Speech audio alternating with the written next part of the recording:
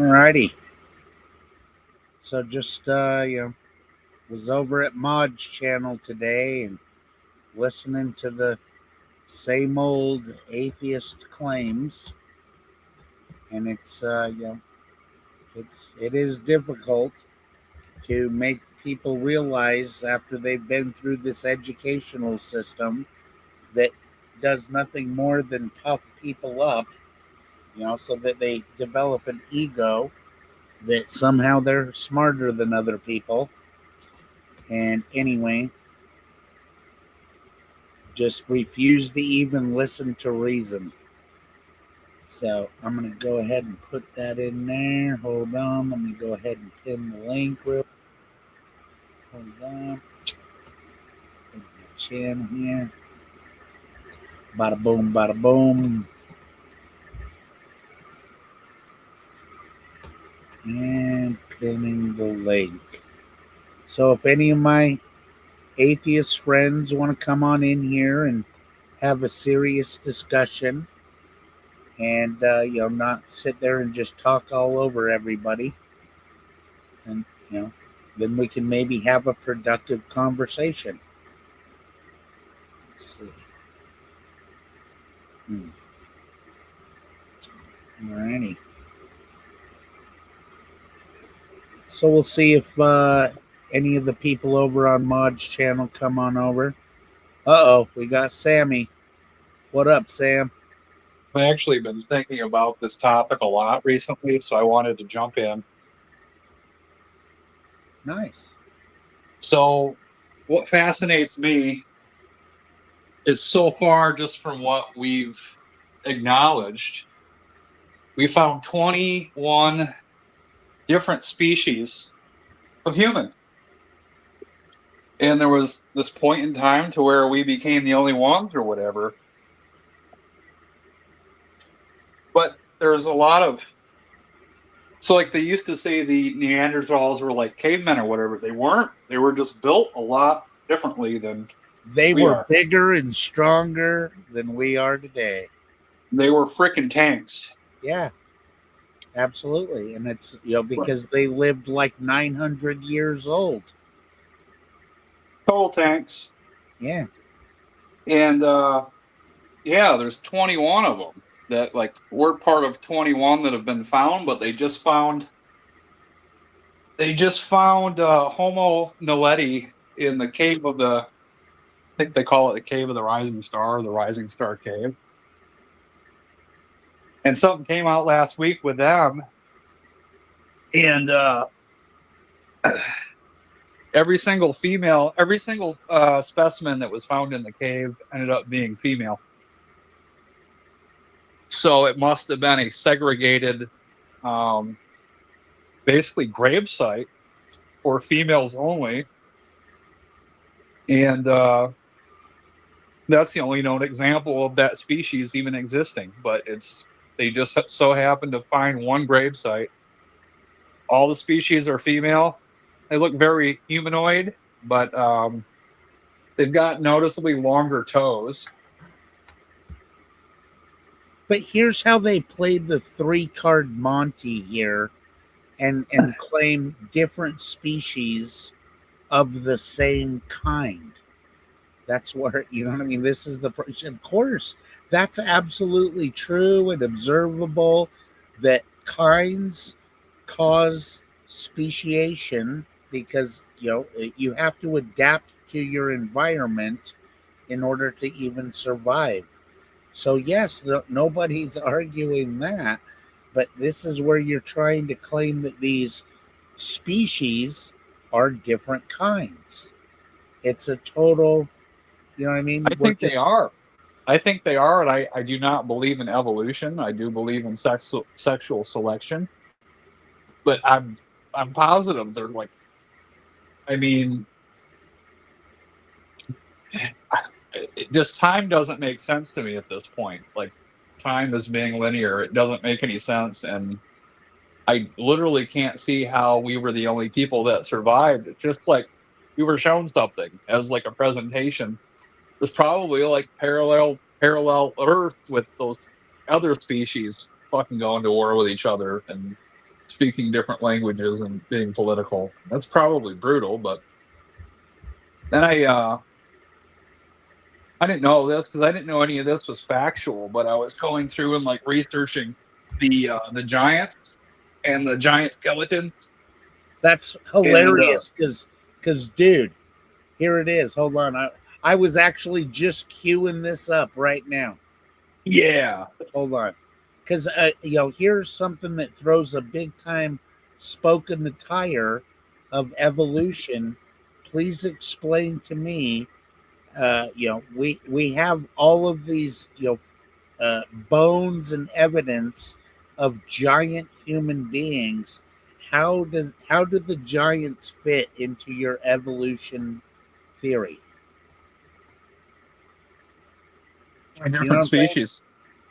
To me, everything's like it's like how you have different cats and they can sometimes they can interbreed and maybe have a hybrid offspring that's sterile or something, but you know, But nature seems to be when it comes to mammals, nature seems to be locked into that type of fashion. well, as far as who who put forth the laws of nature is the big question. Where did these laws come from? How do we discover that an abstract idea like mathematics has laws to it?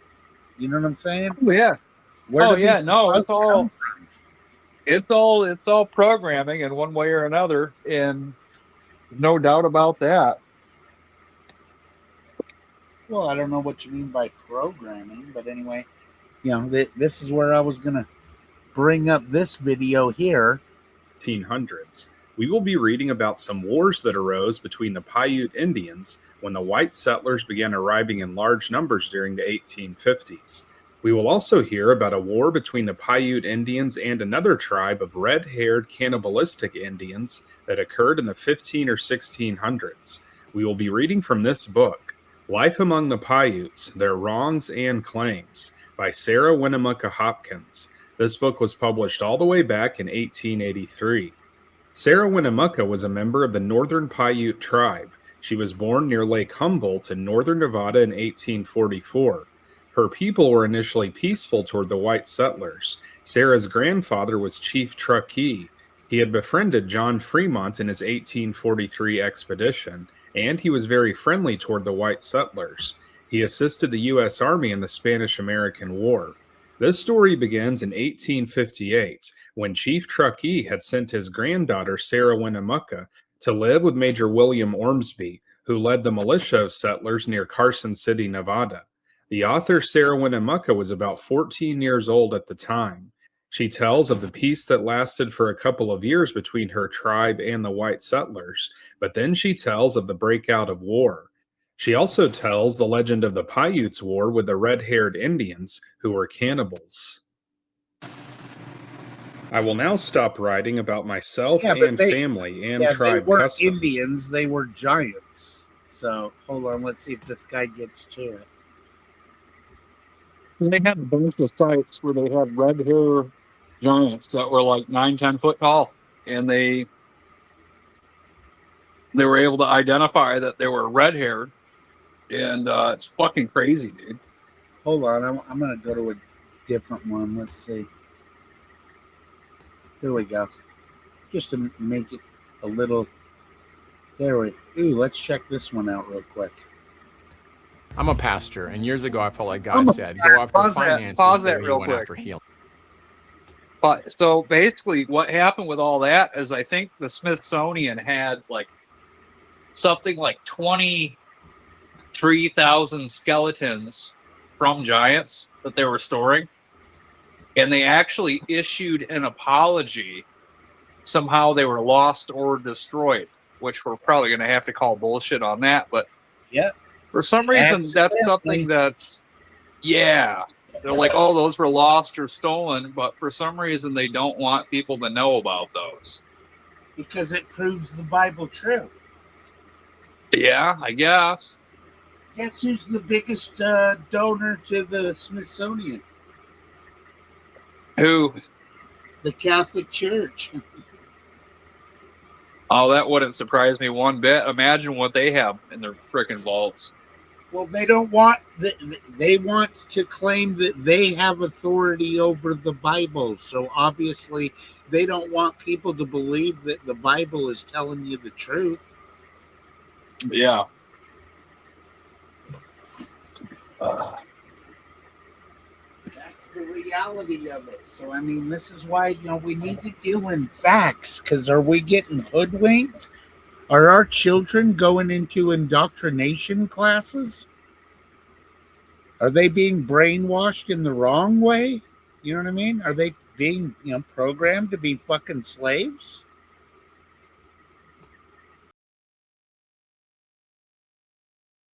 That's even what the Bible says too.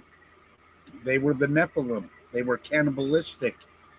They were, very rebellious against God.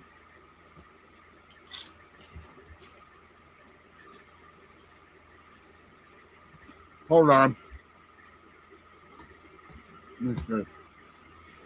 Put up. There we go.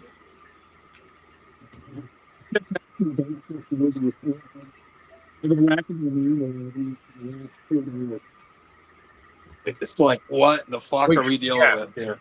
You were super muffled. So anyway, No, but the giants are a huge problem for evolution. How did that work? You know what I'm saying? Another thing of how do you get a whole race of giants? how do you get, they have 21 different human races. How do you get fucking 21 of them? Hold on. And that's a weird factor, like where the Bible kind of... Hold on 1 second. Let me play this video. I'll be right back. All right. Now, you see, when your identity is defined by society, you cannot resist it. You don't have the knowledge, you don't have the wisdom, you don't have the resources to understand that something's being put over on you. You cannot but help believe the definition of you as a free agent. But you believe yourself to be a free agent as a result of not being free. That is to say, of being hopelessly unable to resist society's identification of you. There's a reason education sucks, and it's the same reason that it will never, ever, ever be fixed. It's never going to get any better. Don't look for it. Be happy with what you got. Because the owners of this country don't want that. I'm talking about the real owners now. The real owners, the big wealthy business interests that control things and make all the important decisions. Forget the politicians. The politicians are put there to give you the idea that you have freedom of choice. You don't. You have no choice. You have owners. They own you. They own everything. They own all the important land. They own and control the corporations. They've long since bought and paid for the Senate, the Congress, the state houses, the city halls. They got the judges in their back pockets, and they own all the big media companies, so they control just about all of the news and information you get to hear. They got you by the balls. They spend billions of dollars every year lobbying to get what they want. Well, we know what they want. They want more for themselves and less for everybody else. But I'll tell you what they don't want. They don't want a population of citizens capable of critical thinking. They don't want well-informed, well-educated people capable of critical thinking. They're not interested in that. That doesn't help them. That's against their interest. That's right. They don't want people who are smart enough to sit around the kitchen table to figure out how badly they're getting fucked by a system that threw them overboard 30 fucking years ago. They don't want that. You know what they want? They want obedient workers. Obedient workers. People who are just smart enough to run the machines and do the paperwork and just dumb enough to passively accept all these increasingly shittier jobs with the lower pay, the longer hours, the reduced benefits, the end of overtime, and the vanishing pension that disappears the minute you go to collect it. And now they're coming for your Social Security money. They want your fucking retirement money. They want it back so they can give it to their criminal friends on Wall Street. And you know something? They'll get it. They'll get it all from you sooner or later because they own this fucking place. It's a big club, and you ain't in it. You and I are not in the big club. By the way, it's the same big club they use to beat you over the head with all day long when they tell you what to believe. All day long, beating you over the head in their media, telling you what to believe, what to think, and what to buy. The table is tilted, folks. The game is rigged. And nobody seems to notice. Nobody seems to care. Good, honest, hardworking people, white collar, blue collar, doesn't matter what color shirt you have on. Good, honest, hardworking people continue. These are people of modest means. Continue to elect these rich cocksuckers who don't give a fuck about them. They don't give a fuck about you. They don't give a fuck about you. They don't care about you at all. At all. At all. Yeah. You know? And nobody seems to notice. Nobody seems to care. That's what the owners count on. The fact that Americans will probably remain willfully ignorant of the big red, white, and blue dick that's being jammed up their assholes every day. Because the owners of this country know the truth. It's called the American dream, but you have to be asleep to believe it.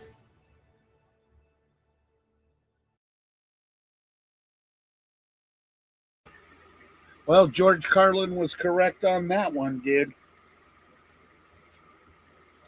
And that's exactly what evolution is. That's why evolution is indeed, it's a religion. People are being indoctrinated into this garbage that has really no truth. Yet none of these atheists can deny that here we have the primordial soup. This is their claim. That somehow a bunch of chemicals swirling around in the ocean all somehow collided into each other, and or a lightning bolt hit it, or something happened that sprang all of these chemicals to life, which is absolutely false. I mean, it's that is imaginary shit. So let me go here. Hold on. Dr. James Tour. Oops.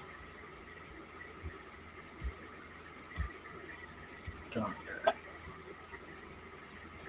Origins.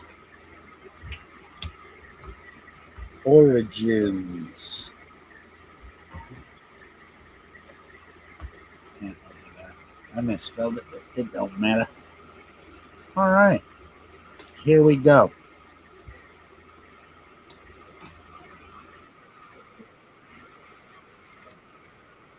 On.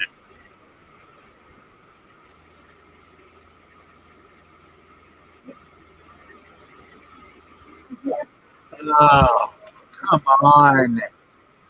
These fucking commercials.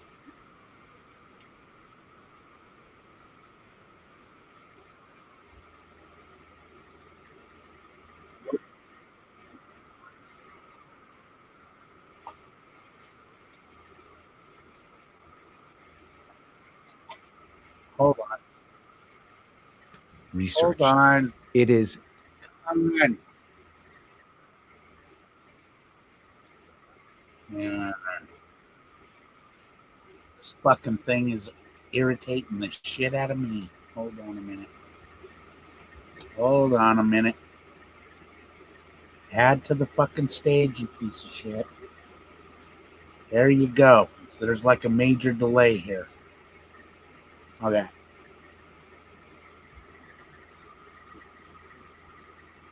I'm a synthetic organic chemist. Origin of life is purely synthetic organic chemistry. There's no way around it.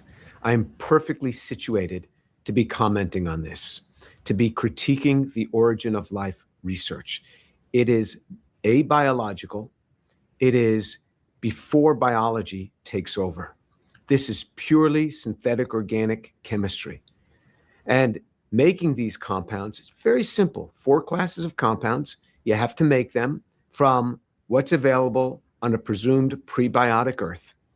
And so the chemistry is not hard for a synthetic organic chemist to follow. And any trained synthetic organic chemist can follow me on this. And I've never seen a synthetic organic chemist disagree with me on this. In fact, the people that might disagree with me are biologists because they've never made anything. The only thing they may have made is they buy a kit and they make it, which is made by chemists, but they've never made anything ab initio. And so it's the synthetic chemist that can critique origin of life research better than anyone else. So go ahead, ask your synthetic chemist friends to listen to what I have to say. If they have anywhere a master's degree or beyond in synthetic organic chemistry, have them critique what I say.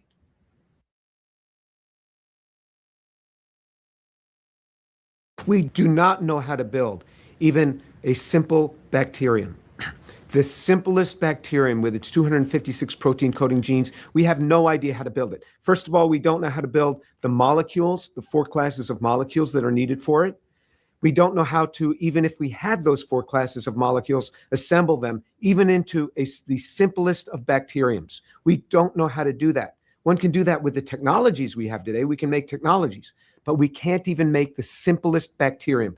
Anybody who would say something contrary does not know what they are talking about. Show me the demonstration. Nobody has ever done it. And it's not because of lack of effort. It's not because of lack of will.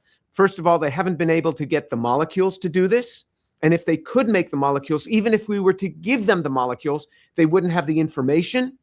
There would be no inherent information in the DNA. But even if we gave them the DNA in the structure that they wanted, they wouldn't know how to put all the components together because of the sophistication within a cell. The interactomes, meaning that the interacting connectivity between the molecules, the van der Waals interactions, all of these have to be in the right place and in the right order for a cell to function. We don't even know how to define life, let alone knowing how to spark it to begin.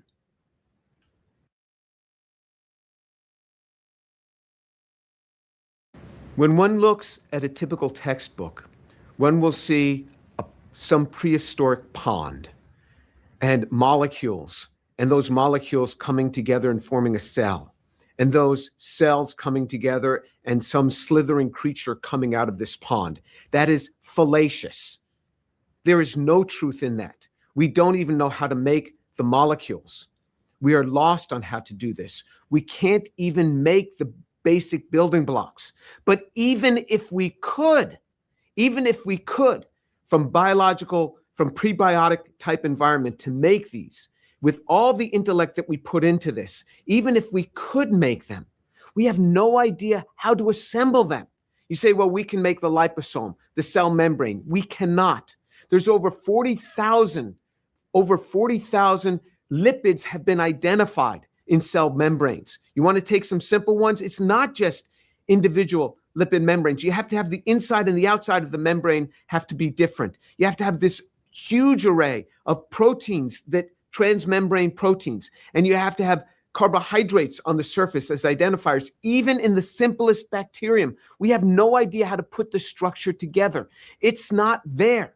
So not only do we not know how to make the basic components, we do not know how to build the structure, even if we were given the basic components. So the Gedanken experiment is this: even if I gave you all the components, even if I gave you all the amino acids, all the protein structures from those amino acids that you wanted, all the lipids in the purity that you wanted, the DNA, the RNA, even in the sequence that you wanted. So I'm even giving you the code. And so now I say, and all the nucleic acids, can you now assemble a cell here in your individual bodies, not in your individual laboratories, not in a prebiotic cesspool, but in your nice laboratory? And the answer is a resounding no. And if anybody claims otherwise, they do not know this area. Here are 7 schools that will give your kid a full ride right now if their SAT score is high enough. And I'm going to tell you the exact numbers that could save you over $100,000.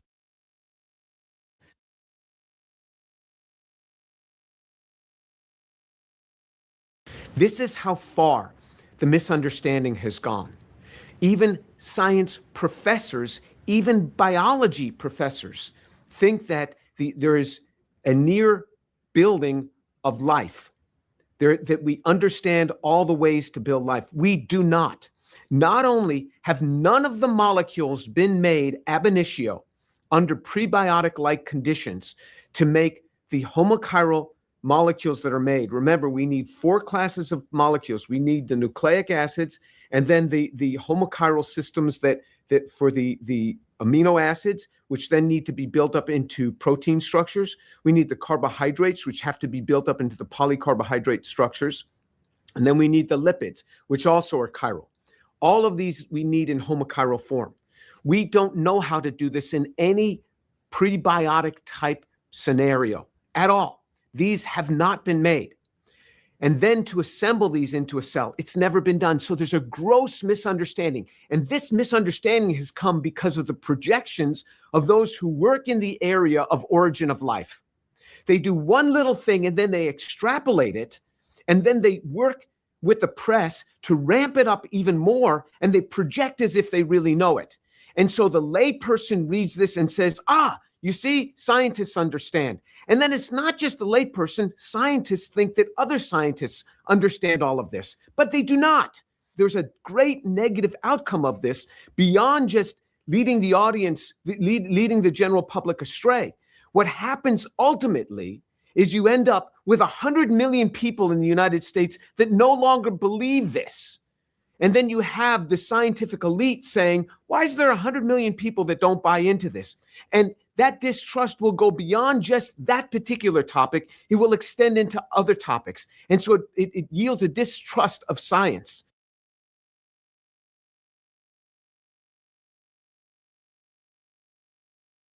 It sure Some people argue does. that since there's been hundreds of millions of years available, the probability that there's the chance that these things could happen in hundreds of millions of years.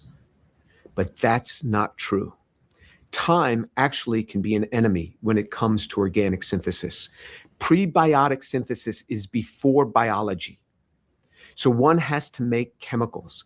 Many of the chemicals that need to be made for life are kinetic products, meaning that they're not the most thermodynamically stable form. For example, carbohydrates, which is the main class of compounds. These are the units that hook together DNA.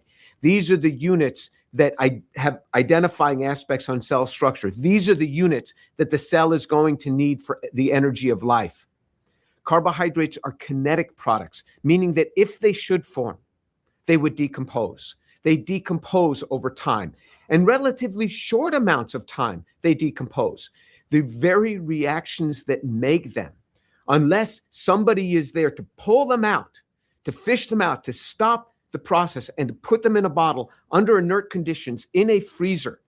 And not just one, there's many, many different types you have to do this. They end up going through a process of what's referred to as caramelization, meaning that they polymerize. They polymerize. The very aldol reactions that were used to make them just continue. And you get polyaldols, you get polycondensation reactions, and they caramelize. Or they undergo, with formaldehyde, which is a presumed prebiotic chemical, they undergo rapid Cannizzaro reactions. So the aldehyde is oxidized to formic acid, and this nice carbohydrate that you made has just been reduced. So the aldehyde from the carbohydrate has gone back to an alcohol. So there's competing reactions. So time does not solve the issue.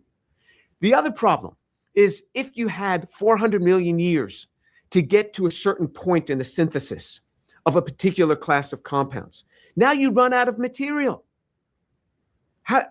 Anytime you do synthesis, you run out of material, even when you've optimized the yields, and you got to go back to the beginning. Well, say it took you 400 million years to get to a certain point on a synthesis. Now you have to go back and make more.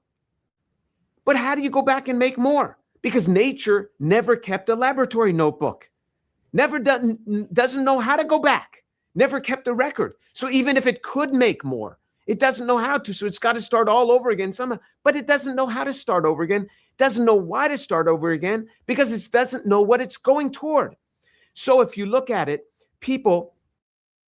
Here's what comes off a bowl of strawberries when you drop this device in the water. These berries are fresh from the store and already rinsed under the tap, but within 10 minutes, the water changes color. What floats to the surface will change how you feed your family.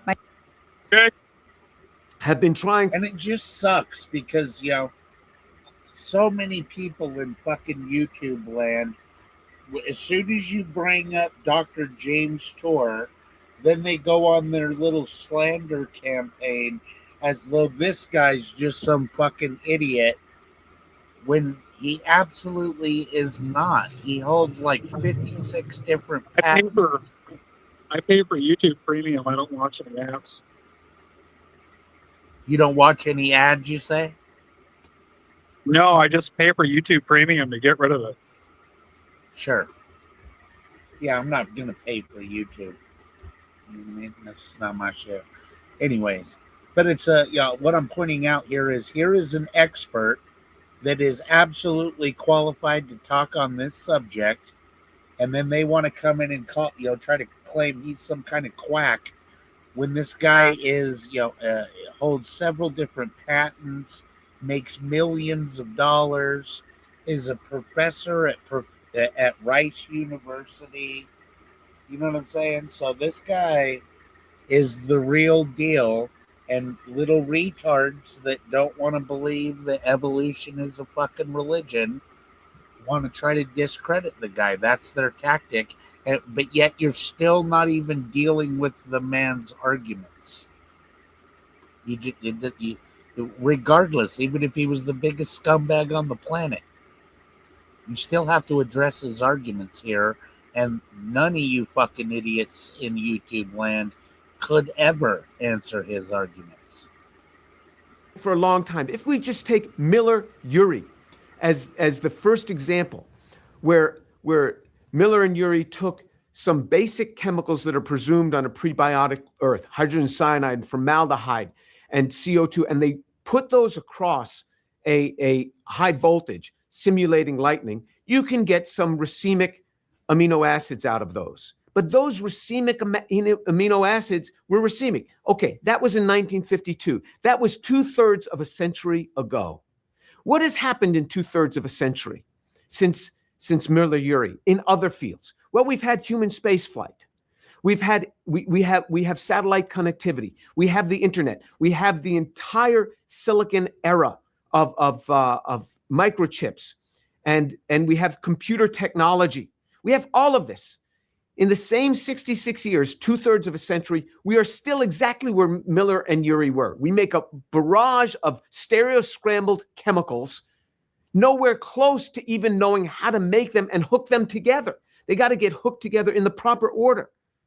We are clueless on this, clueless, because time doesn't solve this. Even with all our ingenuity, time is not going to solve the problem. You let these chemicals that have been made, you let them sit around even for months, and you can look even in the origin of life researchers themselves. When they've let these go for weeks, they show the degradation of these in a period of weeks. Weeks is the twinkling of an eye when it comes to prebiotic timescales. The chemicals decompose. The environment for the chemicals, environment rich in ammonia, is going to turn carbonyls into imines. These are going to cause further destruction. The ammonia environment itself is quite basic. You're going to have extended aldol reactions coming on. So to think that the molecules could be made and sit there waiting for other molecules to come in, it doesn't happen. Organic chemistry doesn't work that way. Any student that is lazy enough to set up reactions and like to go home for the weekend without working them up pays the price for that, with a depressed yield generally. As soon as the reactions are done, or as soon as what you want is the optimized yield, you have to stop that reaction, get it away from the starting materials, or else what happens is it goes on to polymerized product, especially when you're making kinetic products, which is not the thermodynamically most stable product, which is exactly what you get in many of the chemicals that are needed for life. So time is actually the enemy.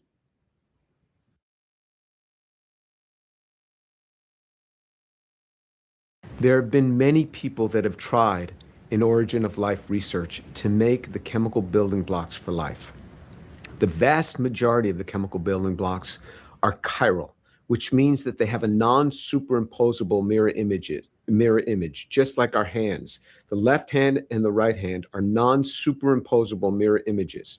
They're mirror images, but they can't be superimposed, and that's why a left-handed glove doesn't fit on the right hand. The vast majority of biological molecules are handed like that. To make them handed is difficult. We know how to do that in synthetic chemistry. It's never easy.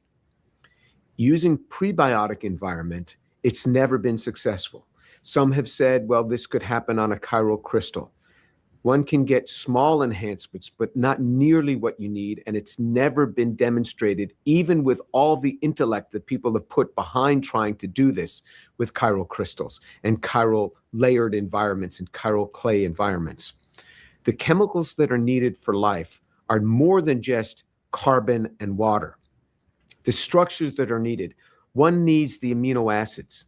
The amino acids then have to hook together to form proteins. It's not easy to get amino acids to hook together.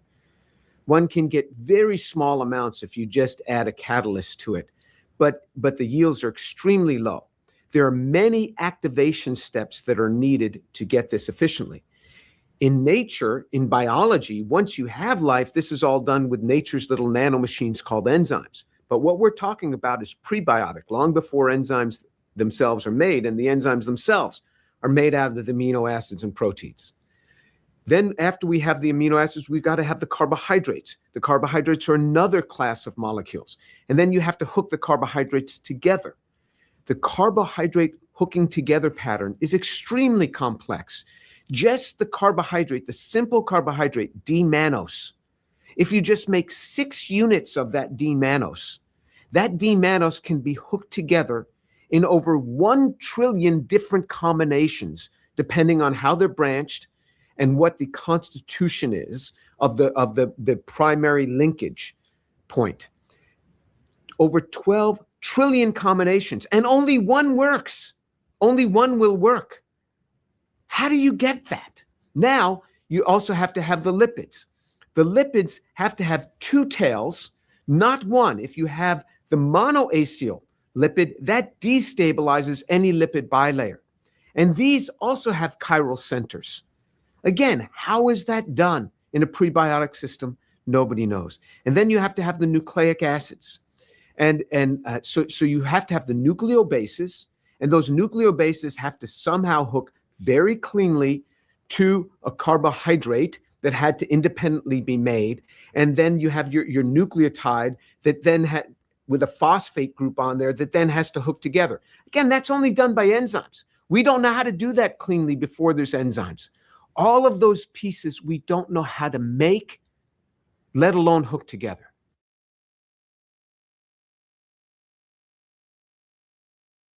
Some might suggest that there are certain laws that we don't yet know, undefined laws, that would dictate the origin of first life. It's very hard to comment on something that we don't know anything about. However, one would have to have law upon law upon law upon law, one after another, to make the requisite molecules needed for life, and then to have those requisite molecules assembled. Because even if one had the molecules, which is very hard to do, how do you do the assembly? We don't know how to do that. Now, if there's some law to do this, remember, just the interactome, just the protein-protein interactions within a single yeast cell, the 3,000 proteins, it's 10 to the 79 billion power on the possible combinations of just the interactome. How do you get those to order? Of course, there is a large cascade of arrays that can get these to order, but that always has life spawning life. We don't dehydrate cells and get them to work together. Are there any fellow gamblers listening here? Would you ever bet on odds like that? 8 trillion to 1. Well, I think I'll pass on that wager. Again, cells will split and pass that information along to other cells. We don't know how to spark these things, and it can't happen from a single unknown law. You'd have to have unknown law upon unknown law upon unknown law. It takes a lot of faith to do that. I'm not sure I have that level of faith, but if they do, good for them.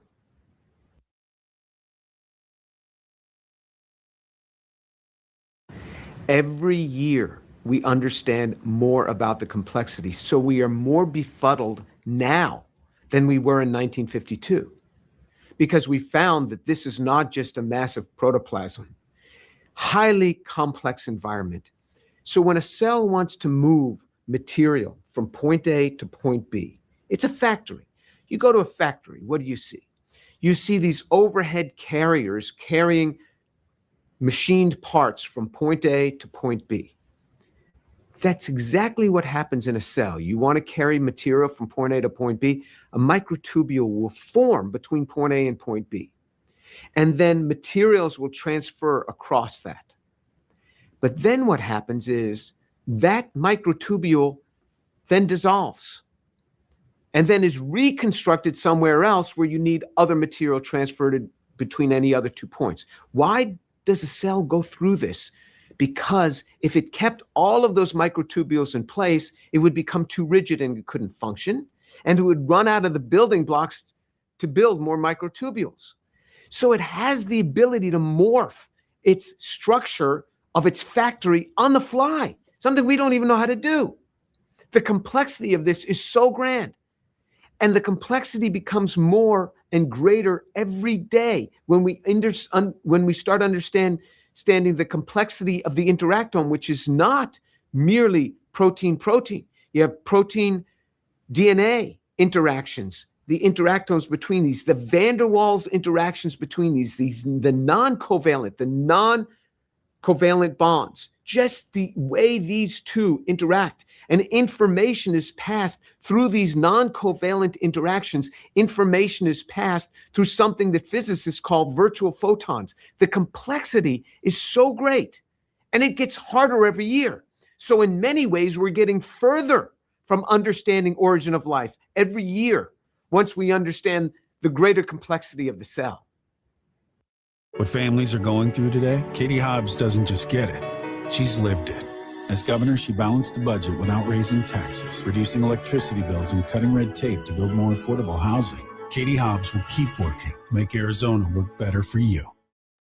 There's one simple change that can make overwhelming days easier for kids with ADHD. Because kids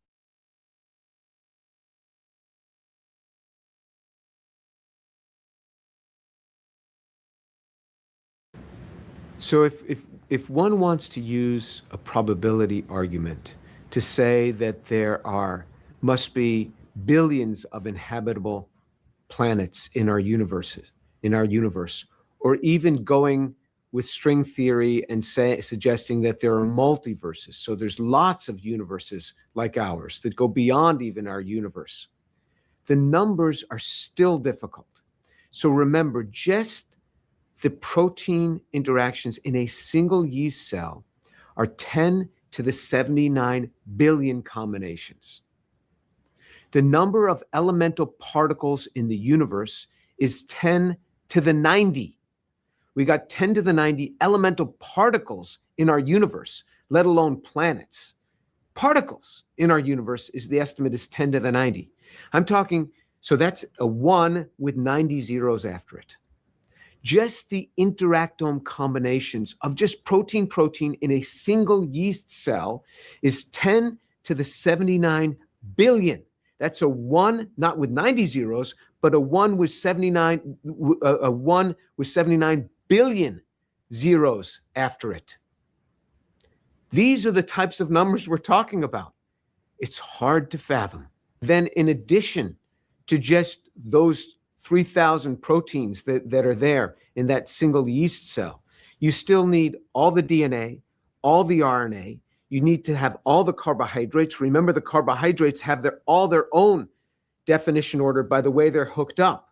Remember, just D-mannose, you can put more information in the carbohydrates that are on a cell surface than you store in DNA and RNA combined. And that information has to come from an original DNA template plus a series of other enzyme cascades. All of this is in that cell in addition to those interactomes. It's very complex. Origin of life is a complex problem, and it's hard to throw this at the feet of just large numbers. Yeah, so now let's talk about the dangers of believing faithfully in false science. Here's the consequences of this. Works, and if you don't think it works, you're evil. You deserve to die. And if you don't take it, we're going to fire you and destroy your life. I've never seen anything like that in my life. There has been nothing like that in all human history at that scale. Tucker Carlson had something to say about the COVID-19 vax. Have you heard it? It's pretty good. I got to get him. I got to get him on this show. He's going on everybody else's freaking show. We got. I gotta. It's my own fault. All I have to do is text him. I'm sure he'll come You on. did his show recently, though, didn't you? Say it again. You did. Yeah, I did a his great appearance on his show. I know it was good because Ben Shapiro was very upset. He was very upset about it. He said my name about 10 times, which makes me happy. Yeah, he was so upset he forgot to do the old Bill Maher and go, some guy, comedian Jimmy Dore, and that's it. And there's Tucker Carlson laughing right along with him. That's you don't have to.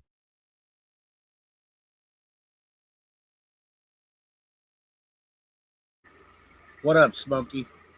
Hey, Brandon, how you doing? I'm good. Yourself? Yeah, no, actually, it's a good day. It's a little hot, but actually, no, it's a good day. I'm feeling good. Hot as fuck where I'm at. Well, you and me both are in the desert, so yeah, it's a warm day. I think I'm tipping at about 105, 106 today, something like that. Yeah, I don't know. It's feeling probably 113 today. Oh yeah. Actually, I've said it. This is one of the more mild summers I remember. All the years of being in the desert, there was actually a lot of days where I was expecting, oh my God, here's 110, 115. Didn't even dip above 100. I was shocked. Never had a summer like that my whole life. So, no, yeah.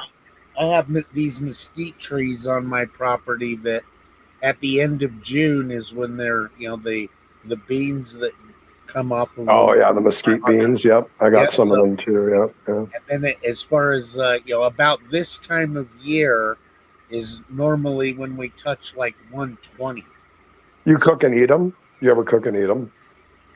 I actually bake them to where they brown, and then you grind them up, and it makes this delicious coffee, dude. No shit. Okay, I should try that out. Okay. It's I actually was trying to market it. So anyways, yeah, dude, it's a fantastic coffee or tea. I had no idea, actually. I heard you could eat them. It was kind of like a mesquite smoky type of baked bean type thing. I heard you could do that type of. I never heard anyone grind them up and drink it. These things are, if you dry them out and mill them like flour, it makes a flour, and this shit is superfood, like incredibly nutritious. No shit. Yeah, so it's so for baking anything, why can't we use? I just fucking rake them up at the end of the year and throw them in the trash. I should probably consider doing something with them. When they once they hit the ground, though, that it can be dangerous because they do get a little black mold on them, and that shit is toxic. Like you'll be tripping out. You know what I'm saying? Right. Yeah. You'll go on a trip, homie. So you do have to, you have to pluck them at the right time. Make sure they don't get any moisture on them. If they do get moisture and have been laying on the ground, don't fuck with it. Absolutely. Got a great product. I just got AC for the first time. This house has not had AC for 116 years. And finally got my AC finalized for the upstairs and downstairs unit about 2 weeks ago. So I'm not dying over here. But oh, did you say 16 years? Okay, because it's 116 years. You don't do a swamp cooler, Brandon? I do, yeah. Oh, okay. Right. And it just sucks because the farm is irrigating their cornfields. Oh, so it's staying humid out. Yeah. That's when it's fucking the swamp cooler sucks. Swamp won't work. Yeah, swamp won't work when it's humid. Yeah. I sit here with a squirt bottle. You know what I mean?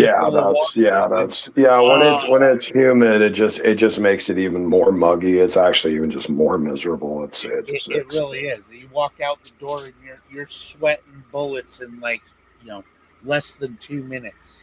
I survived on a swamp cooler. I got to the tail end of one summer, and the pump had blown out, and I was just like, well, am I going to spend another couple $100 for a pump right now, or am I just going to suffer through it? So I just went outside every like 30 minutes and sprayed the pads down with the hose, just to kind of make it through that way. Yeah, no, let me show you what I'm going to do here. Let me show you. I'm going to show you this. This is absolutely what I'm going to do here on my property.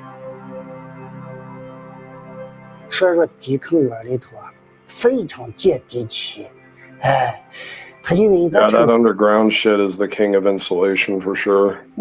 Well, it's and you're at a consistent 55 degrees. Yeah, it stays cool. Yeah, it stays cool down there for sure. Winter or summer, man. Yeah. Yeah. Both thermal mass, and insulation. The You got to thermal get mass what? is probably the key on that. What is the minimum depth? It was like 7 or 8 feet. I forget what it is. Yeah, actually, it's like you here in Arizona anyway. The frost line is at like 6 feet. Okay, yeah. I like usually they say like if you want like the temperate controlled, like it was like the safe bet was like 7 to 8 feet for ceiling mounts, but yeah, like whatever. And these are perfect too because here it's so dusty and windy and shit that I mean it gives growing fruits and vegetables a hard time, right? Because their leaves can get all dusted over, and then it kills their root system. That courtyard situation is cool as shit too. You can build one of those in it. I'm doing it. Yeah. Yeah, you could do the courtyard type of thing, but you'd have to run like a maciating pump. And if you had a macerator there, or macerator, however people pronounce it in your neck of the woods, if you did a flood in the courtyard, it would clear it right out. These are you have a cistern underneath here. That's what this. See how they have that sewage cap on there? This is You're sure you're not digging too close to your water table or anything, right? Dude, it's like 800 feet. Okay, all right. 400 to 800 feet for the I don't know how low. Yeah, I don't know how low below sea level you are, so I had no idea. So yeah, no, my property is it sucks because it's makes for an expensive well. So, but anyways, that's where one good rain and I could fill up a water cistern, an underground water cistern that would hold 100,000 gallons and keep me set for like 3 years without water, without any rain. So that's why these courtyard pits are actually designed to capture all of the rainwater and put it in that cistern under there so that they can grow plants and shit in the courtyard. I like that. That's pretty cool. Yeah, and I want to do like a step up kind of thingy so that you got different layers of to where you can grow carrots on layer 1, cucumbers, you know what I'm saying, to where it kind of steps up like it from the like an upside down stepped up pyramid in the courtyard area. Does that make sense? Anyway, but I want to do that to produce food. That's the main point, and it's as long as you don't have all of the dust and wind beating the shit out of your plants, then you can grow a hell of a lot of food. You can keep the animals out of the shit too if you had it down there. Yeah, no, that's why I love this frickin' idea, especially on a shitty hot day like today. I totally wish I could just fucking go down under, be at under 6 feet and it's 55 degrees consistent. Right. Yeah. So I'm. I always like the idea of running a system like that, but you actually build out a moat. So you trench out a moat around the place, and you can grow like tilapia or something in the moat, and then rather than actually digging down. Fish farming is totally on my plan, brother. Yeah, that's why once I solve the water problem, I'm totally all into indoor fish farming. Yeah, like and if I do it all underground to where as long as I have a consistent temperature, that I have to manage. It, you know what I mean? It makes it real easy to to do, because a lot of above ground buildings, you know what I mean, you spend a lot of money on HVAC systems to get that heat out of the building. Yeah, for sure. But and I have a me and my cousin, when I was like 17, started our own cabinet business, and we used to do finished carpentry, installing doors, windows, siding, all kinds of stuff. So these underground homes I'm gonna build are gonna be dope as a motherfucker, dude. Yeah. So it's gonna be I'm gonna Airbnb them out too. And all my guests are going to hear the gospel. Fuck's sakes, Brandon. That's right. You don't know you want to mix that in your business. Whatever. You can put fucking like. Absolutely. You can leave the King James Bible in all the drawers and all the fucking. I totally will. I totally will. Yeah. Just wait until the fags come visit and fucking give you a hard time about it. Hey, man. Write your shitty reviews and be like, this guy, he just was so big. He had these plaques on the wall about how like homosexuals are an abomination to God. And like, it's, I was just going to say that. I would just tell him, like, dude, look, I understand. You actually were born. Would you like actually like refuse renting if it was like two gay guys wanting to spend like the weekend there? Would you not rent to them? I would totally rent it to them, but I assure you, you know what I mean? I don't. They're going to be having a bunch of butt sex on your property. You're going to have to sit there and think about how they're fucking each other in the ass just a little bit down the way, I don't. I've tried to rent properties out, and it's like half the people that try to contact me are like old ladies. I don't want to rent to old ladies, and I don't want to rent to a gay couple. They get both sometimes. It depends who they are. Usually the more successful ones that got a little bit of money, they'll get fucking bold about it, man. Like, they don't fucking... You and I both agree, Smokey. God gave us a free will to rebel against him. You know what I mean? Yeah, what's with everyone not thinking free will exists everywhere all of a sudden? What's that about? Couldn't say, man. To me, it just creates a whole lot of doctrinal problems if we don't have free will. If we don't have a will of our own. Because they like to cling to, show me in the Bible the exact words, free will. That's an exact word fallacy. Okay, you got me, retard. I mean, that's like fucking dude. I don't get it. Doesn't matter if you can. It doesn't matter if you can show where the concept is. You don't need to show the exact words. That's the exact word concept fallacy. Exactly. But I don't. Exactly what I mean is they don't recognize the fallacy, which reveals you're not using your brain correctly.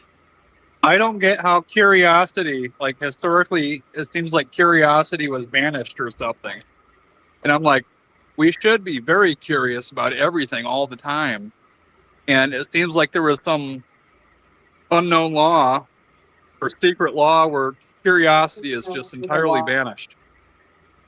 Well, the God of the Bible even, encourages you to even question him. You know what I'm saying? To ask those questions. If it's true, it'll stand the test of anyone's line of question. So, you know what I mean? God doesn't condemn anybody for questioning. You should ask questions. Sorry, my wife was telling me about some Calvinist on YouTube. Sorry. No problem, but yeah, that is my plan out here. Is I want to do those little courtyard pits like that. I think that's fucking awesome. Saves a ton of money on fucking building materials. You know what I'm saying? So anyhow, I'm gonna go back to the, just to hopefully open up the eyes of all of these trust the science guys. You know why I never monetized any of my channels, even when they were monetizable? Like even, Cone Club Cult right now, like it's got over 1,000 subs. Like I could monetize it. Do you know why I don't? because I don't want to be held to that new paradigm to have to protect the monetization to silence free speech. I don't want to have to do the thing like I've seen some people like Christian King where you can't say like murder or like genocide. You have to say unalived or mass unalive or pew pew. And Oh, is that why everyone's doing that? Where did this shit come from? Well, see, because like if you say certain words, what happens is like, like say your channel's monetized, right? If certain words pop up in the video, they'll just demonetize it, and you won't get paid from it. So he wants to like keep the monetization of each video. And I've seen him like where some people will get in like a heated argument and they're like, oh, murder and this and that. He'll just shut the fucking thing down because he doesn't want to. That's the exact same issue with the 501c3 church. It's the same. Yeah, I don't think churches should be tax exempt. I think they should be able to do their deductions like every other corporation, including their, like giving and donating and stuff like they're supposed to do. They should get like a heftier level of deductions. I'm good with that. But as for like full on tax deductible nonprofit, no, that's horseshit. Well, it is a scam if you actually read the content. Well, it is a scam. Like, look at the Kenneth Copelands and the fucking, prosperity churches, and they rake in all this cash. They never pay taxes on it, Yeah. You can bypass, like, let's say you did want to be monetized on YouTube, but you don't want to go through YouTube to get monetized. Yeah. I just executed something that was brilliant, and I just set up an event through Square. And the event it's a perpetual event, but it clarifies in there that all the funds are actually tax free. And then I get charged like 3.2%. I think YouTube pulls 40% for Let me tell you something monetization. else. Out here in the desert, there's a certain resort that operates out here. It's a clothing optional type resort. They pass themselves off as a religious retreat in order to get certain benefits from the local government. They do that. Like it's like they paint themselves as some new agey like meditation type retreat. It's just a place for people to go and fuck each other. Yeah. Well, welcome to the empire of corporatocracy. Straight up. That is the new empire, buddy. And that's all it is. That's a lot of what like modern Western priorities are based upon is like sexual fulfillment and hedonism and like food and wealth and watches and cars and sex and every other fucking thing. And live in the now, man. Live in the now. Yeah. Live for your pleasure. It's all just a giant fucking mess. I mean, the church is fucking bankrupt too. Like, where the fuck do you even go with any of them?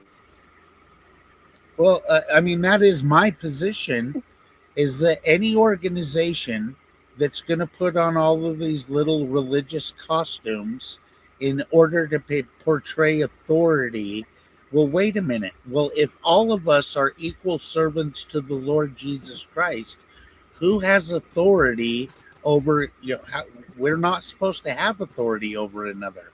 That's why, Paul said, be ye not many masters, knowing the condemnation. You know what I mean? If you're going to step up into, teaching positions and start espousing false doctrine, you're going to get yourself in big trouble. Right. Go to a special Well, place. I mean, like, you look at like some of these groups, like especially even if you look at something like Kenneth Copeland or, any of these like pretty hefty like prosperity preachers and stuff, like you see like to me it's a little weird because like I look at a lot of that stuff and like on its face it's such blatant like fucking bullshit. Oh. And yet like you sit there and you're like, how can there be hundreds of thousands and millions of people that are like, oh yeah, this makes sense, when like you can look at it and be like, this is such blatant horse shit. How could anyone possibly buy into this? Like it's astounding, like the delusion that people seem to be capable of, honestly.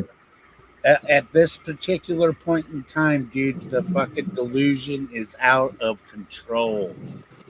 It's you got a million fucking idiots on YouTube. that just espouse shit as though it's fact when it's absolutely not fact. What you just said is definitely not a motherfucking fact. And then there's we're dealing with percentages, so now there's a percentage of the viewers that are gonna bite. They're gonna believe that shit. You know what I mean? And now that's information you just inserted into your worldview. Like even like looking at someone because he's popped up on the radar again here recently is Ace fucking Theo. And just like on with him this morning going, dude, you're nuts. No, but like Ace Theo, like he's I think Max went in there and had some sort of conversation and like he's been working its way into the mix and all that. Like you can't like give Ace Theo any credit. And like so many people I've talked to, they're just like, well, he's just a sweet old man that sits in his house and types on his machine and tends his garden and smokes his tobacco. Like he doesn't hurt anyone. And this is the fucking guy who spends Easter weekend singing the glories of Judas and how wonderful it was that Judas chose to betray Jesus so that we could all get saved. Wow. Like this guy is fucking sick. Whoa. And he always just works his way into like the background on some of these channels. And the people that follow him are just out of their fucking mind, like entirely. He has the strangest fan club I've ever seen for sure. But that one guy, Justin, the free gracer, have you seen him?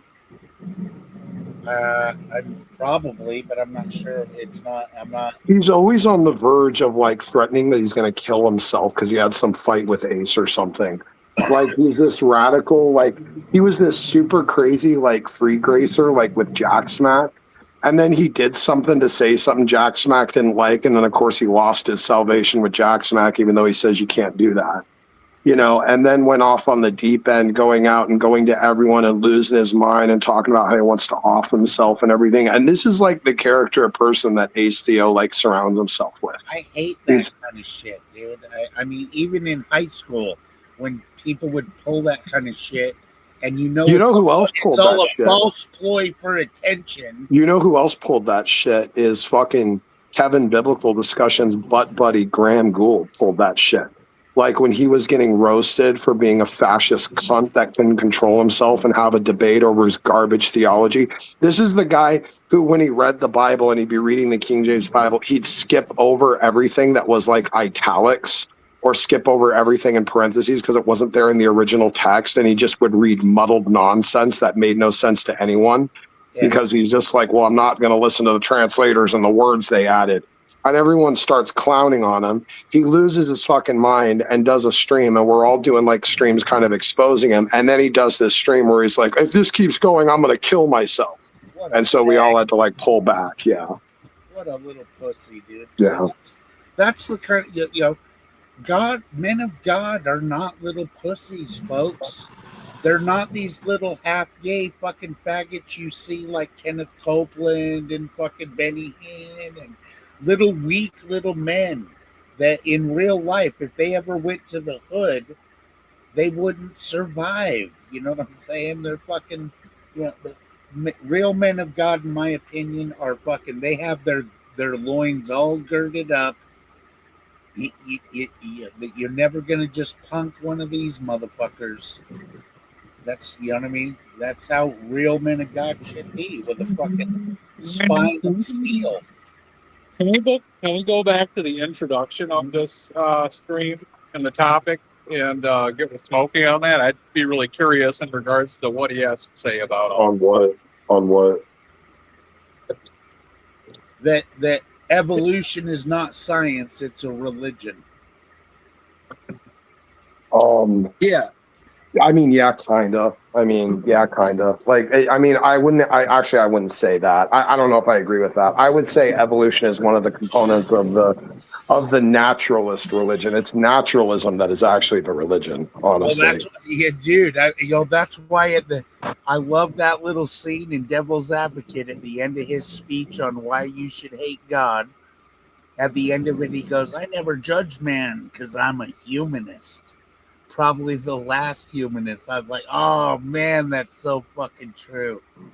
Satan absolutely is a humanist. Humanism doesn't mean anything, really. I mean, we were talking earlier about It how means man is so God. far, Man can be his own God.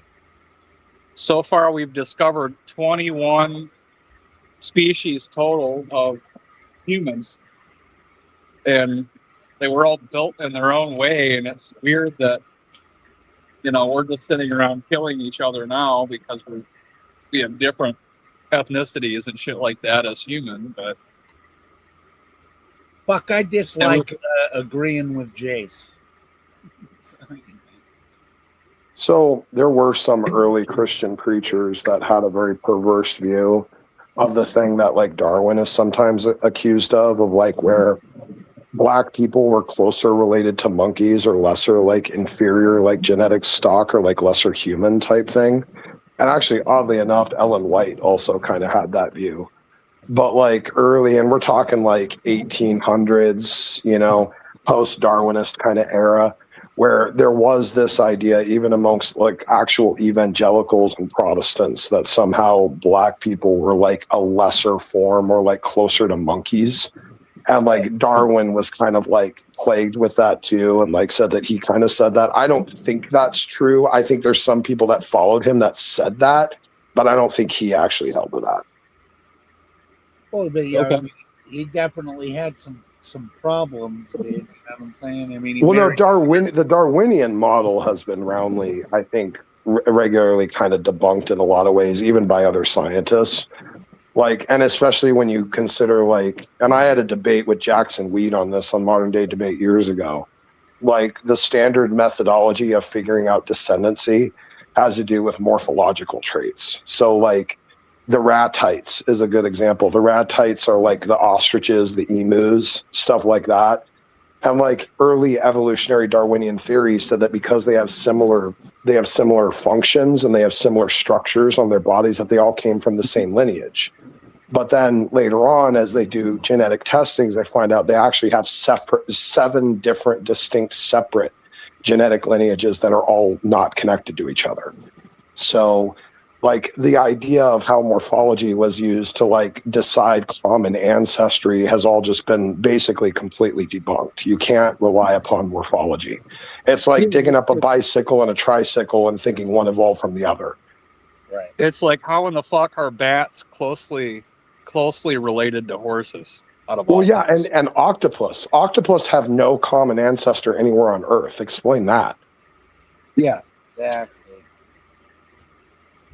No, there's a I mean, and then the key, one of the key points of why I call it a religion is you can't deny that they think that in this primordial soup, a bunch of chemicals somehow, sprang to life. Well, that's a different topic. That's abiogenesis. That's a different. Right. But that's but it has all the makings of a religion. Yeah, but like it's like the Achilles heel for the atheist really is the abiogenesis, not the evolution, because evolution can be explained with adaptations. It's just kind of a moot point. Absolutely. But yeah, but like in terms of like origin of life, abiogenesis, there's no evidence to it at all. Yeah, none. In fact, the closest they had was I think it was the Miller-Urey experiment was one of them, where they just made a whole bunch of black goo, which was basically a whole bunch of left-handed amino acids or something like that. So they didn't even have the proper structures, because they had left and right-handed amino acids that had formed, and you need all left-handed amino acids to form a protein or a molecule. So like they just create a bunch of worthless fucking goo, and they couldn't explain how a scenario could occur naturally to where you could create all left-handed amino acids to assemble an appropriate chain for life. So like there's really no explanation for abiogenesis at all. Like it just entails and almost requires an intelligent mind behind it. Sure. Yeah, I mean, you're better off saying alien seeded life than saying it just emerged. Like, like it's like you're literally like better off saying aliens did it than like, oh, it just happened. That's why ancient alien theory even exists. Yeah, but that's all horse shit. Everyone knows that's horse shit. I agree.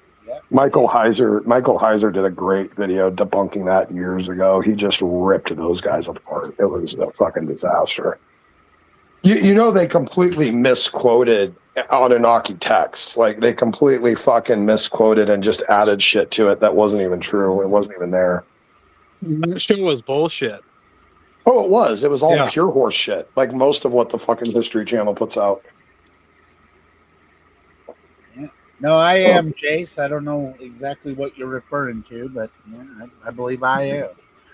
So, anyways, yeah, no, it's I'm just saying that these people are just blindly trusting in all of these explanations, and that really is a form of faith, and it's cultic. You know what I mean? You're in a fucking cult. That's the problem here. You got welcome to the kingdom of the cult. Everyone's epistemic warrant is based upon a measure of faith. Every single person's. It's just unavoidable as a subjective fallible agent. Sure. Well, it's I mean, that is the why my position is God has nothing to do with religion. It's about relationship. Religions are all Satan's invention. That's why, to me, I'm so thankful that God doesn't want me to, like this Darwin character in his little fucking weird robe dress. You know what I mean? And this is to visually pivot into some kind of religious authority over others. And I think as soon as you do that, there's an error in your heart.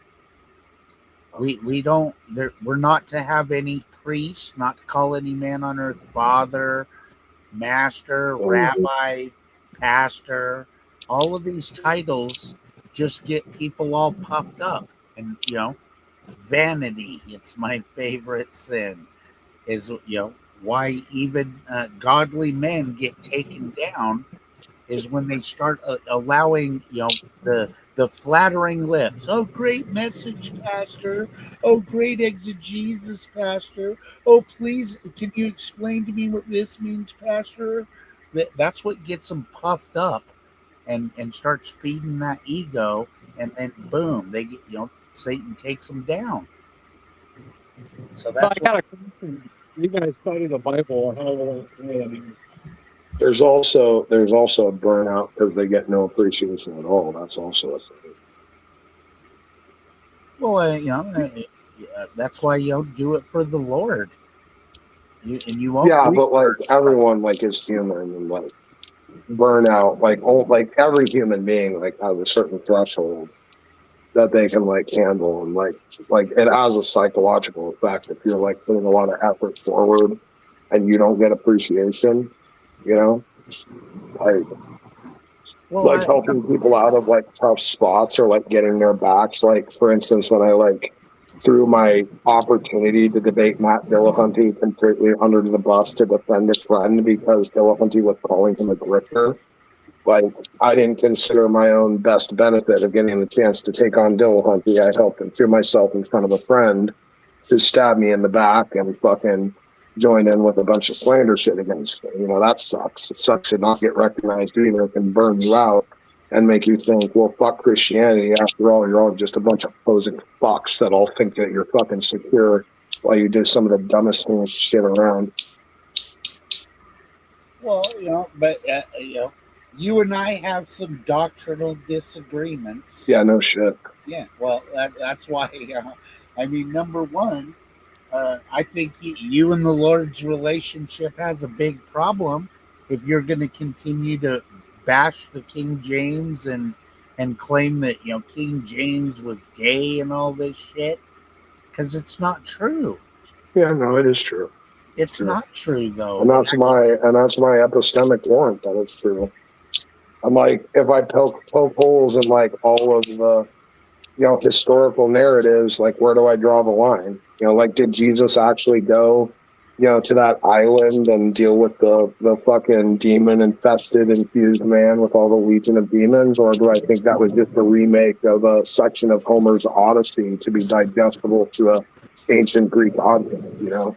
where do I draw the lines for my justification of epistemic warrant? It ultimately comes down to me. So wait a minute, though. So, okay, I'm unfamiliar with that argument as far as like. So, are you saying that people claim that Jesus used the story about the guy No, with the Legion? the argument is that the story of Jesus visiting the island to deal with the demon-infested man is just a pure fabrication structured after Homer's Odyssey when, what's his name, Odysseus goes to the island. And like, if you look, there's a lot of parallels between that story of him visiting with the numbers. They both had 12 followers. Both of them had a transformative experience there. Both of them confronted an evil, entity there. And like, there's all these parallels. Like, you can type it in. Like, this is something people have brought up before. There are lots of pretty shocking, stark parallels between the two stories. And the argument is that an ancient Greek audience would have been tailored to adopt and digest this thing that was already based on a structure of a well-known Greek tale. Okay, so how should I frame the question? Well, I mean, you can just type in, by the way, if you want, like ChatGPT, like, what are the parallels between Jesus's visit to the Legion, the demon Legion, I forget it's Mark or Luke, which one they're comparing it to specifically, but similarities between that narrative and Homer's Odyssey. Okay.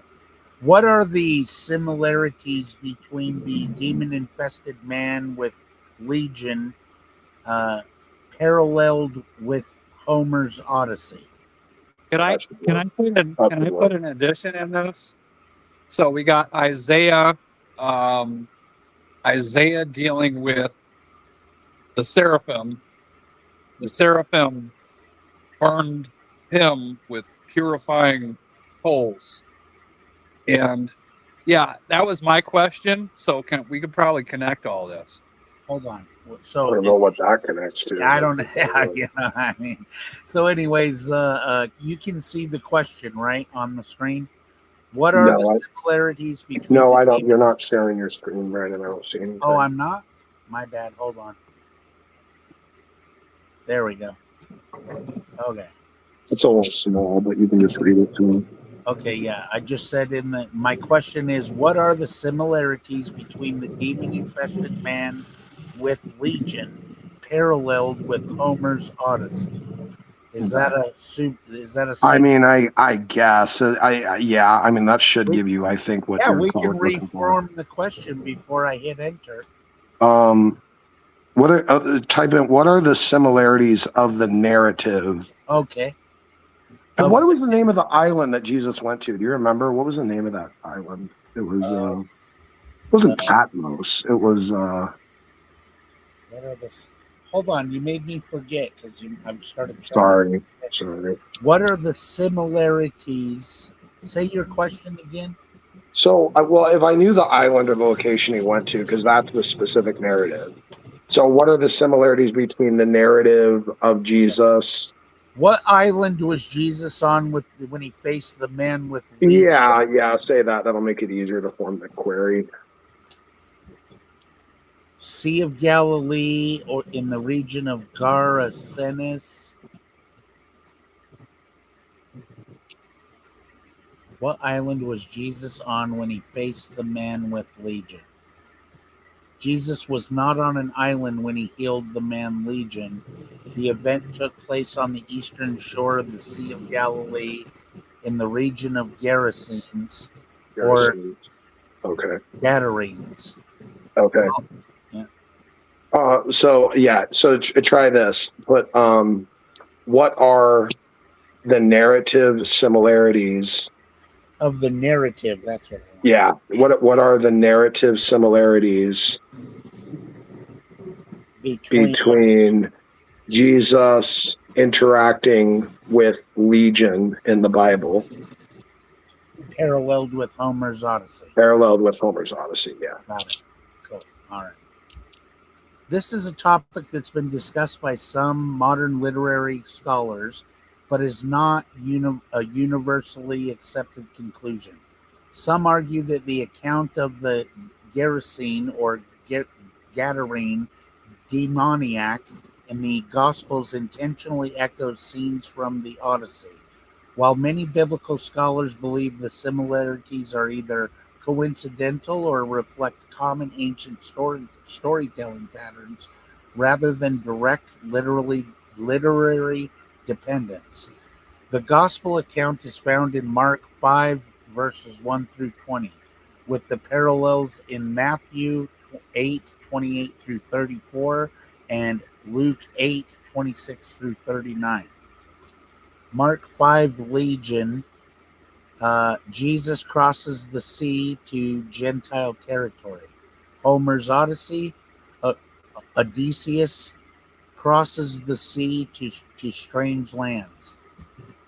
A wild man immediately confronts the visitor. Odysseus encounters savage or monstrous inhabitants, such as the Cyclops. The man lives among the tombs outside civilization. Odysseus often encounters beings living outside normal human society. The man possesses extraordinary strength and cannot be bound. Several monsters in the Odyssey possess superhuman strength. The name Legion suggests an overwhelming multitude. Odysseus frequently confronts overwhelming supernatural forces. Yeah, this isn't even, by the way, this isn't even making the specific one-to-ones that I read. Like where it says like commonly, like on the right, where it's like Odysseus, like commonly this and that. Like there were actual direct parallel correlations between his visit to that island where the Cyclops was, that specific narrative. This is being more general in its breakdown, but yeah. Yeah, I've never even heard the argument before. So, anyways. Yeah, I had a guy bring it to me about, I don't know, 6-7 months back. He rattled off a bunch of one-to-one comparisons between the two narratives. I'm like, well, yeah, I could understand. I think he was making some argument that, like, even if it was real, it was like fictive literature. Like George Washington never actually prayed, in front of the cherry tree, but, it's part of legend that he did, that kind of thing. Sure.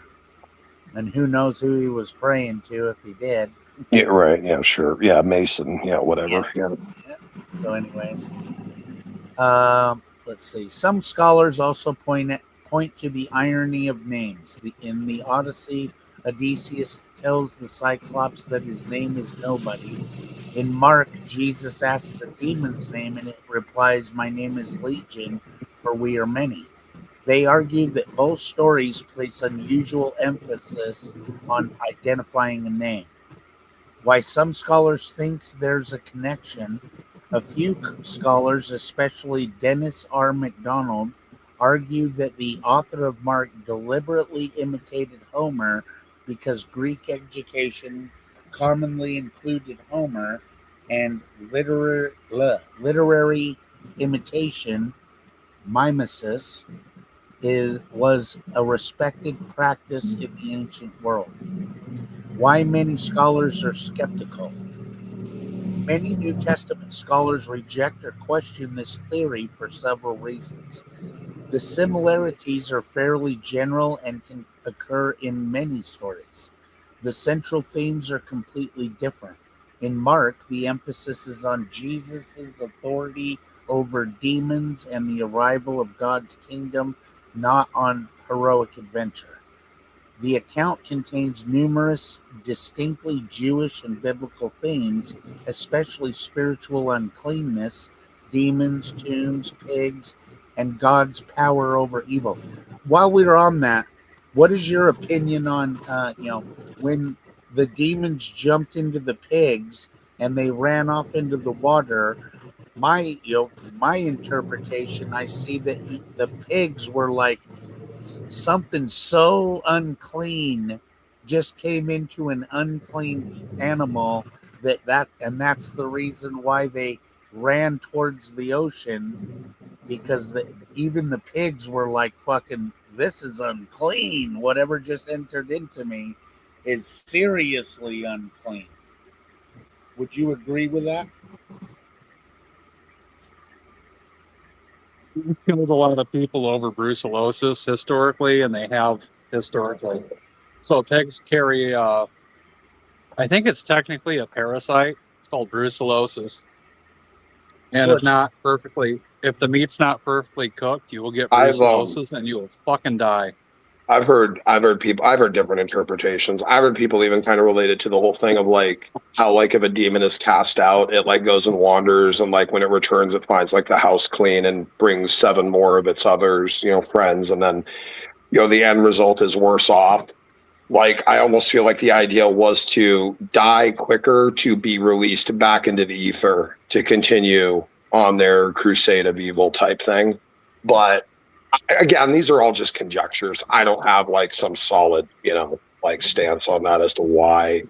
I mean, your interpretation that they just couldn't stand the uncleanness of the sudden oppression of an evil force and just, killed themselves. That's fine too. I mean, honestly, there's lots of ideas around it. I don't hold hard to anything.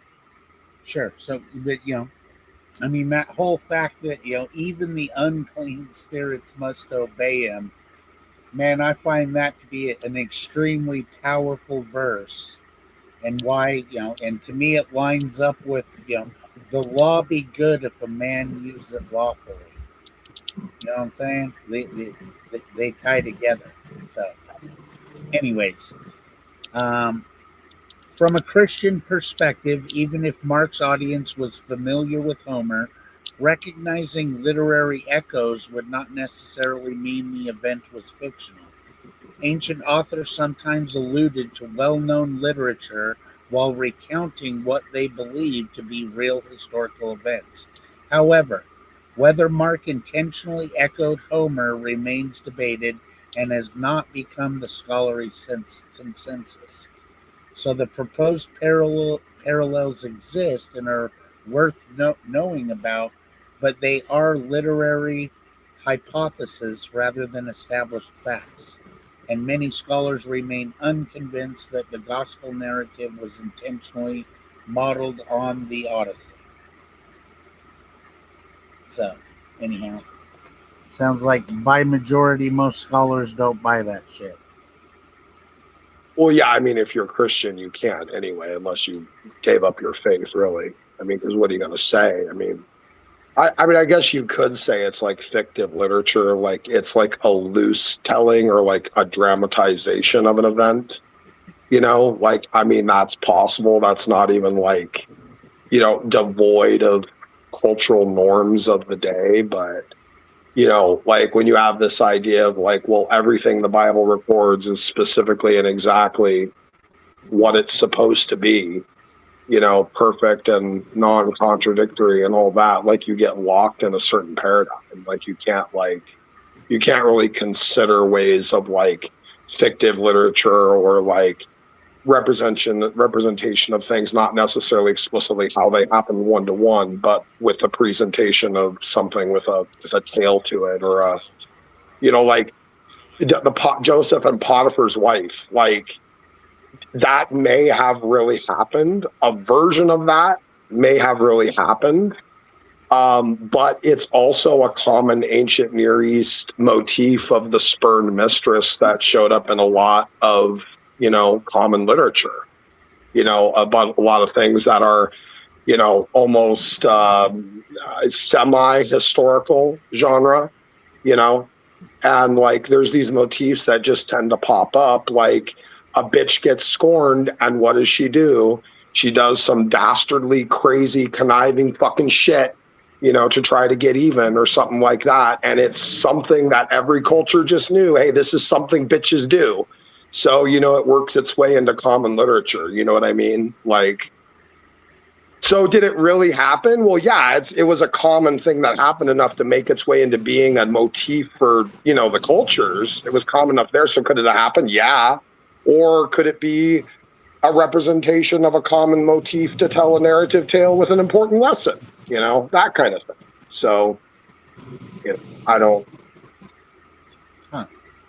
I mean, I mean, if it really turned out that God, like in some like weird way, I'm not even saying this is the case, but like if it even just turned out like God inspired writers to elaborate in specific ways on events that didn't necessarily happen one-to-one, but were important to be elaborated on a specific way to draw attention to a purpose or a lesson or a teaching.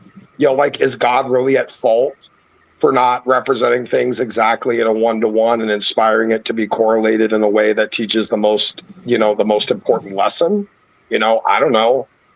I mean, who can question God if he chooses one or the other anyway, really, right? I mean, but I think though that this is, of course, my interpretation because I look, all through the Old Testament, Israel's function, they were to be the enforcement, like they were what enforced God's law, like against nations that disobeyed God and everything. Israel was the ones that would come in and slaughter the Amalekites. By the way, can I read this list? Because I typed in a prop trying to be more specific to like the one-on-one of the specific narratives. Do you want to share your screen? Yeah. Can I come back? I got to join on the computer if I want to do that. Yeah, it's totally up to you if you want. I'll be right back. 2 seconds. I don't think that Christianity is actually about Jesus. I think it's about Isaiah. Well, Isaiah is definitely a very important book of the Bible for sure. But Jesus would loosely quote Isaiah like repetitively, and it happened a lot of times. Yeah, and just so you know, I mean, Isaiah has 66 books to it, and our whole Bible has 66 books to it. So that's another reason why Isaiah is a very important book to understand. I think Christianity is about Isaiah. I don't think it's about Jesus at all. That's just my stance. That's ridiculous, though. I mean, that makes no sense. But please explain. Why not? Jesus quoted Isaiah, loosely quoted Isaiah nonstop. So why would that make no sense? Because Jesus was really, really into Isaiah. Okay. Can you hear me okay? Yep, we can. So Sam was explaining to us that the whole Bible is actually about Isaiah and not Jesus. Okay, whatever. Yeah, you know what? Godspeed on that belief there, Sam. Best of luck on that one. Yeah. I'm sharing my screen, by the way. Oh, okay. There it is. It was below. My bad. So I'll show you what I let up with here because I wanted the one-to-one, and this is what was presented to me a hot minute ago. I said the one-to-one narrative similarities between Jesus casting out Legion and Odysseus traveling to the witch's island. I forgot the witch's name. It's Circe, apparently, by the way. So this is what I wanted to get to with the one-to-one, and it gives the two narratives here, basically. But here's the one-to-ones. This is kind of similarly. This is just the specific section of the Odyssey with the trip to the witch Circe and specifically Jesus traveling to Legion. These are the two specific narratives that are being compared.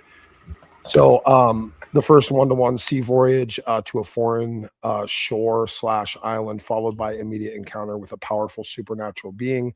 Both heroes arrive by boat and quickly face a formidable otherworldly figure, Circe the witch versus the Legion demons, Jesus as divine exorcist.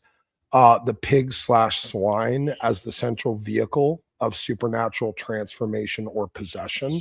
The most obvious shared motif, Circe magically transforms a group of Odysseus's men into pigs. Jesus sends a legion, many of demons, into pigs, which then go mad and destroy themselves. In both cases, pigs are not incidental. They are the dramatic focus of the supernatural intervention involving many entities.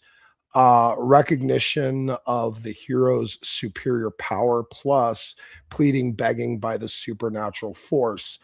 The demons explicitly recognize Jesus's divine identity and authority, fall before him, and beg repeatedly not to be tormented or sent to the abyss, proposing the pigs as an alternative.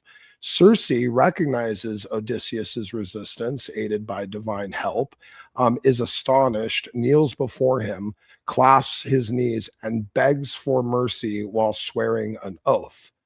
The confrontation, command, threat, and submission.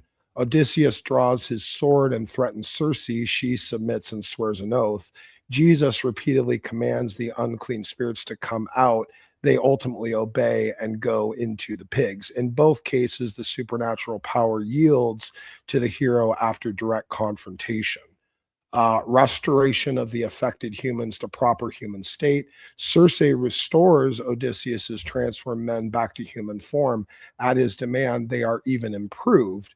Jesus exorcises the demons. The man is found sitting there, clothed and in his right mind. So we have a comparative transformative situation. And then the many collective element. Legion, for we are many, parallels the group of Odysseus's companions affected by Circe. The scouting party turned into the herd of pigs.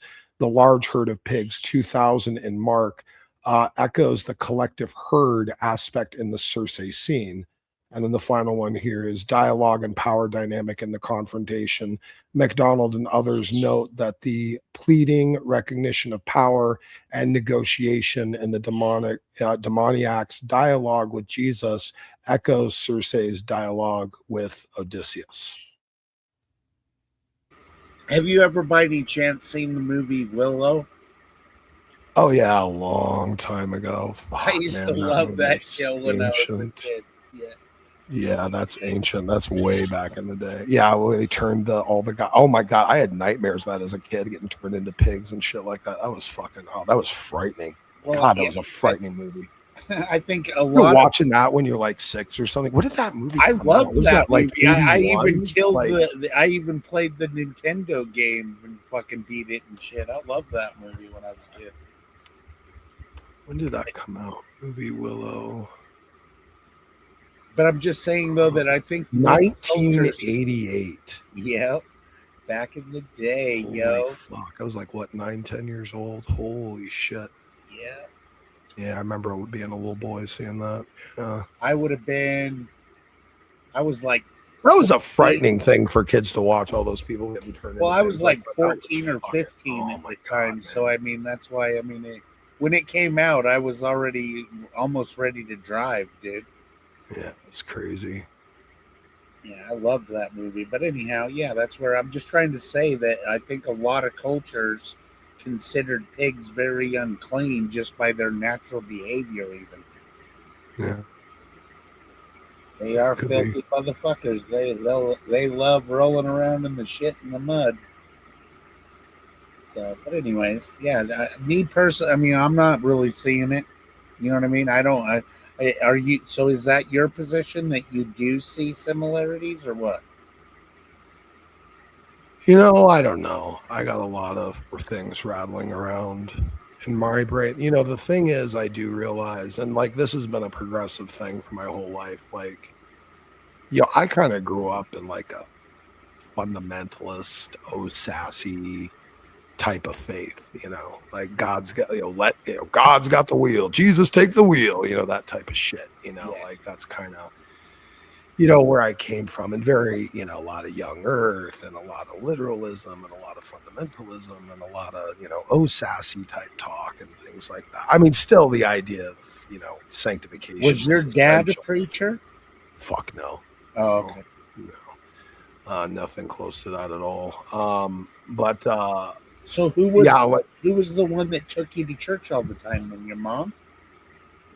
My mom, my grandparents, sometimes my uncle, uncles on occasion. I guess my other uncle took me time to time too. Yeah, so like there were different people that would get me there, and like I was raised on listening to a lot of, like, especially being in Southern California, like K-Wave was a big thing.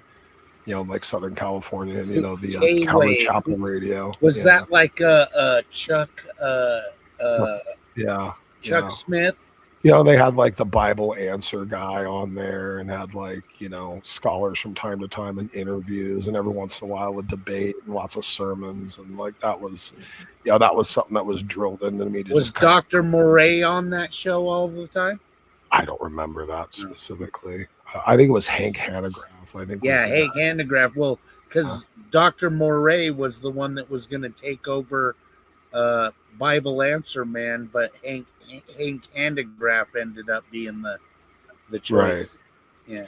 Yeah. So I grew up on a lot of that stuff, kind of like ingrained into that. But like the older I got and the more I explored, like the more I realized how much of what I was taught didn't make sense and was like leaving me kind of disenfranchised and looking for something that I could actually rationalize that was justifiable to put some sort of security or sincerity into. And it's just been an ongoing process of like realizing how much I was taught growing up was just this very base, surface, shallow, religious garbage type of You fucking know everything, and I want to ask you this. So Isaiah was a prophet. Isaiah went through all this shit. Isaiah went through shit with the seraphim. So when Isaiah went through shit with the seraphim, they fucked him up with purifying fire. So there's a fine line between like going to hell and going to hellfire, or dealing with the seraphim and dealing with purifying fire. The seraphim allegedly guard the throne of God. So I want to hear about this shit. This is interesting. What in the fuck are you even talking about, Sammy? I don't know I'm what the hell you're confused even what your talking actual about. question is. Even I'm like, I don't. What are you? You want to know that if you die, maybe you still get in by passing through a bunch of fire and like you're going to be good to go or something? I'm talking about Isaiah's experience dealing with the seraphim, which are the highest order of angels that guard God's throne. Yeah. Okay. And they translate to the burning ones, and they're creatures of fire, and they guard God's throne. Okay. And I want to know how you can decipher that from hell. Huh? Because one is destructive and one is purifying. I guess that's the easiest thing for you. One is judgmental, one is purification. So each different purposes for it. So does that help? But maybe it got confused and people just got offended because the seraphim were trying to fucking purify him. Okay, well, maybe. Yeah, maybe. I mean, people were like, well, people like thought back in the ancient Near East, like, if I saw God, I will die. Like they've commented, like when God would show up, be like, oh my gosh, we saw God and we didn't die. Are we supposed to die? Like they knew, like if we see God, we die. Like they knew that. You know what I mean? Like, and that's even why Jacob walked away saying, I saw God's face. Yeah. I mean,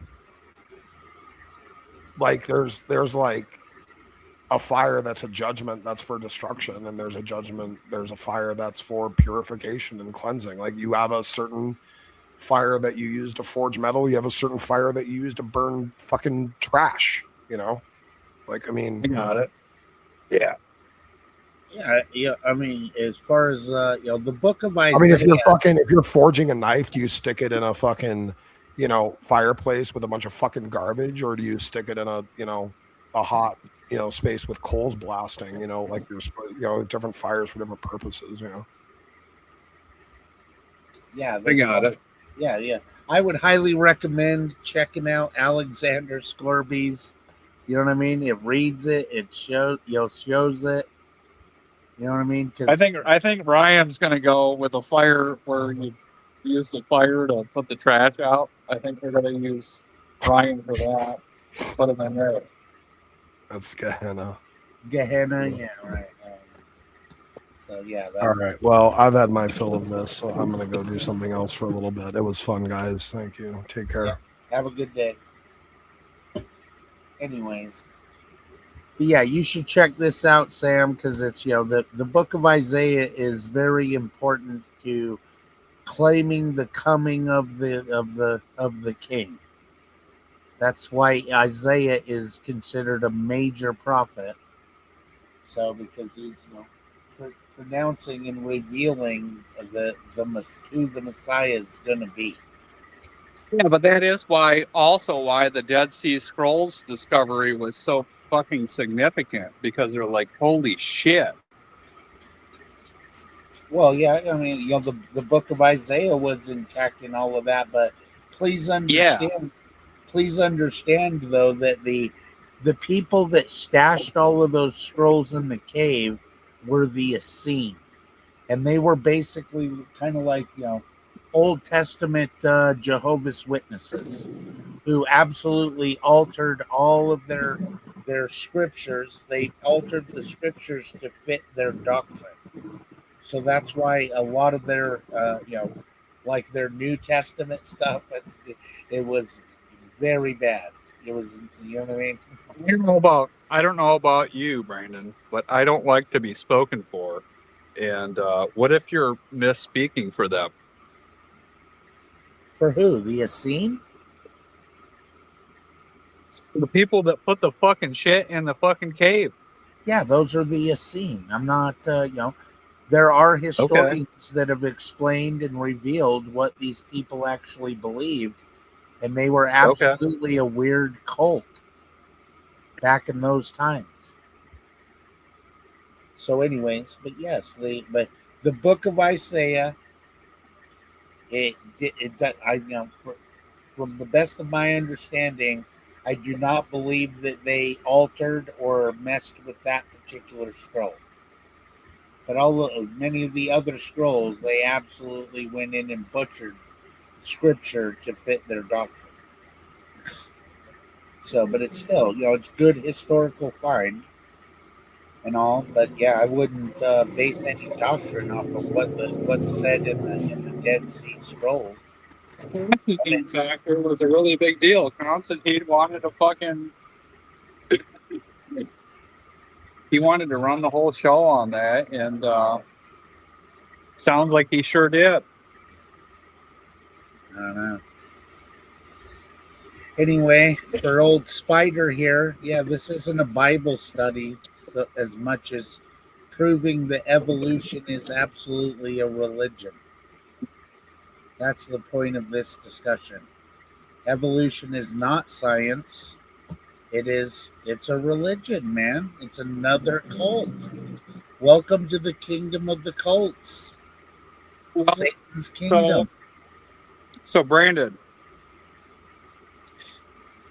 if you believe that, which I do, I believe that God has created a place for us. And this is basically like Section X, and we're in the state of cognitive development. We could actually classify this as emergent evolution, but it's not evolution of a species, but evolution of a mind. And we're experiencing cognitive development.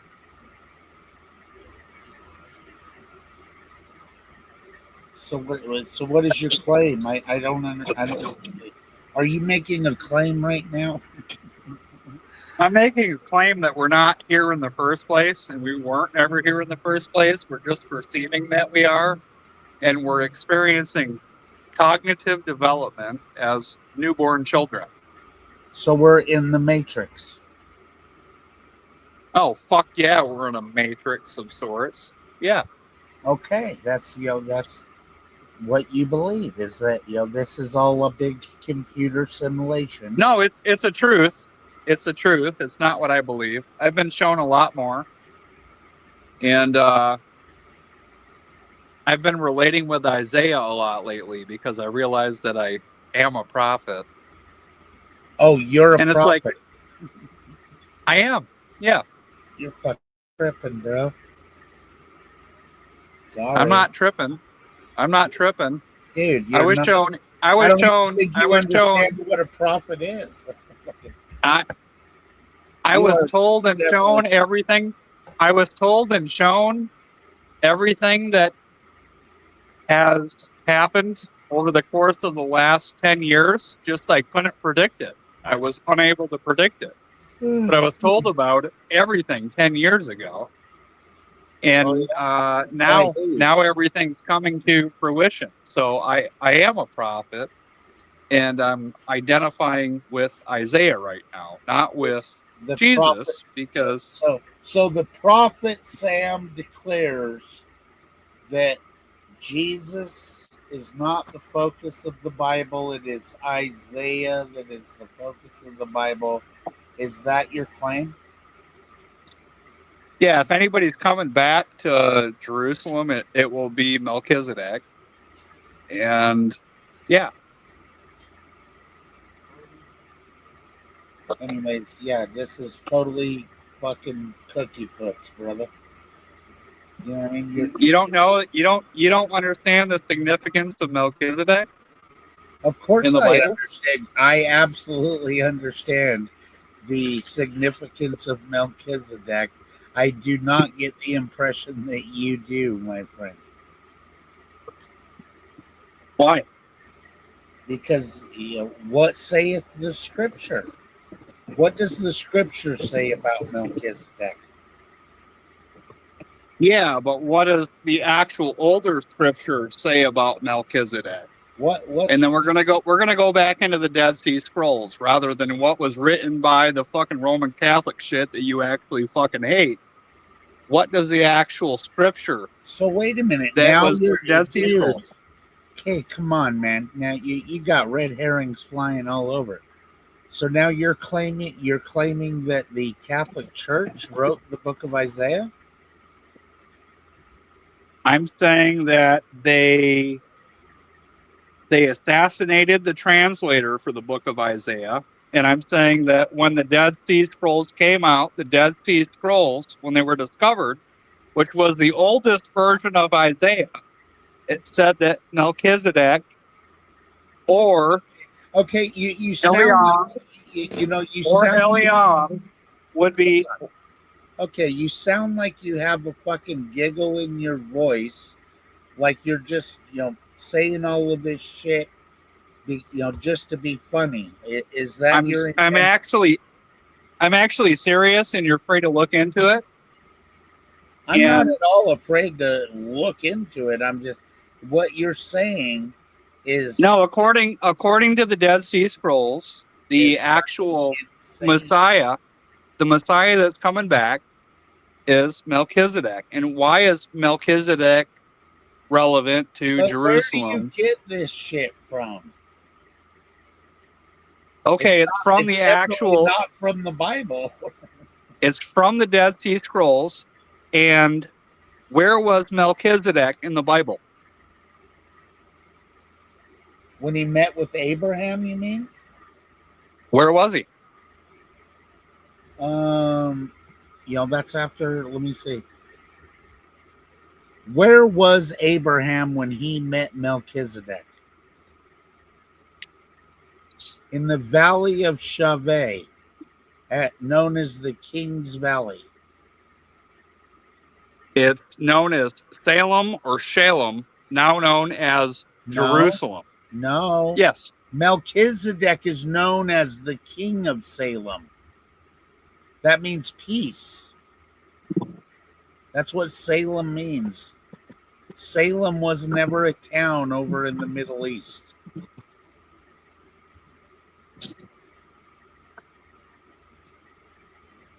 Yeah, it was. Oh, well, okay. So say Sam. Because it was a Canaan territory, and he was kind of like, so like how Jesus was against the Jews, he was against the Canaanites. Was Salem And a town in it was pronounced like SH. It was pronounced like SHA. They don't use the same numerals that we do, obviously, but wow, yes, Salem is an ancient Middle Eastern town mentioned in the Bible. It is most frequently identified by biblical scholars and historians as the early name for Jerusalem during the time of Abraham. So, but that was that's No. There was No, never that's a big deal. Yeah, there was never an ancient city named Salem. Sorry. Back then it was called Canaan. So anyway. Canaan was the territory. Canaan was the territory. Listen, believing a bunch of false shit creates mental problems. That's why Are you asking a robot No, I'm telling about you. all this information, or are you actually doing your own research? I just Googled it right here. It's on the screen. Yeah, but are you using the Google AI to give you bad information? Are you able to see my screen?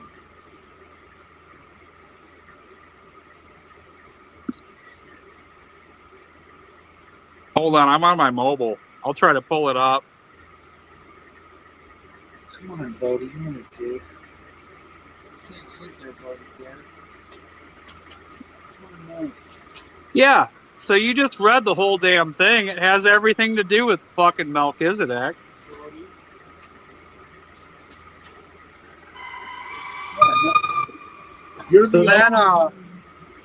So then the Dead Sea Scrolls came out, and Oh, everybody was like, Sam, come on.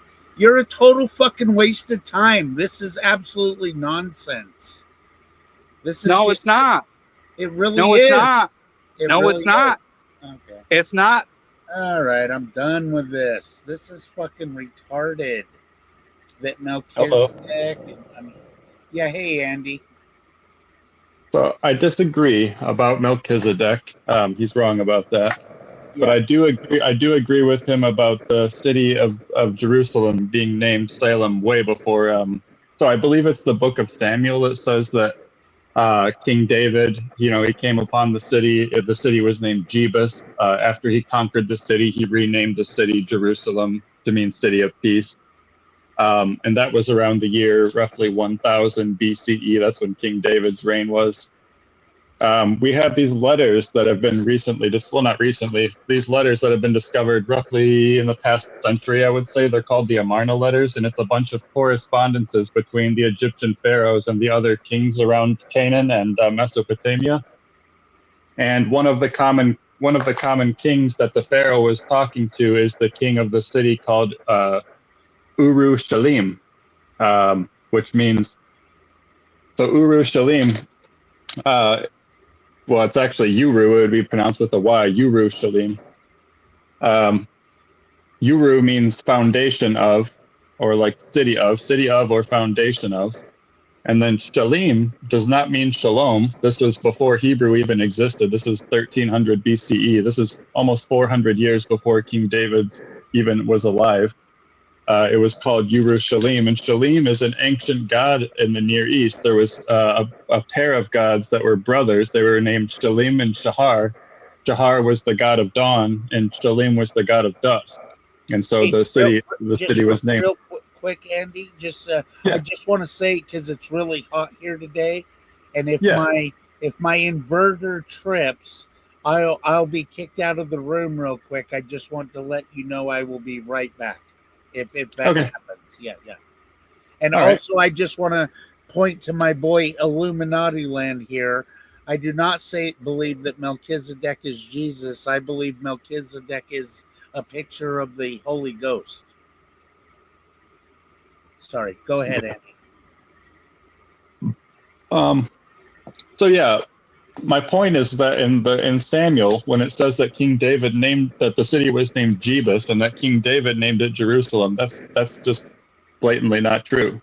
We have documents from 400 years before David's time that were already calling it, the Canaanites were calling it that before David's time by 400 years prior. Okay, so do you by any chance know where in the book of Samuel? Hang on. It will 1st or 2nd Samuel?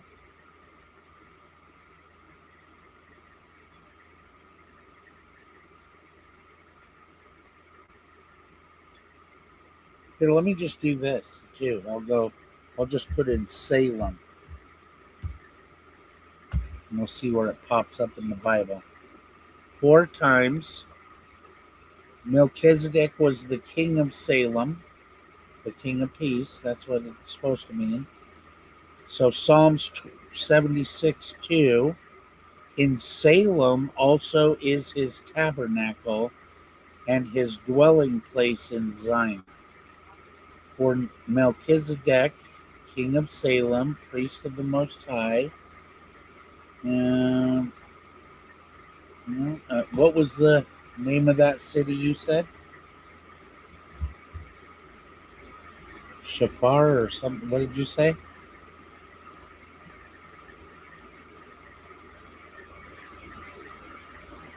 Andy, can you hear me? Sorry about that. I closed my tab. I was trying to pull up the verse. It's Yerushalayim. Shalim. Okay. Yeah. It's just the proper Canaanite pronunciation of Jerusalem. My point is that if maybe I'm mistaken. I thought the Bible said that King David named the city Jerusalem. I might be wrong about that. I'm just going off of memory. Here, let me do this. I think I might be thinking of. Did I think I might be King thinking of David name Jerusalem? Did David name Jerusalem? I don't know. No, David did not name Jerusalem. The city already had that name long before his reign. In Genesis 4:18, Melchizedek is called king of Salem, which many scholars understand to refer to the city that later became Jerusalem.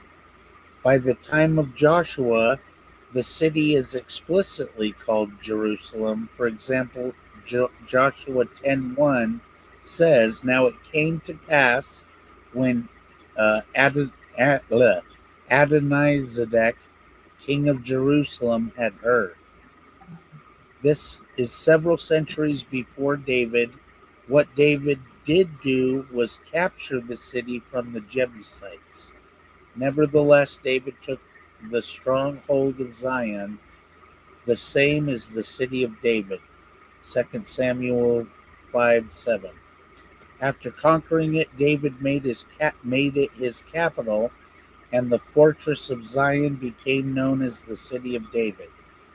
Scripture uses this title repeatedly. So the distinction is Jerusalem, the city's long-standing name before David, the city of David, the name given to the fortified area of Jerusalem that David captured and established as his royal city. Therefore, according to the Bible, David did not give Jerusalem its name. He conquered it and gave part of it the designation, the city of David. Yeah, that's my bad. I was thinking of that city of David part, but for some reason I had it in my head that he renamed it Jerusalem and not the city of David. That was a mistake on my part. No problem. No, you're good. No, I like though. Did you by any chance ever watch that history of the Bible video I shared with you? The lamp in the dark? Yeah. I did, yeah. What'd you think? I mean, it was interesting. I have to be honest though, most of what it said is already in the Bible. It's just kind of repeating what the Bible said. Well, I mean that's why we're claiming that this old book here is giving us the true history, and it doesn't line up with the shit we're being taught in school. That's why there's a problem here with our education system. And I'm even going to go further and say, look, dude, I've done my homework, and I find it kind of alarming that every CEO of every publishing company is a fucking Catholic. In early America, around 1620, you couldn't be a Catholic and come into this country. Yeah. They had a big problem with Catholics. So, and that's why, so do I. I think the Bible there couldn't be one prophecy more obvious in the whole Bible than Revelation chapter 17, describing the whore of Babylon as the Catholic Church. If you That's could, where you and I disagree there. I think that they're talking about the city of Rome. well, what mega church fucking resides in the city of Rome? You are correct. That's one of my claims. Is that Let me just let me go here real quick. Yeah, but there was no church in that time when the Revelation was written, though. You're talking about modern Well, times and this, reflecting that but back on past. yeah, but this is where you have to understand that, like how the bride of the Lamb is the body of believers that are indwelled with the Holy Spirit, a chaste virgin. And then on the opposite side, that's supposed to be the church that the Bible constantly keeps referring to as a she. You know what I mean? She and all of that. When then on the opposite side of that, of a chaste virgin, you have the whore of Babylon. So this is why you have to understand the typology. Like, for example, Sarah, Abraham's wife, is a type showing you a typology of an obedient wife to her husband. She's a picture of the church. And so is Ruth, and so is Esther, and you know what I'm saying, showing us how this church, God's real actual church, should behave and everything. And this is where now in the book of Revelation, that's kind of like, you kind of have to understand Joseph's interpretations of dreams and stuff like that to really get your head around what's going on here in Revelation. Because at the start of Revelation, he even says he like went into a trance and received a vision. So that's why everything's coming out as like you got to kind of interpret it as you would dreams. So yeah, I'm with you on that part, but I just don't see where you're drawing the church connection from. Well, allow me to just go ahead and read then. All right. Okay, so, and there came one of the seven angels which had seven vials and talked with me, saying unto me, Come hither, I will show unto thee the judgment of the great whore that sitteth upon many waters, with whom the kings of the earth have committed fornication, and the inhabitants of the earth have been made drunk with the wine of her fornication. That's spiritual fornication.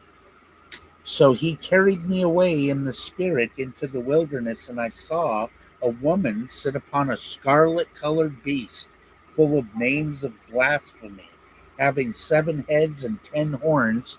That's the dragon. And the woman was arrayed in purple and scarlet color, and decked with gold and precious stones and pearls, having a golden cup in her hand, full of abominations and filthiness of her fornications. And upon her forehead was a name written, Mystery Babylon the Great, the mother of harlots and abominations of the earth. That's every false religion. She gives birth to every false religion. And I saw... Okay, how did you reach that conclusion? Just bear with me. I Okay. will. Yeah. So, let's get the whole story here before you... Okay. Yeah. And I saw the woman drunken with the blood of the saints and with the blood of the martyrs of Jesus. And when I saw her, I wondered with great admiration. And the angel said unto me, Wherefore didst thou marvel? I will tell thee the mystery of the woman and of the beast that carrieth her, which hath 7 heads and 10 horns. Many times, Satan is described as a dragon with 7 heads and 10 horns. Well, Leviathan is. Yep. The children of pride.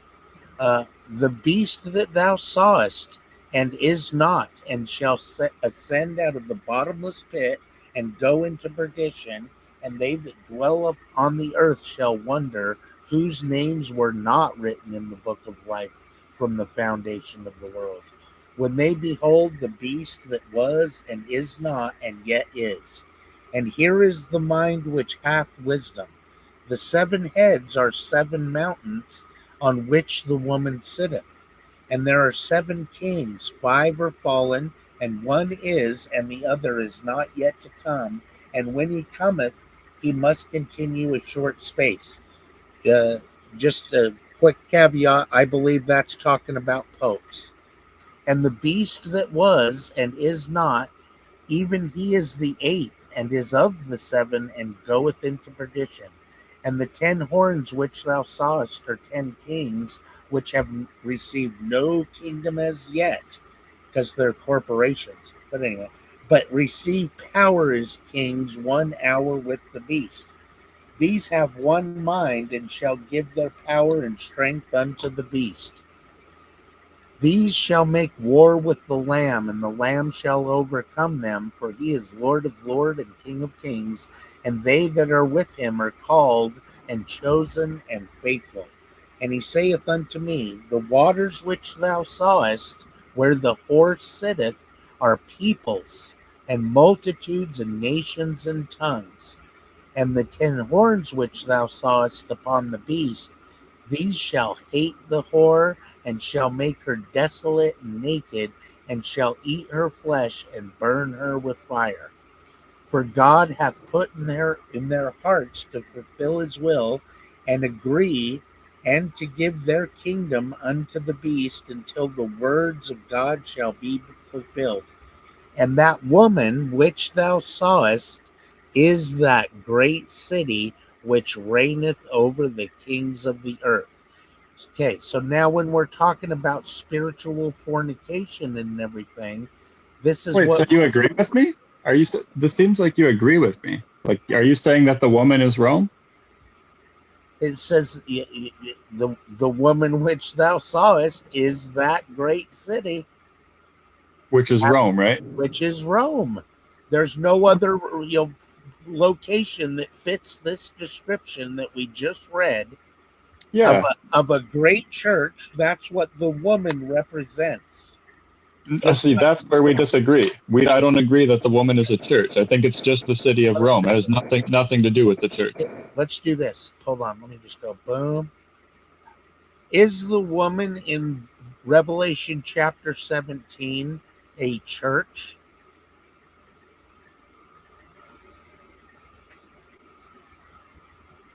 Revelation 17 describes the woman as a symbol, but the chapter itself does not explicitly call her a church.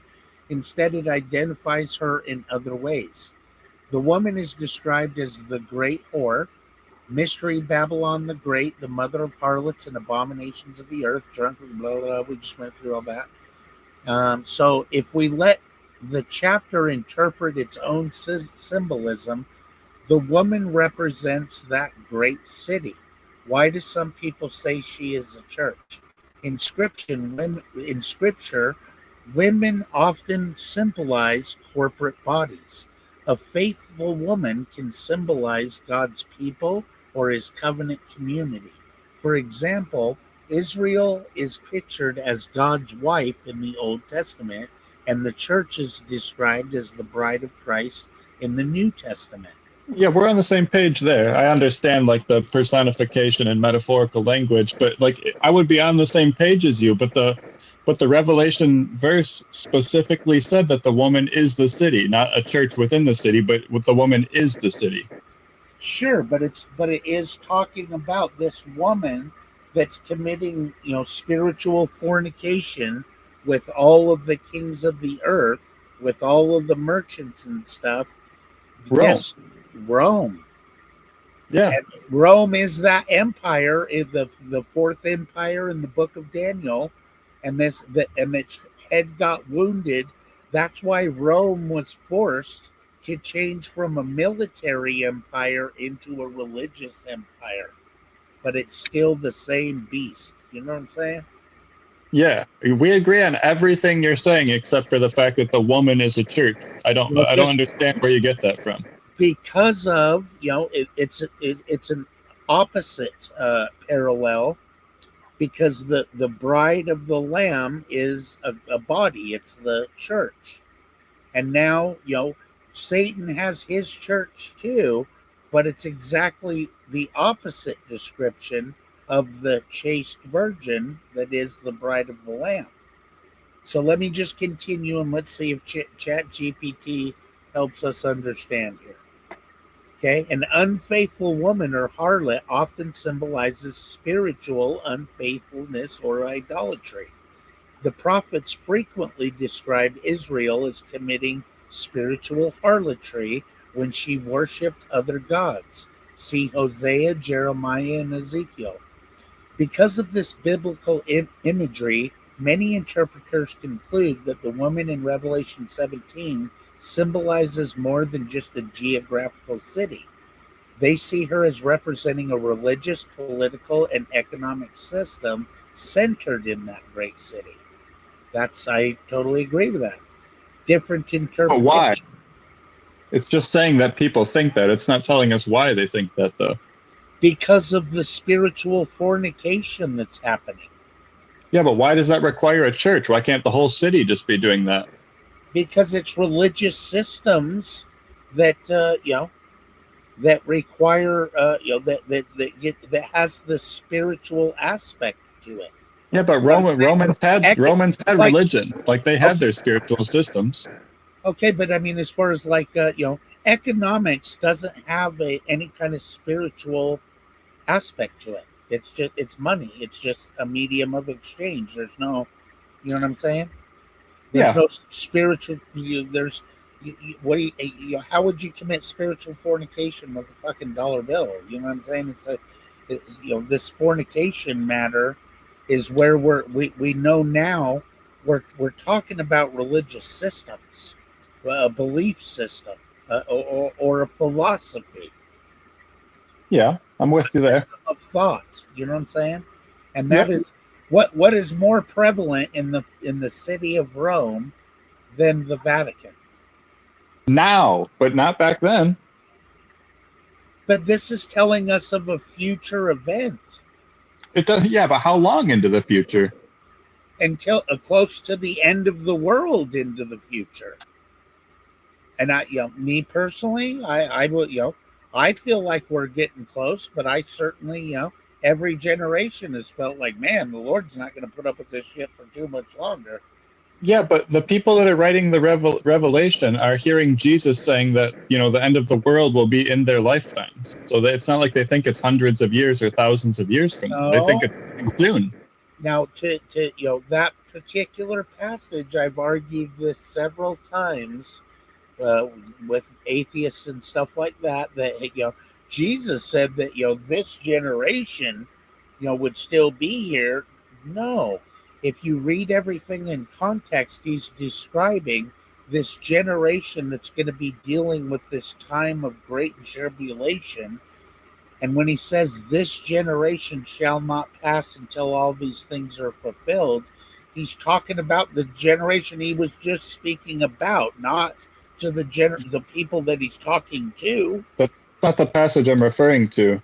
I'm referring to the passage where he says, some of you standing here will not taste death. And I understand that you probably think that the transfiguration is what he was talking about, but the transfiguration doesn't qualify as the coming of the kingdom of God. The coming of kingdom of God is literally the final stage after Judgment Day. It talks about it in all of the prophetic literature. Yeah, but for the believer though, oh death, where is thy sting? We're not going to taste death. You know what I mean? You're going to unzip. You're going to be set free from this corrupt flesh and continue to live. So we're not going to taste death. So, you know what I mean? This is why his statement to those who actually believe and follow him will not taste death.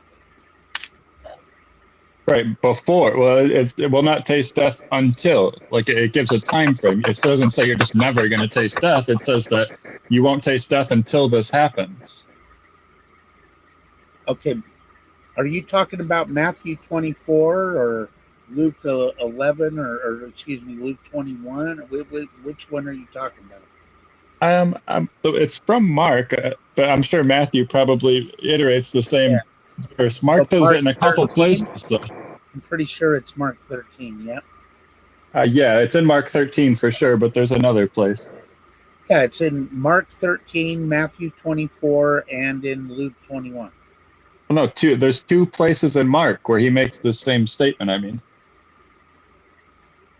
What's the exact statement that he makes? That his followers will still be alive when Judgment Day comes. Some of his followers will still be alive when Judgment Day comes. He says that in 2 different ways in the Gospel of Mark. I mean, believe me, I've been through this argument 1,000 times, so I'm just. It's been a little while. All right. But anyways, so how about I just read it?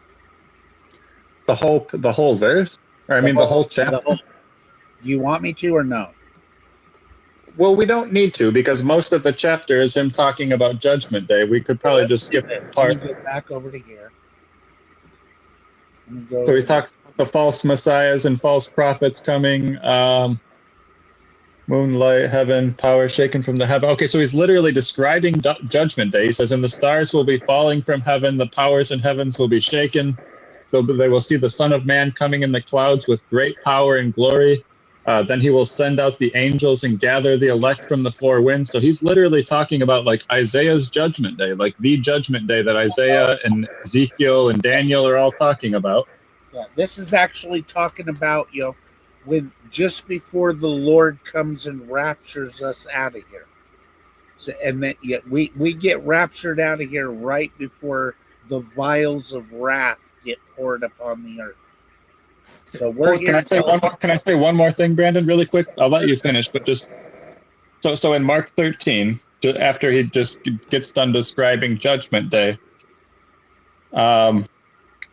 and verse 28, he says, "From the fig tree learn its lesson. As soon as its branch becomes tender and puts forth its leaves, you know that summer is near. So also when you see these things taking place, you know that he is near." So he's telling people that are standing in front of him, when you see these things taking place, he's literally talking.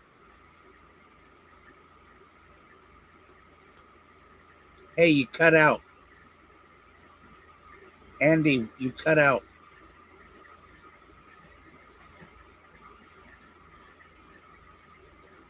Andy, we lost you. Sorry about that. Can you hear me? Yep. Can you hear me? I can now. My bad. I got a phone call in the middle of that. My bad. So anyway, so he's saying to these people, when you see these things taking place, you will know that he is near at the very gate. So he's talking to his disciples. He's giving a speech to them. He's given like a 5-minute speech describing what Judgment Day is going to be like. And he says, when you see these things taking place, you will know that he is near. So why would he be saying that to people that aren't even going to be alive when it happens? So, okay, now really quick, this is why, can you see my screen? Yeah. Okay. And this is why I absolutely, I would encourage you to start studying from a King James Bible, brother. I have a King James Bible. I literally refuse to open it. Why? Because it's incorrect in a lot of places. Don't It's believe inaccurate. that shit, man. I'm telling you right now, it's not. It is the pure. In Psalms 12, 6 and 7, God promises that he will purify and preserve his word. So in the inspired text, God is promising that he will, not human beings, it will be his responsibility to purify and preserve the text from this wicked he's talking about a bunch of people that corrupt the scriptures in Psalms 12. So he will protect the word of God from those people, from this generation forever. So the inspired text promises purified, preserved word of God, which is the King James Bible, and now it has more legal authority than the inspired text. So this is what I would have hoped that a lamp in the dark would have revealed to you. It's a long one, so I mean, I'm getting the impression you didn't watch the whole thing. No, I listened to it while I was working, so maybe I lost focus a couple parts, but I watched all 3 hours of it. Well, there's a reason why all these religious people hate this King James Bible, bro. It's because it's wrong a bunch of times. No, show me any time where it's ever been okay. wrong. But So we'll deal with that another time, real quick. Let's just stay on this for 1 second. And okay. Yeah. So anyhow, this whole part, let's just make sure we start at the start where and let's see, boom. The disciples come out and ask him privately, okay, and tell us, when shall these things be, and what shall be the sign when all these things shall be fulfilled? So hold on right there. So they're asking for a sign. They are going to see a sign. They're asking, what will be our sign? Not people in the future. What will be our sign? Us talking to you right now. What will be the sign that we will see? Here, let's use the synoptic gospels real quick, and why, in Matthew 24. Okay, this is another eyewitness testimony of the same event. And Jesus sat upon the Mount of Olives. The disciples came to him privately, saying, tell us, when shall these things be, and what shall be the sign of thy coming and of the end of the world? And Jesus answered and said unto them, take heed that no man deceive you. For many shall come in my name, saying, I am Christ, and shall deceive many. And ye shall hear of wars and rumors of wars. See that ye be not troubled, for all these things must come to pass, but the end is not yet. For nation shall rise against nation, and kingdom against kingdom, and there shall be famines and pestilences and earthquakes in diverse places. All these are the beginning of sorrows. So he's talking about the end times. You know what I'm saying? Yeah, that's all in Mark 13. Yeah, you're absolutely correct. So, but there's a distinction between the end of the world, because of this end. Okay, what shall be the sign of thy coming? That's what they're. I mean, this is what we're addressing right now.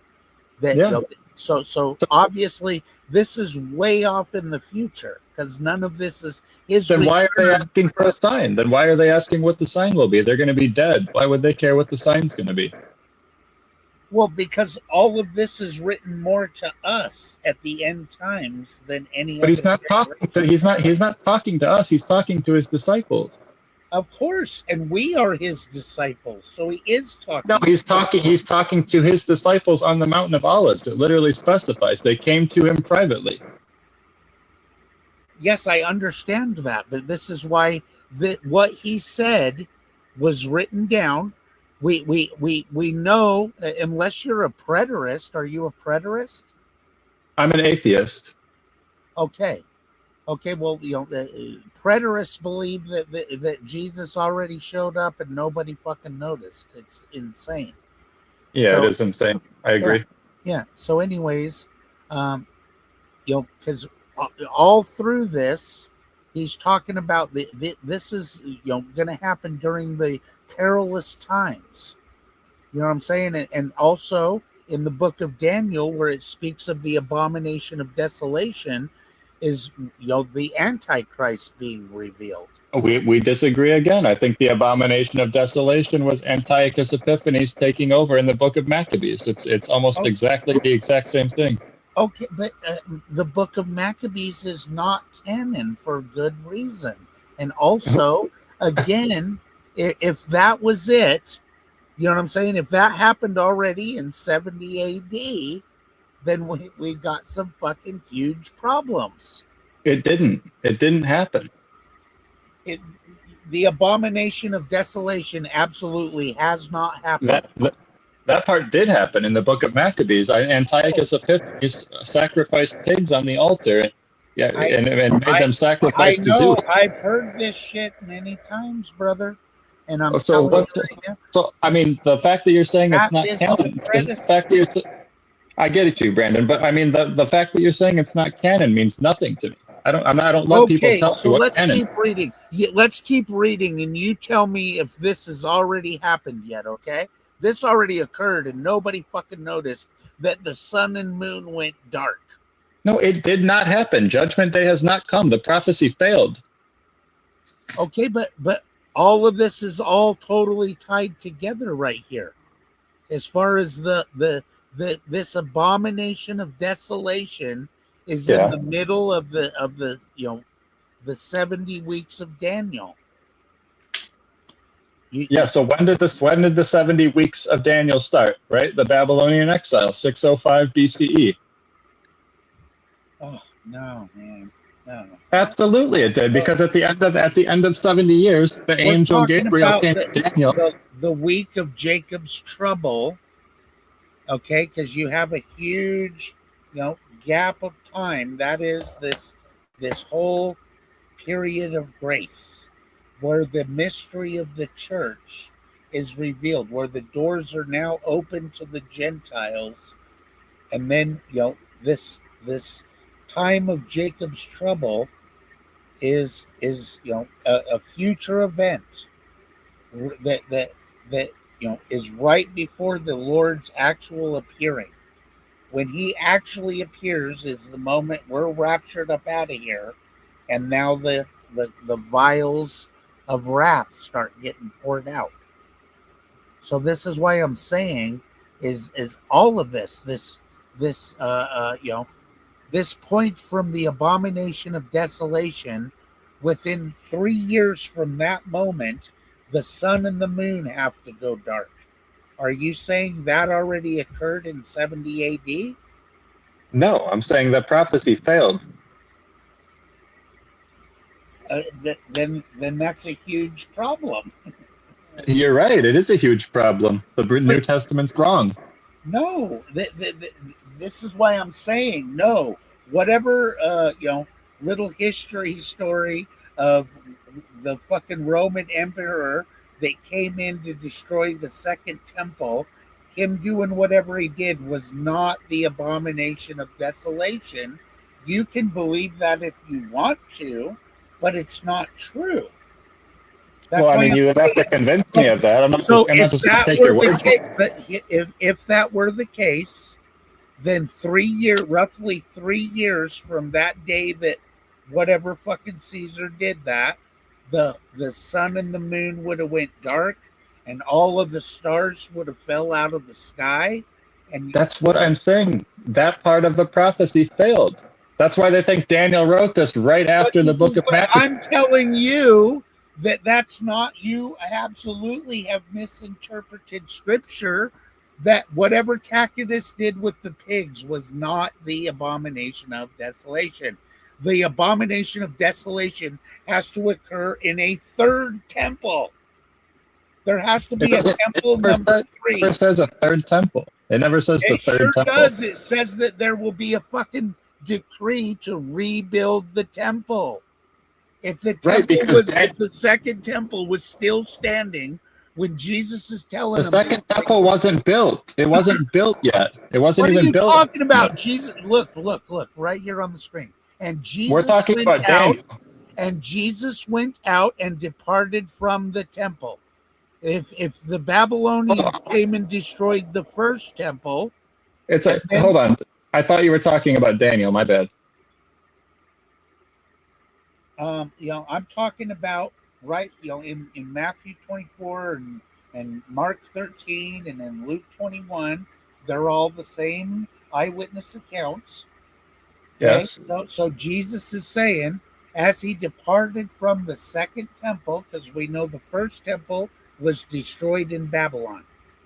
Yep. Okay, the Babylonians came and took them into captivity and destroyed all of Jerusalem and the temple. Yeah. And then now they went and built a second temple, and they're back in Jerusalem again. And I know. Jesus is in the second temple. And now he comes walking out of the temple and says, "See ye not all of these things? Verily I say unto you, there shall not be one stone left upon another that shall not be thrown down."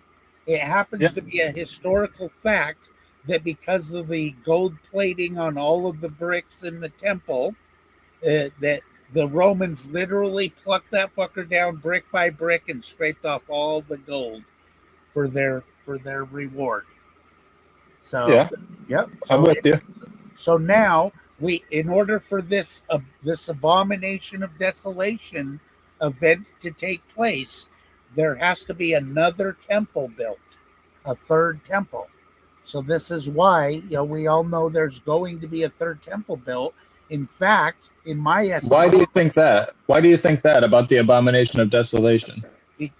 because according to my eschatology, the day that we hear the decree made, on the news or whatever, that there's been a deal made to rebuild Solomon's temple in Jerusalem, that is the exact day that you can start your stopwatch that the 7 days of tribulation, 7 years of tribulation just begun.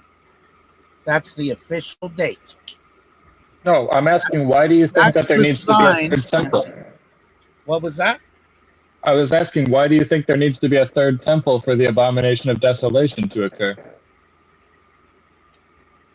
Because 3 years after the second temple was destroyed, there wasn't nobody happened to notice the sun and the moon went dark, and the stars from heaven fell from the earth, and there was a great earthquake throughout the entire fucking universe, not just on Earth, but through the whole fucking universe. You don't think anybody would have noticed that? See, we keep going in circles. That part of the prophecy failed. What the prophecy hasn't fucking, it's yet to be fulfilled. It has not. It gave a timeline of when it was going to happen. It happened 100 years before Jesus. You're telling Daniel gives a timeline of when it's supposed to happen, like the exact amount of years, which he was wrong about, by the way. He wasn't even accurate. What are you talking about? Where do you? I feel like, brother, you haven't examined this matter for yourself, and you're just. I have. Okay, do you want to go through fucking Daniel chapter 9 right now? Yeah. Okay, let me give you a proper exegesis of Daniel chapter 9, okay? And we'll even break out the calculator if need be. In the first year of Darius, the son of Asarius, the seed of the Medes, which was made king over the realm of the Chaldeans. Actually, I'm just going to fast forward to 70 weeks in the Messiah. Okay. Daniel 9:24. 70 weeks are determined upon thy people and upon thy holy city to finish the transgression and to make an end of sins and to make reconciliation for iniquity and to bring everlasting righteousness and to seal up the vision and prophecy and to anoint the most holy. So this is where you're going to know who the Messiah is. Now, therefore, and understand that from the going forth of the commandment to restore and to build Jerusalem unto the Messiah, the Prince, shall. This is Daniel speaking. So he's talking about the second temple, not the third. Daniel's talking about the second temple hadn't even been built yet. So he's talking about the second temple. Correct. You are absolutely correct. He is indeed talking of the second temple. No doubt. Absolutely. Because they are right now, when he's writing this, they are still in Babylon, and Jerusalem and the temple is laid to waste. There's not even a single wall to Jerusalem right now. Yeah, Darius let them rebuild it. No, it was Artaxerxes that set forth the. Oh yeah, sorry, you're right. My bad. It was Artaxerxes. Yeah. So know therefore and understand that from the going forth of the commandment to restore and to build Jerusalem unto Messiah the Prince shall be 7 weeks and 62 weeks. The street shall be built again and the wall, even in troublous times. So that's shall be 7 weeks and 60. So we're at 67, and 2 weeks. So we're at 69 weeks. Right? Can we agree? Yeah. Okay. So anyhow, the street shall be built again and the wall, even in troublous times. And after 62 weeks shall Messiah be cut off. But not for himself. That's when he'll be crucified, but not for himself. And the people of the prince that shall come shall destroy the city and the sanctuary. The people of the prince, that's Satan. That's the prince we're talking about, the principality. That's what prince means in scripture. It's not the son of the king is the prince. No. Princes are principalities. They are authority over. Oh no, no, Yeah. no, no, Yeah, no yeah, way. yeah. Yes. Do you think a prince is the son of a king? Yes, Like Walt but Disney not taught just you? the son, not just the son of a king. It's the heir to the throne. It doesn't have to be a son. No. In the Bible, a prince is someone who is a principality. They are an authority. They're not the heir to the throne like Walt Disney taught you. I promise you. Please study this pattern in scripture and you'll see princes are not the sons of the king. They are principalities. Yeah, I didn't say sons of the king. I said heir to the throne. Well, that's the same shit as the son of the king. That's Walt Well, Disney garbage.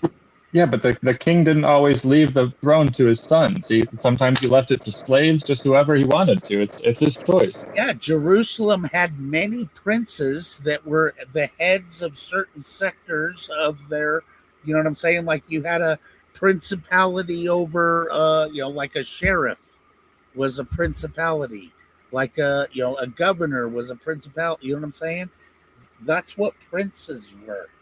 They were the heads of Why do you certain think that? departments within So why do you? the I mean, show me that then. I mean, Here we go. demonstrate that to me, because I disagree. Let's go here real quick. When the Bible talks about princes, are they an heir to the throne or are they a principality? Can you see the screen? Yes. In the Bible, the word prince does always mean the son or heir of a king, as it often does in modern English. Its meaning depends on the context. In the King James Version, the Hebrew word most often translated prince is sar, which generally means chief, ruler, commander, captain, or official. It can refer to the son of a king, example, a royal prince, a tribal leader, a military commander, a government official, a regional ruler. For example, in Genesis 23:6, the Hittites tell Abraham, "Hear us, my Lord, thou art a mighty prince among us." Abraham was not a king's son. Prince Oh. here means a respected leader. In Numbers 7, the leaders of the tribes of Israel are repeatedly called princes. In Daniel 10, Michael is called one of the chief princes. Okay, we don't have to continue. I agree, but the thing is that it doesn't exclude it from being a son of a king. It can be that. But I'm sure it can, but I don't know of anywhere in Scripture where the only prince Jesus is the Prince of Peace. Meaning that he is the principality, the authority of peace. Without him, there can be no peace. So, anyways, I just don't know of anywhere that in the Bible that Let me just say, is there anywhere in the Bible where it refers to a prince being not a principality but an actual son of the heir to the king?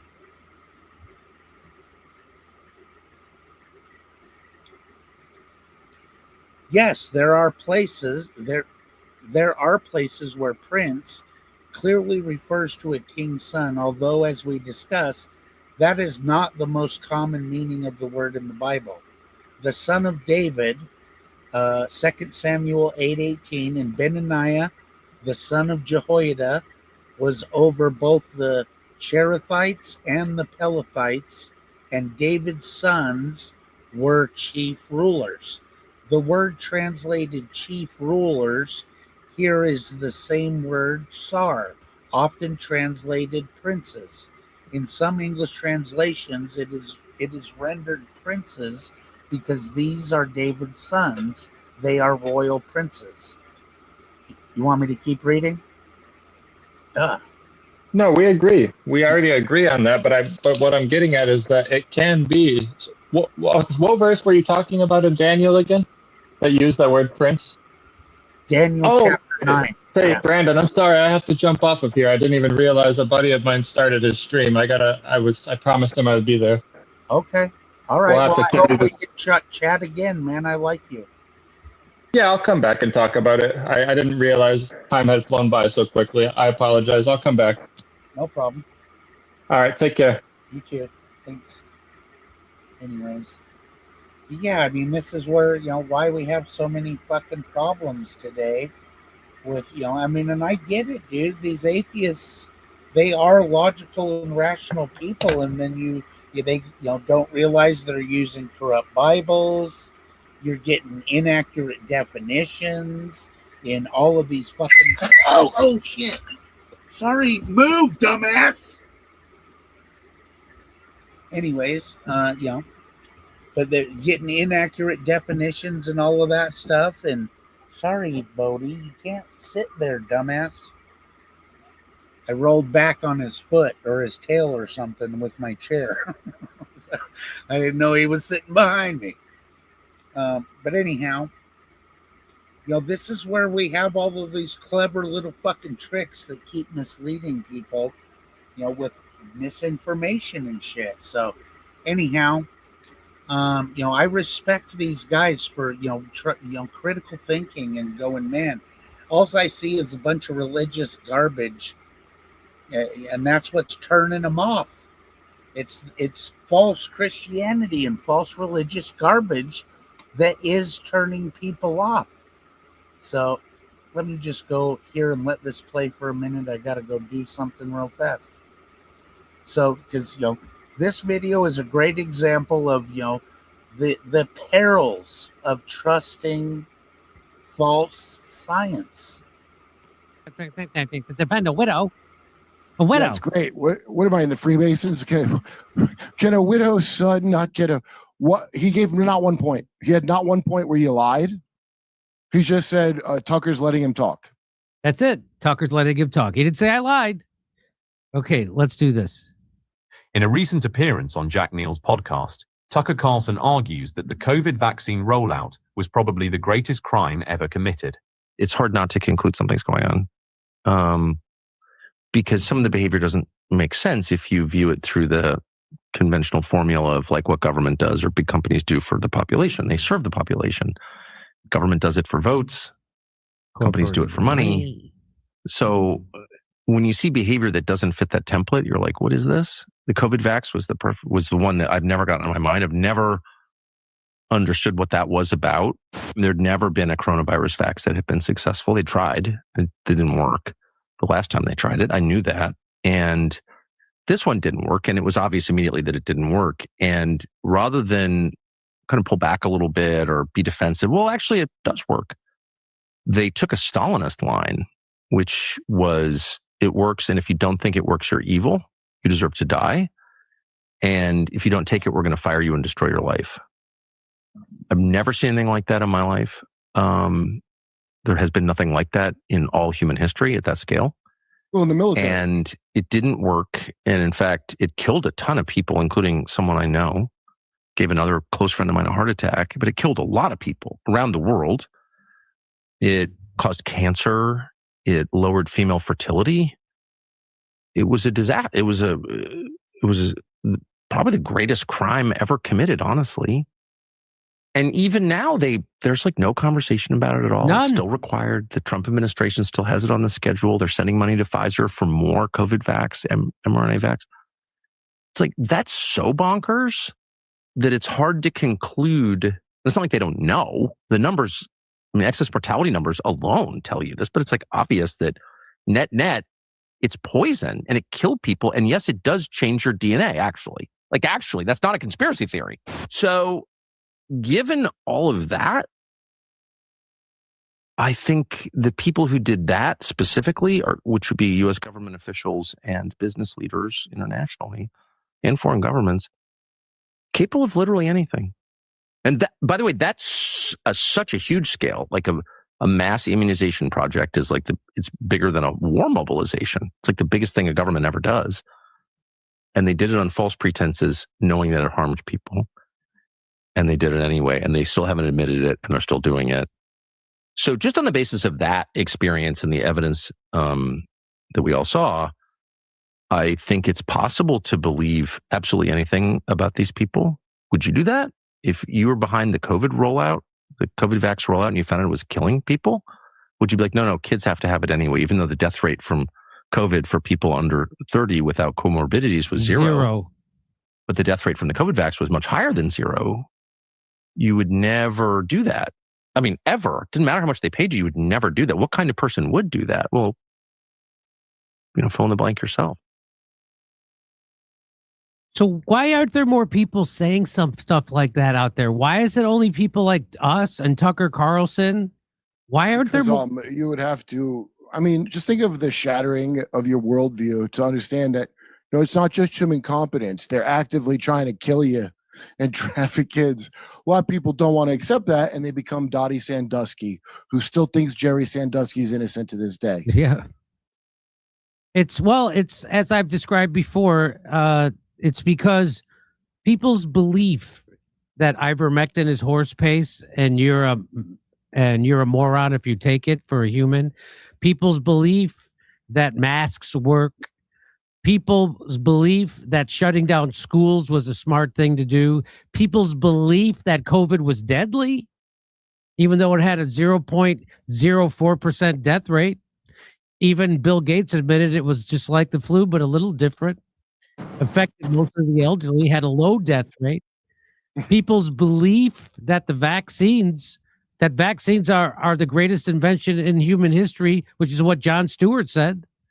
The one where I didn't get polio, I liked. I mean, good reviews on that one, not the COVID one so much. People's belief in these COVID narratives are what they call load-bearing beliefs.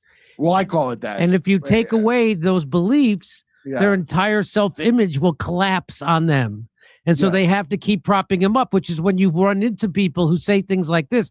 Well, they never said it would stop transmission. And then I show them a video of everybody from Dr. Fauci to Joe Biden to Rachel Maddow, Tony Kyle, everybody in between saying that it definitely will stop transmission. And then they go, yeah, but that's before they knew. No, you said no one ever said that. And now you know why you said that no one ever said that? Because that's what you're being told now on your corporate pharma-funded media, that no one ever said that. So you just repeat it. Doesn't it bother you that you just repeated a falsehood and then I debunked it and you just moved the goalpost? Honestly, Jimmy, it bothers me more that you kept telling me the thing I didn't want to hear. Yes. If I'm being honest. I It don't know does. if I can forgive it. I had a conversation with a friend of mine who doesn't talk to me anymore, by the way. We were tight for years. One of my best friends. And I was on the phone with them when I figured out all this stuff about COVID, and I told them all that stuff. It's got a low death rate. The mRNA vaccine doesn't stop transmission and contraction. You've been lied to. Masks don't work. It's all a lie. It's the whole thing. And I talked for like 15 minutes straight. I was laying out the case for him about the side effects, the excess deaths, excess mortality, the nerve damage, the myocarditis, the lowered... 15 minutes nonstop. I laid it out to him, and his response to me was, "Okay, that's a lot to take in," and that was it. That's what he said. And I haven't talked to him since. Really, we haven't had a real conversation since. He's a comedian. What else did David Feldman say? I'm kidding. Come on, and he's a comedian. And hey, my good friend Dan Soder is a total moron about COVID. I'm just randomly picking his name out of people that I'm friends with that I like, that just look, the expert said it. I didn't bother to look, but I know you're stupid. Even though you read. Okay, real quick. Hold on. So Illuminati. Some days I feel like we're on the same page with shit. And then other days, man, you're just way off, dude. He said the third temple is pure speculation. Well, you don't realize, though, that you would be calling Jesus a liar. You know what I mean? this is a problem. Is that your comment here does not jive with what Jesus actually says in Matthew 24. We know that there's going to be a third temple built in order for the abomination of desolation. That's when the Antichrist is fully revealed. We know that day has not taken place yet, and he has to do it in the temple. Yeah, but it pertains to like Jucifer shit. I realize it's legitimately Jucifer. And if you are a Christian, you must understand the term that I use, Jucifer. Okay, I'm waiting for the punchline.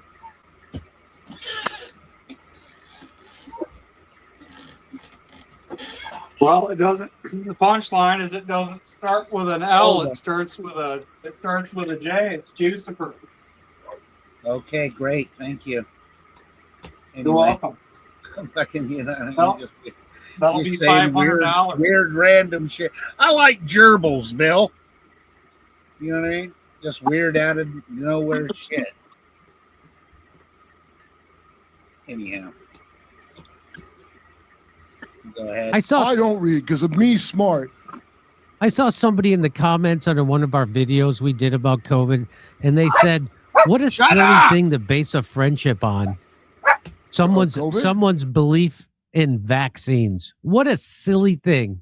Well, I have had everything else spiritual taken away from me in today's fast-paced modern world, Jimmy. So I gotta put all my God hole. That's I gotta right. fill it with government the way New World Order intended. Just like Carl Jung said, your psyche has a need for religion, and if you don't have a real experience with the divine, you're going to project it outward. And the people who call themselves liberals, who used to be for my body, my choice, and critical of big pharma, completely flipped the script and became mouthpieces for big pharma, the most criminal organization as a corporation maybe ever. Well, you don't understand. Those No, I would not say that I think it's going to be a holy thing, but I think it's something that's going to happen in eschatology. Nobody's made the claim it's a holy thing. Jesus said his body was the temple. So yeah, he was the once and for all sacrifice. There's not going to be any more animal sacrifices. You know what I'm saying? So that's why the whole temple building and all of that shit is more just because their love for their religion and tradition, not because they have a love for God. That's the typology of the Pharisees, to reveal all religious garbage. All of it. The Pharisees are just a typology of all the religious garbage, whether it be the charismatics, the fucking, Mormons, Jehovah's Witnesses, Buddhists, all of it. It's all Pharisees religious garbage.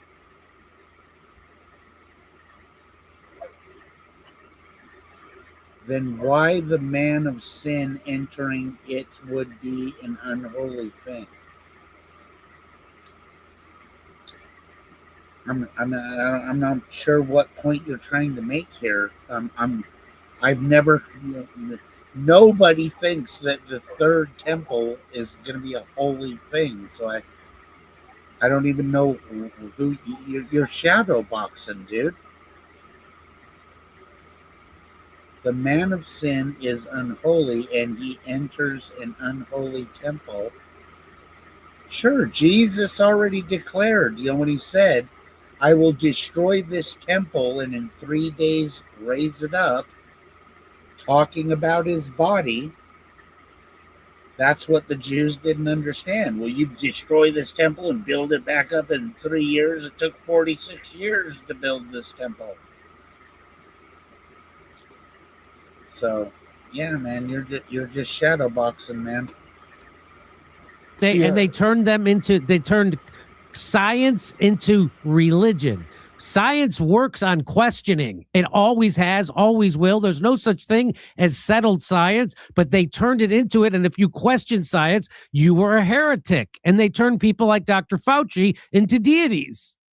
That's not what Professor Dave Wow, said. He's big mad at me that's too. weird. I keep saying, man, the Catholic Church controls the education system, and now all of a sudden, science is a fucking religion. Evolution is a religion, and the whore of Babylon that creates all of it, the mother of harlots, creating all these false religious systems in order to amalgamate them all into one. That's the plan that the Bible has revealed 2,000 years ago. The Bible talked about the New World Order 2,000 years ago, and atheists want to pretend, the Bible don't know what it's talking about. Give me a break. Are you going to be honest? I mean, look, dude, if Jesus was telling the truth, this place called hell is for real. And you don't want to go there. It can easily be avoided. But you know what I mean? You need to get right with God. You need to make peace with God, or you ain't coming. That's why it's blessed be the peacemakers, those who lead the lost to make peace with God. That's blessed be the peacemakers, buddy. You better make peace with God, or you're going to get caught up in a terrible war you're going to lose and suffer eternal conscious torment because you were too fucking stupid to listen to the warnings and buy into bullshit narratives. Let no man deceive you by any means. That's straight out of the Lord Jesus Christ's mouth. So pay attention. Dear atheists, you really have been indoctrinated. I went through the public school system too. I used to fucking think I was super smart because I understood all of this shit, and I got an A on my paper, and I aced the tests, and I got the little fucking certificate to prove it. That's how this whole educational system is designed to inflate your ego. Straight up. And it's full of a bunch of fucking well-educated morons now. Straight up. Professor Dave who? The famous science communicator that get your booster, and also bizarrely has Bible history videos that are very much like what a Zionist rabbi would say. Very odd that he's all the science that isn't science, but just do what I say. Who is and this? No backup. Who are you talking about? You've seen him. The guy that I was trashing on, Danny Jones. I know you've seen him. He's got a face like a toucan. And he's one of the many science communicators that will debunk every, this is crazy what you said about vaccine. No facts. Just a bunch of fucking shaming that you bothered to look into it. And I'm in a goddamn Catholic church. And people don't realize that just like corporate media is completely corrupted and bought off by big pharma, the same thing happens with medical studies, that you can rig a study to have an outcome you want, which is what they did with ivermectin during COVID, even though there were decades of studies that showed it did fight the COVID virus in vitro, and it's just crazy that people don't realize that medicine, just like anything else, is 100% corrupted by big pharma.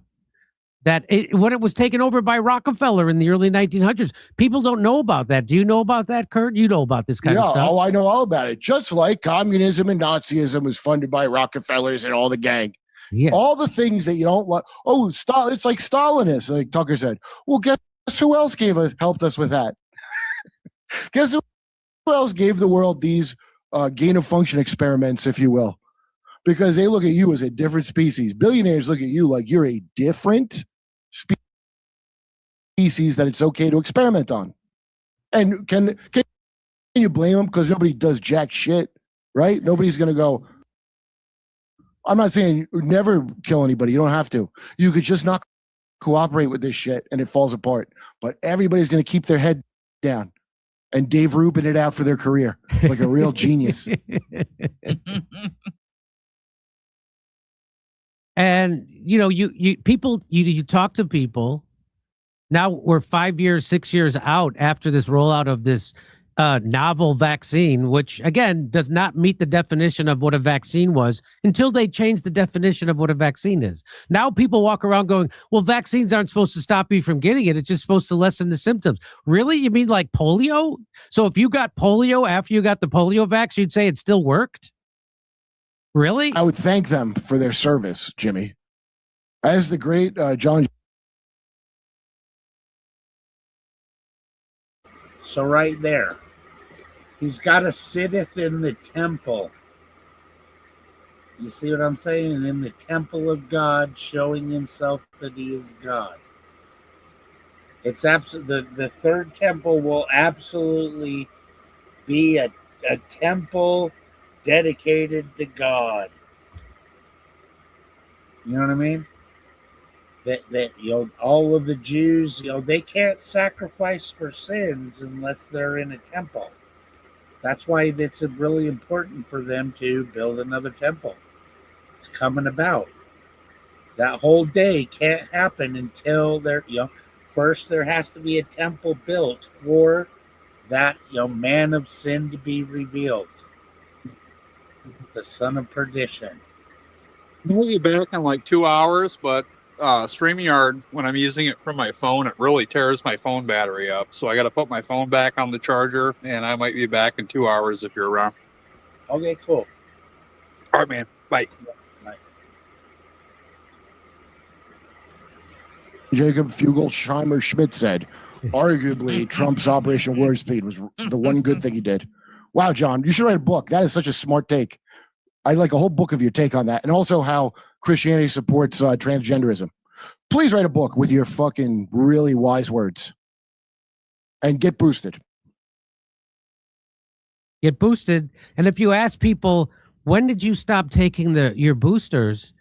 And they'll go, and then they'll tell you, and then you go, why don't you still Big Pharma is still telling you to take them. You go to CVS, they're still going to give it to you for free. The science says to do it. The science says to do it. Why wouldn't they? And they'll say things like this.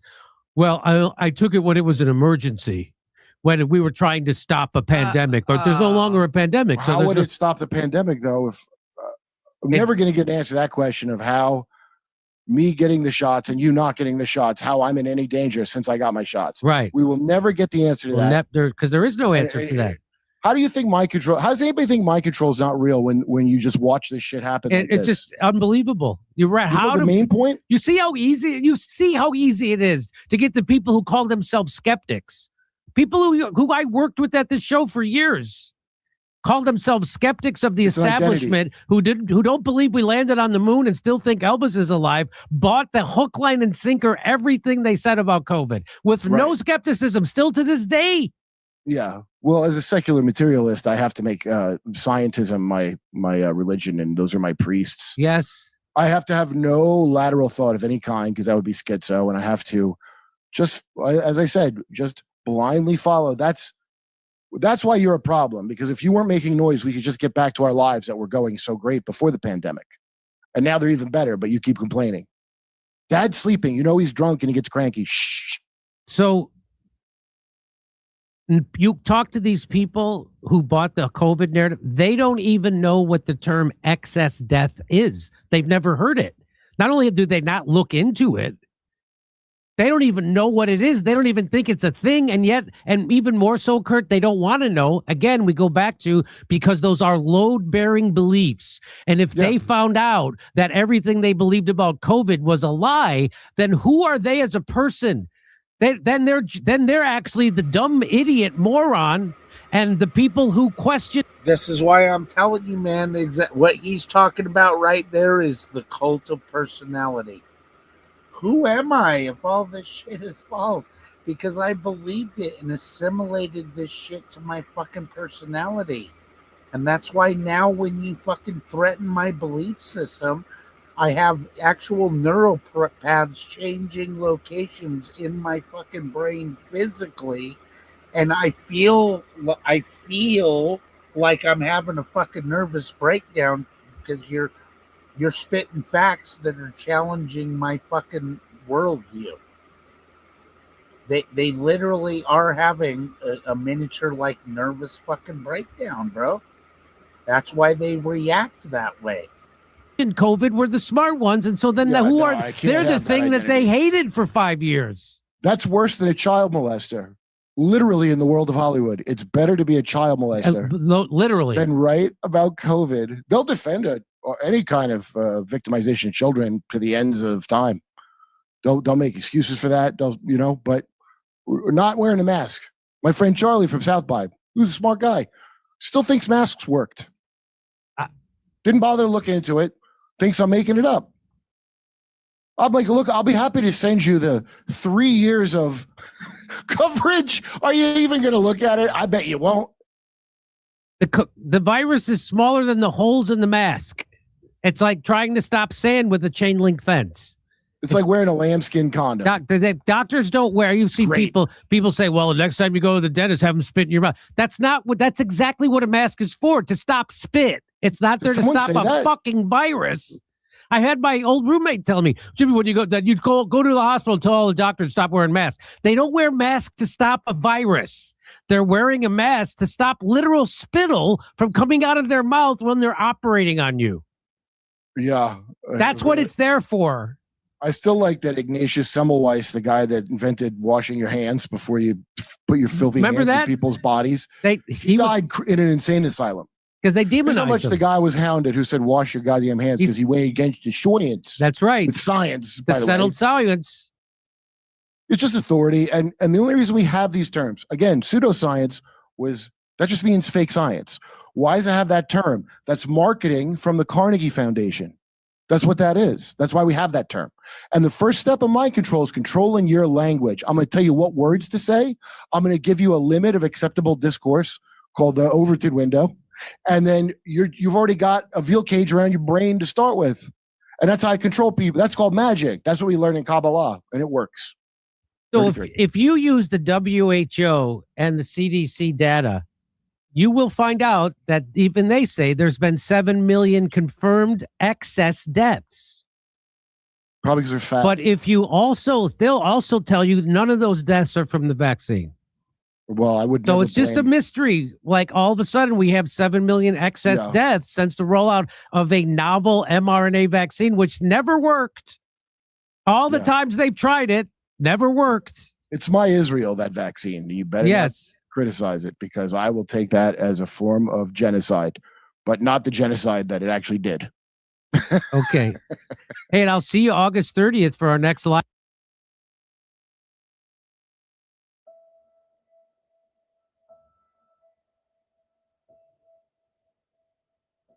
Now, you see, when your identity is defined by society, you cannot resist it. You don't have the knowledge, you don't have the wisdom, you don't have the resources to understand that something's being put over on you. You cannot but help believe the definition of you as a free agent. But you believe yourself to be a free agent as a result of not being free. That is to say, of being hopelessly unable to resist society's identification of you. There's a reason education sucks, and it's the same reason that it will never, ever, ever be fixed. It's never going to get any better. Don't look for it. Be happy with what you got. Because the owners of this country don't want that. I'm talking about the real owners now. The real owners, the big wealthy business interests that control things and make all the important decisions. Forget the politicians. The politicians are put there to give you the idea that you have freedom of choice. You don't. You have no choice. You have owners. They own you. They own everything. They own all the important land. They own and control the corporations. They've long since bought and paid for the Senate, the Congress, the state houses, the city halls. They got the judges in their back pockets. And they own all the big media companies, so they control just about all of the news and information you get to hear. They got you by the balls. They spend billions of dollars every year lobbying to get what they want. Well, we know what they want. They want more for themselves and less for everybody else. But I'll tell you what they don't want. They don't want a population of citizens capable of critical thinking. They don't want well-informed, well-educated people capable of critical thinking. They're not interested in that. That doesn't help them. That's against their interest. That's right. They don't want people who are smart enough to sit around the kitchen table to figure out how badly they're getting fucked by a system that threw them overboard 30 fucking years ago. They don't want that. You know what they want? They want obedient workers. Obedient workers. People who are just smart enough to run the machines and do the paperwork and just dumb enough to passively accept all these increasingly shittier jobs with the lower pay, the longer hours, the reduced benefits, the end of overtime, and the vanishing pension that disappears the minute you go to collect it. And now they're coming for your Social Security money. They want your fucking retirement money. They want it back so they can give it to their criminal friends on Wall Street. And you know something? They'll get it. They'll get it all from you sooner or later because they own this fucking place. It's a big club, and you ain't in it. You and I are not in the big club. By the way, it's the same big club they used to beat you over the head with all day long when they tell you what to believe. All day long, beating you over the head in their media, telling you what to believe, what to think, and what to buy. The table is tilted, folks. The game is rigged, and nobody seems to notice. Nobody seems to care. Good, honest, hardworking people, white collar, blue collar, doesn't matter what color shirt you have on. Good, honest, hardworking people continue. These are people of modest means. Continue to elect these rich cocksuckers who don't give a fuck about them. They don't give a fuck about you. They don't give a fuck about you. They don't care about you at all, at all, at all. Yeah. You know? And nobody seems to notice. Nobody seems to care. That's what the owners count on. The fact that Americans will probably remain willfully ignorant of the big red, white, and blue dick that's being jammed up their assholes every day.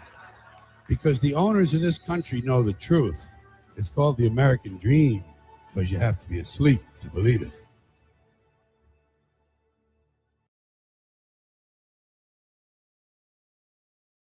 Tim Matthews, how could you say Carlin sucks, man?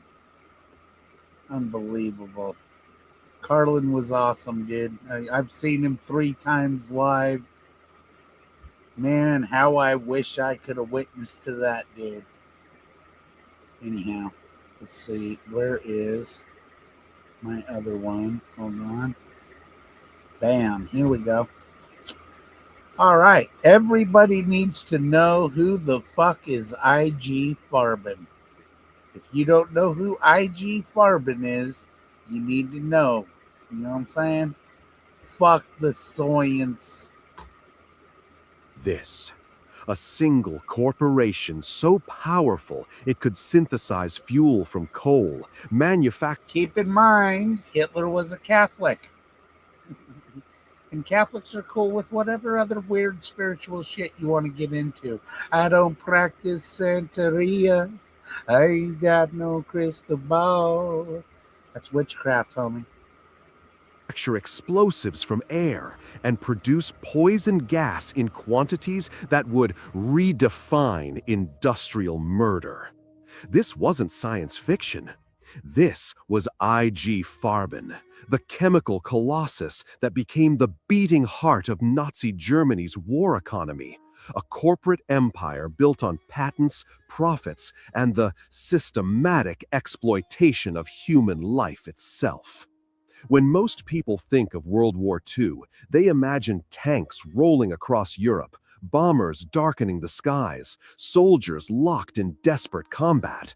But behind every bullet fired, every plane that took flight, every mile conquered by the Wehrmacht, there stood an invisible army of chemists, engineers, and executives who transformed molecules into money and human suffering into quarterly earnings. At the center of this industrial nightmare was a company whose name has been carefully scrubbed from popular memory, yet whose legacy courses through the veins of modern pharmaceutical and chemical giants you interact with every single day.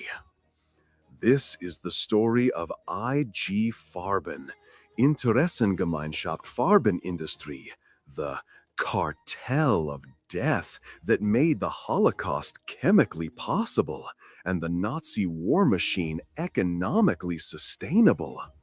a corporation so intertwined with the Third Reich that prosecutors at Nuremberg would call it Hitler's quartermaster.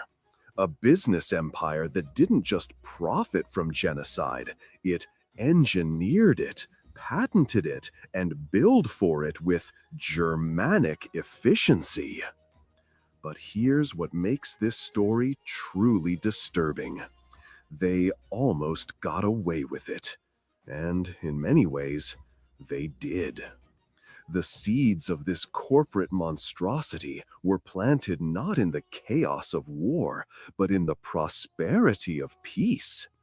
In 1925, 6 of Germany's largest chemical companies, BASF, Bayer, Hoist, Agfa, Chemische Fabrik Griesheim Elektron, and Chemische...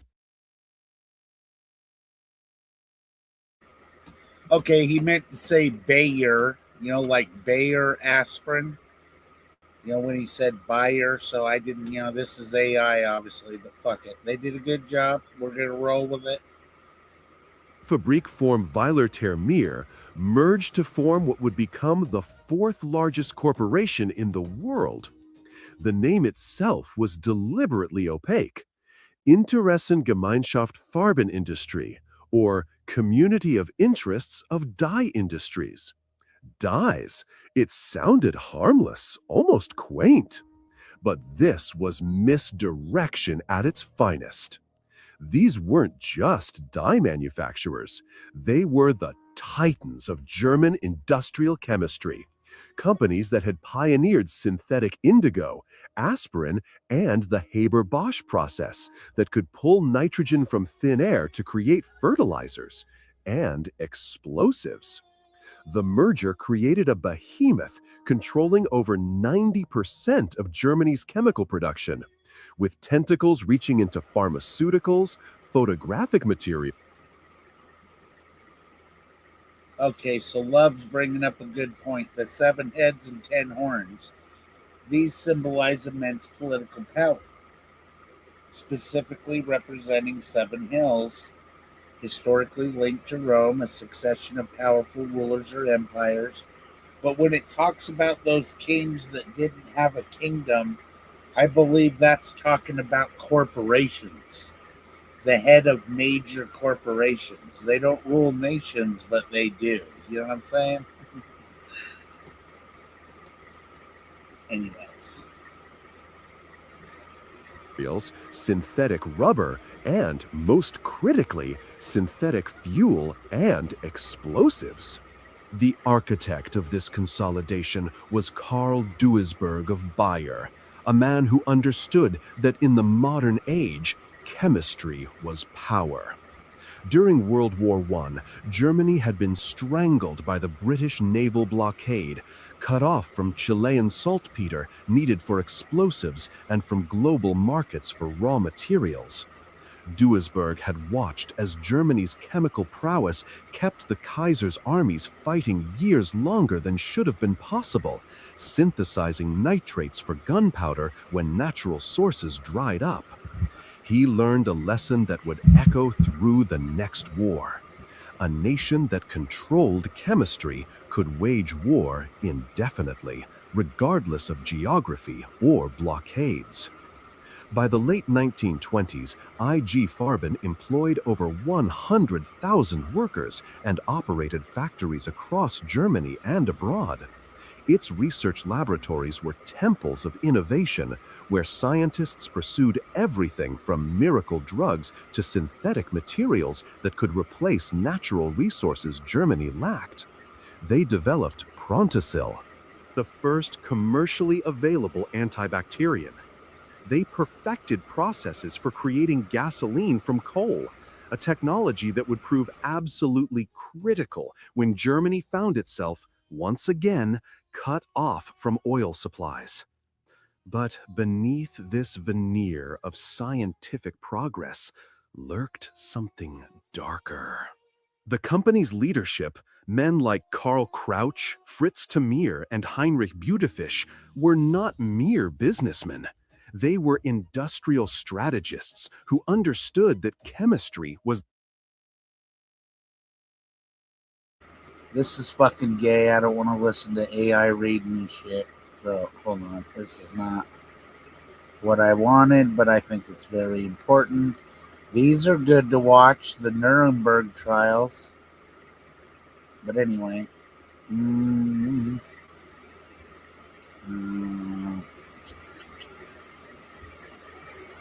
This one might be decent. Let's check it out.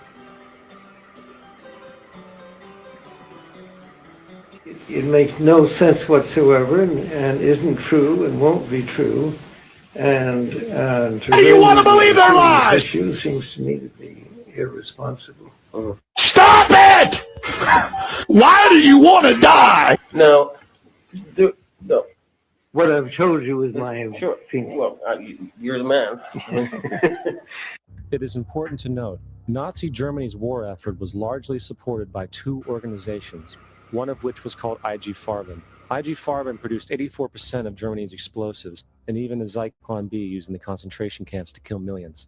One of the unspoken partners of IG Farben was J.D. Rockefeller's Standard Oil Company in America. In fact, the German Air Force could not operate without a special additive patented by Rockefeller's Standard Oil. The drastic bombing of London by Nazi Germany, for example, was made possible by a $20 million sale of fuel to IG Farben by the Rockefeller Standard Oil Company. This is just one small point on the topic of how American business funded both sides of World War II. One other treasonous organization worth mentioning is the Union Banking Corporation of New York City. Not only did it finance numerous aspects of Hitler's rise to power, along with actual materials during the war, it was also... What the fuck, Illuminati? What are you talking about? Why has Hitler been so vilified? Slaughtering 11 million people would be a good start. I mean, it's days like this that I think you're fucking bipolar, dude. What the hell? Next, they'll say Hitler was evil. Is this fucking Illuminati or is this someone else that's using the name Illuminati? Because this, what the fuck? This does not seem like Illuminati land. I'm getting suspicious because, your questions are fucking insane. What do you mean, why was Hitler so vilified? The idea that, they're superhuman, certain people don't deserve to even live, that's very fucking anti-Christian, bro. Also a Nazi money laundering bank, which was eventually exposed for having millions of dollars of Nazi money in its vaults. The Union Banking Corporation of New York was eventually seized for violations of the Trading with the Enemy Act. Guess who the director and vice president of the Union Bank was? Prescott Bush, our current president's grandfather, and of course our former president's father. Keep that in mind when considering the moral and political dispositions of the Bush family. You're the man. The media and banking monopolists now have the power to make or break political leaders around the globe. Why haven't the networks made a TV movie of the week about how the Bush family made their family fortune? The movie could be called The Awful Truth, starring George W.'s great-grandfather, Samuel P. Bush, whose Buckeye Steel Castings Company supplies parts for Edward Harriman's railroads, who in turn provides rail shipments for John D. Rockefeller Standard Oil, who in turn gets monopoly financing from the Rothschilds. The movie could be made into a TV series starring Samuel's son, Prescott Bush, as the managing director of a Nazi steel manufacturing plant in Poland called Silesian Consolidated Steel. In episode 1, Prescott Bush forwards American financing to his German partner Fritz Thyssen through the Union Banking Corporation in New York. Fritz Thyssen arranges a contract with Nazi Germany's IG Farben Company for free Jewish slave labor in Bush's steel manufacturing plant at the Auschwitz concentration camp.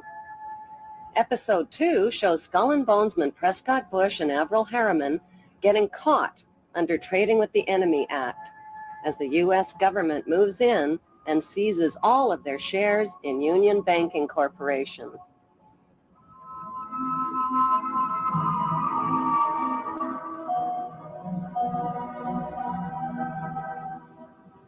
In episode 3, Prescott's son, the first George Bush, is director of the CIA. George puts drug king Manuel Noriega on the CIA payroll, allowing thousands of tons of cocaine to hit the streets of America via the Panama Canal. In episode... And just so you know, this is how they get all their black ops money. All the money made off the books, baby, to fund whatever fucking little fucking, country we want to overthrow or whatever. It's all off the books, man. 4, George's son, the second George Bush, becomes partners with Osama bin Laden's older brother, Salem bin Laden, in a Texas oil company called Arbusto Energy. Episode 5 introduces George W.'s shady younger brother, Neil Bush, ripping off the elderly in the Silverado savings and loan scandal that cost U.S. taxpayers $1.3 billion. In episode 6, the Florida election is fixed by George W.'s older brother, Jeb Bush, who puts brother George into the top job at the White House, which brings us back to Auschwitz and the concluding episode with George W. Bush visiting the slave labor camp where his grandfather helped build the Bush family fortune on free Jewish slave labor.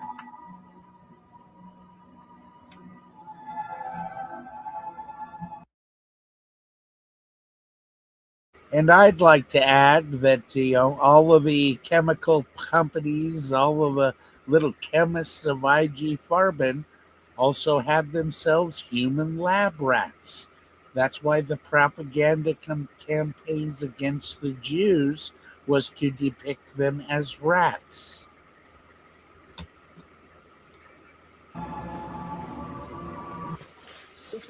Sites are a sobering reminder of the power of evil and the need for people to resist evil.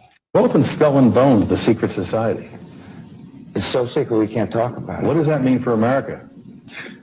The conspiracy theorists are going to go I'm on. sure they are. I don't know. I haven't seen the website. Number 322?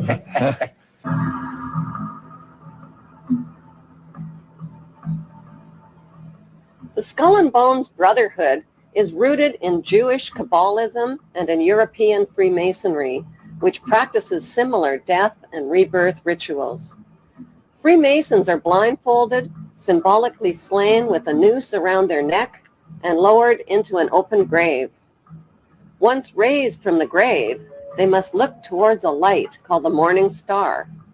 The Latin translation for morning star is Lucifer. The phoenix bird and double-headed eagle are important symbols in Freemasonry. So once again, the theme of humanism is you can be like God. Now, we all know, Bible believers, that the bright morning star is Jesus Christ. That's why I have a problem with all of the modern Bible versions calling Lucifer the morning star. But in the Latin, that's what it means. In the Latin, morning star means Lucifer. So in the Latin, Lucifer is God. That's suspicious. In Egyptian mythology, the phoenix bird is a god who rose to heaven in the form of a star like Lucifer after his fire immolation of death and rebirth. Death and rebirth themes in satanic witchcraft are marketed to youth in movies like Harry Potter and Lord of the Rings.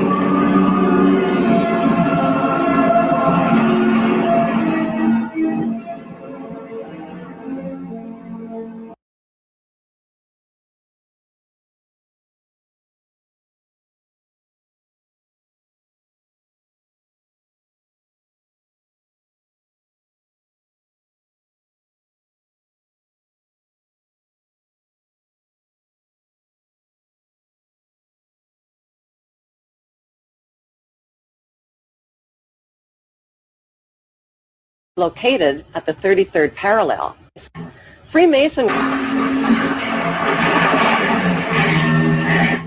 Freemasonry has a pyramid structure. The highest level is a 33rd degree Mason. Solomon's Temple in Israel was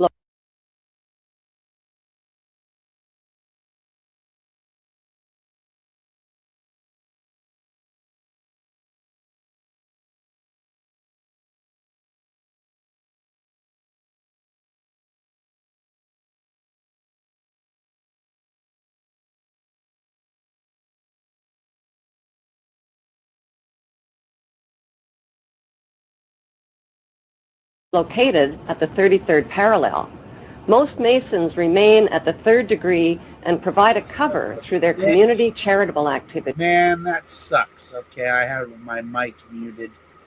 But anyways, you go back. Illuminati in 1834. Mazzini was a member of the Italian Carbonari and created the Mafia's blood rituals and secret. Go back to here. Freemasonry has a pyramid structure. The highest level is a 33rd degree Mason. Solomon's Temple in Israel was located at the 33rd parallel. Okay, what I was trying to say when my mic was fucking muted, because I'm part retarded, was that, it's important to know what other people believe. And all of these people that are in government positions are all in this fucking Freemason club. Like most of the cops, the judges, all of them are fucking Freemasons, dude.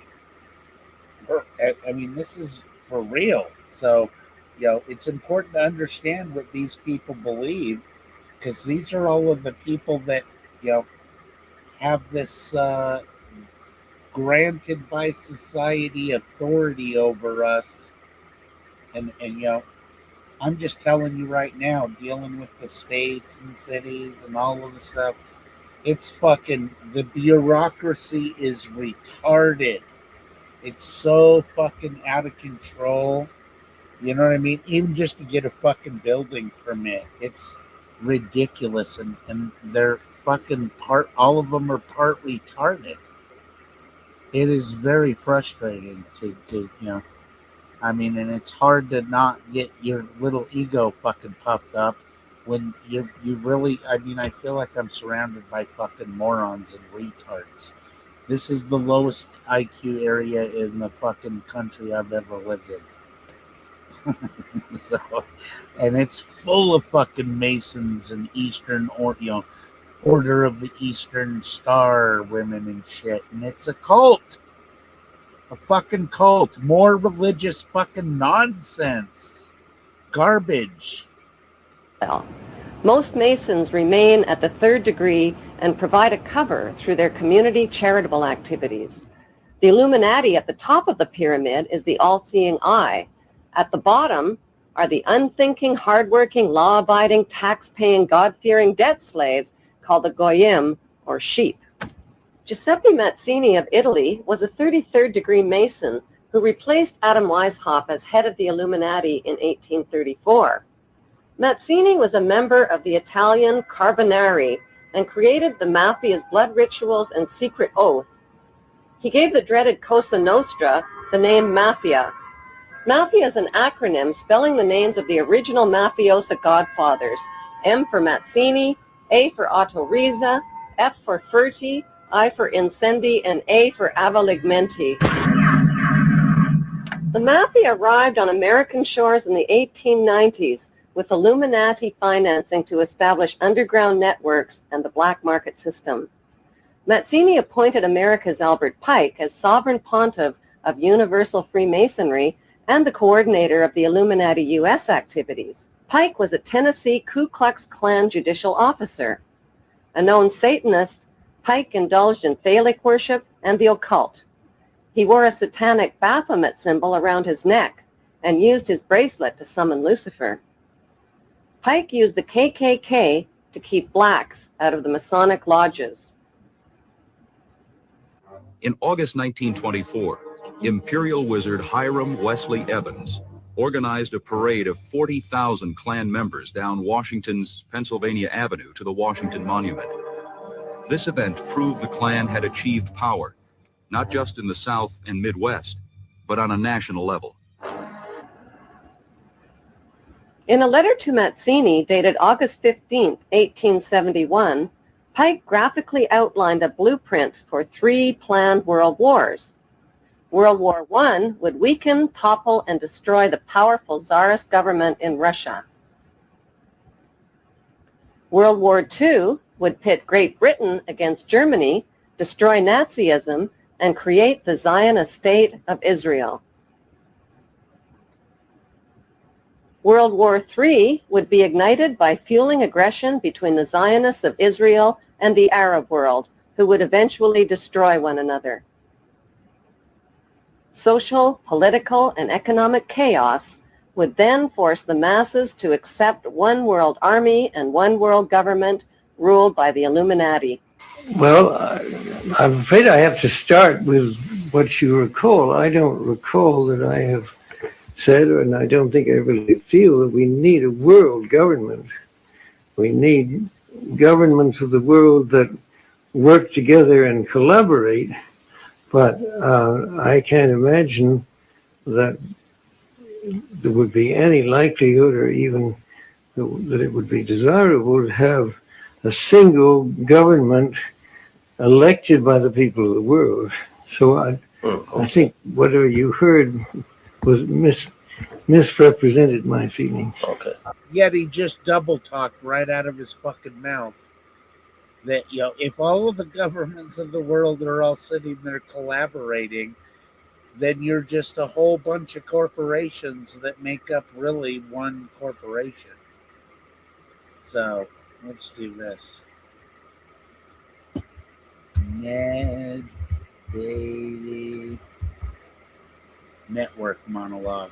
I played this a few times and never got a strike, so I'm going to roll with it. I'm a pastor, and years ago I felt like I'm God a said, pastor. go after You need to finances start the way you charging went after people healing, money which we were to going after healing. share the word in of their God. councils. This is good shit right here, dude.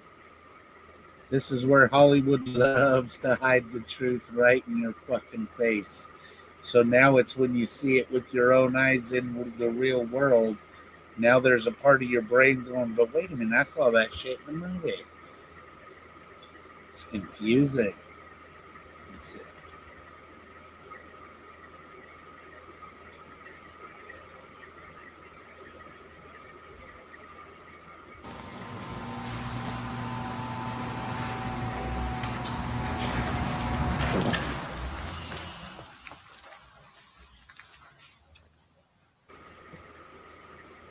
Let me give you a little backdrop to the movie real quick.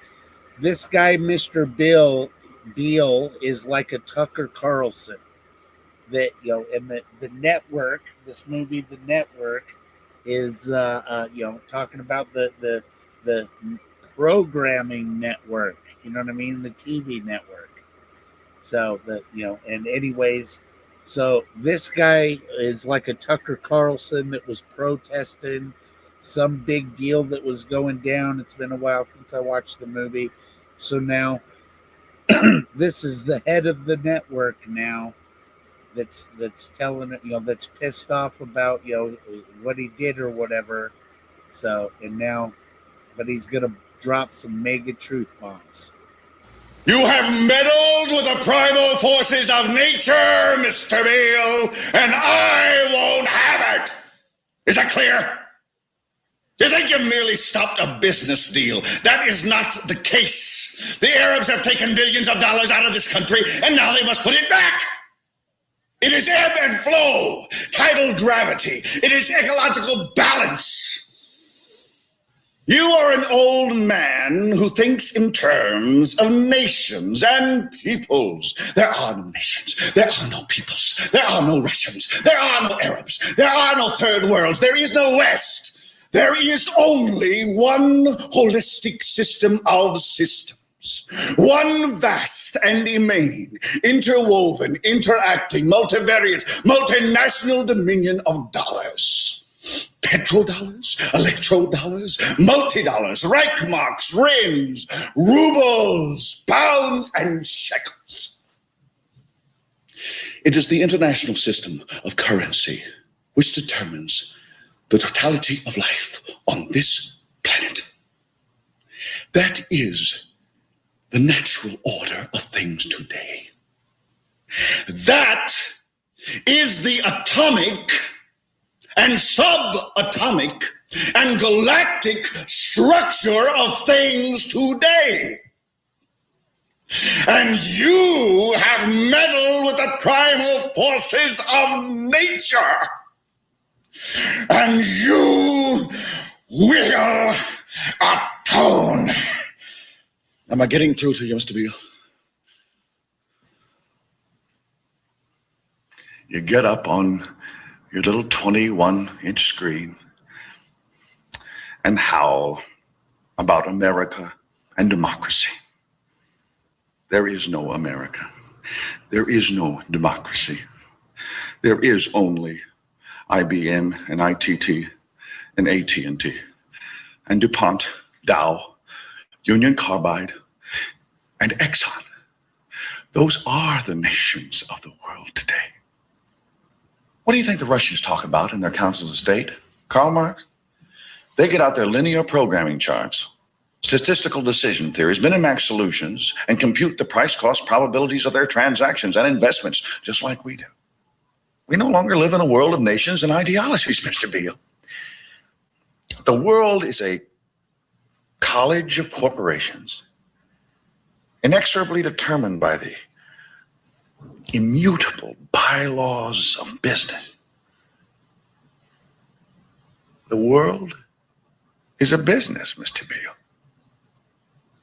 It has been since man crawled out of the slime. And our children... It has been since man crawled out of the slime. Antichrist right there. You know what I'm saying? Will live, Mr. Beale, to see that perfect world in which there's no war or famine, oppression, safety, or brutality. peace and safety. One vast and ecumenical holding company. Ecumenical? All men Whoa, did he say ecumenical? work to serve a common profit, in which all men will hold a share of stock, all necessities provided, all anxieties tranquilized, all boredom amused. Are you not entertained? And I have chosen you, Mr. Beale, to preach this evangel. Why me? Because you're on television, dummy. 60 million people watch you every night of the week, Monday through Friday. I have seen the face of God. You just might be right, Mr. Beale. You just might be right, Mr. Bill, says the head of the network. So anyways, yes, sir. Had to share that one because that's, that is the reality, dude. And I'm just, it is my, firm opinion that the head, the mother company of all of the companies and corporations is the Whore of Babylon. The Catholic Church could stroke a fucking check today and end world hunger. But they don't, because they're wonderful Christians. You know what I'm saying? Because that's, the woman that put in the two mites in the Bible. Where is that? Hold on. KJV, the woman that put in two mites. Mark 12. Boom. Mark 12. Bada bing. And he began to speak unto them by parables. A certain man planted a vineyard. Let me get to the. I don't want to read all that. Hold on. There's the lady.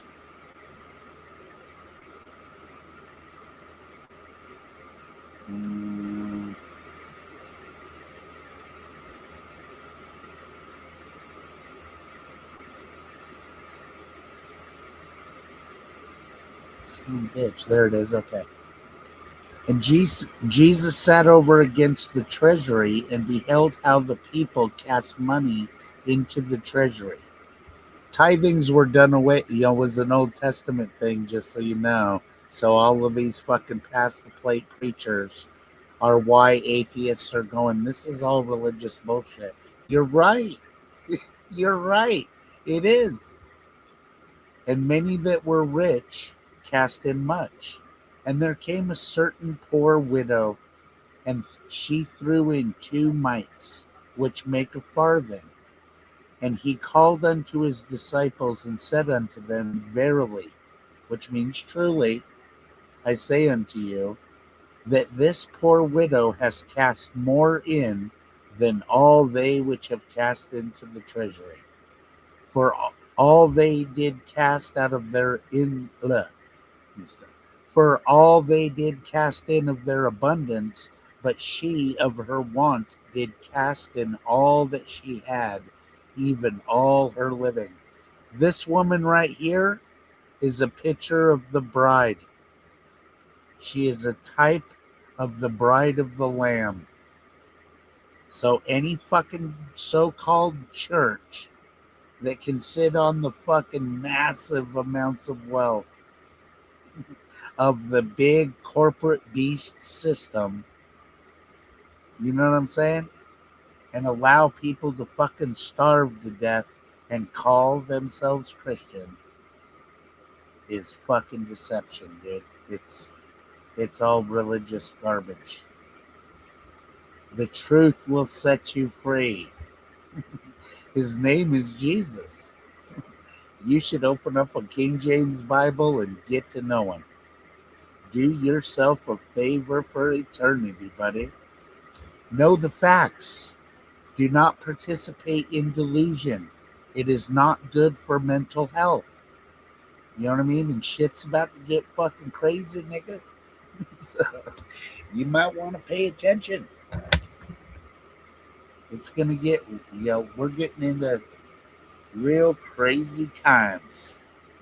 Strange days, as they say. So, you know what I mean? I would not encourage delusion in any way. I think it is bad for mental health. It doesn't help your brain function properly. You know what I mean? And at this point in the genetic ball game, we need all the help we can get. Our genetics at this point in time are so corrupt.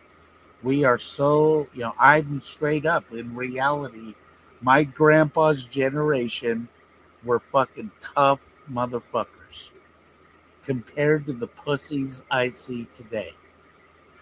You know what I mean? My grandpa's generation was the World War II generation.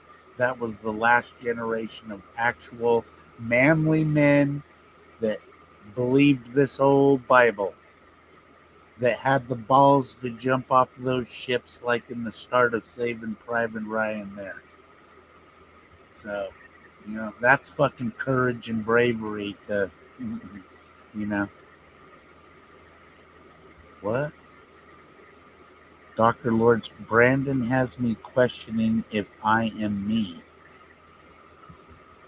Well, I'm sorry, dude. Some of your comments do not seem like you. That's why I'm wondering if somebody else has used your name to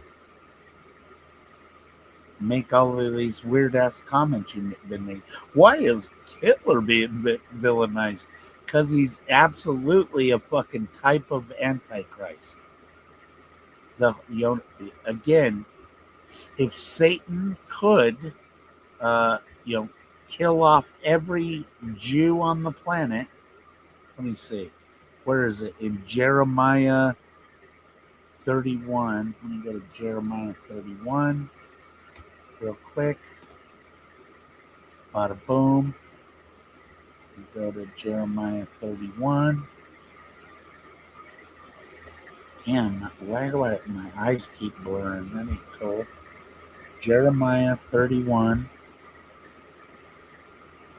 It's because now that I'm fucking getting old, it's like my brow line has gotten, more poked out, and now it's formed this perfect fucking channel so that sweat drips directly into my fucking eye and burns like a son of a bitch.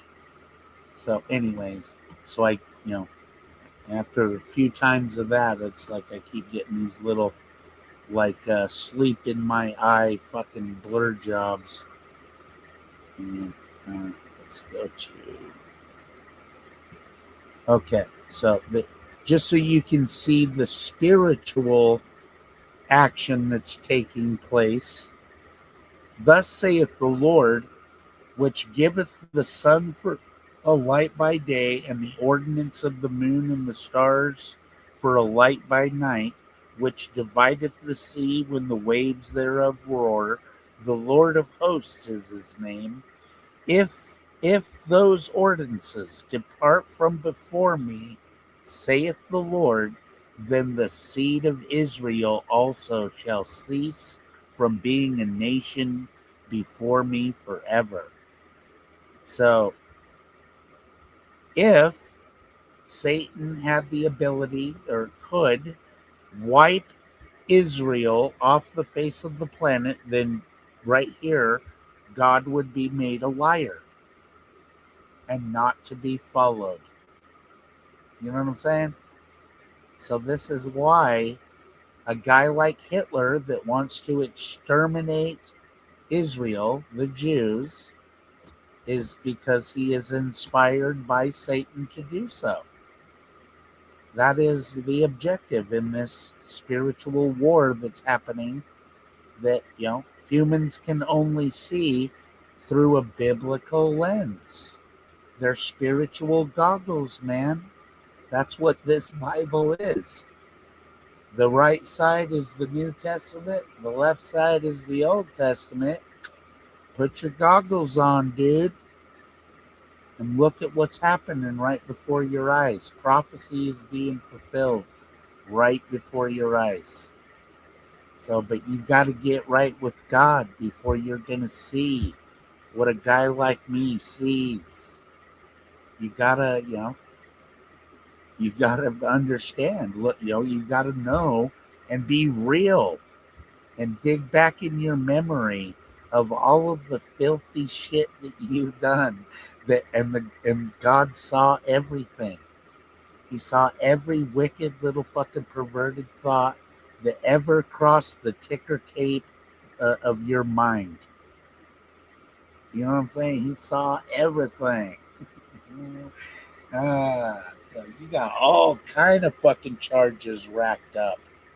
You absolutely have earned your wages, and the wages of sin is death. But the gift of God is eternal life through Jesus Christ our Lord. Please pay attention, people. Don't get fucking brainwashed. You know what I mean? I wish I could say develop a love for the truth, but I mean, if you gotta love the truth. You gotta see the importance of truth just to even protect your own mental health in these crazy times. You know what I mean? Just fucking talking heads everywhere, man. And people stating things that are fucking completely untrue as though they're fact. They're not. That's the problem here. Hold on. Get back to that.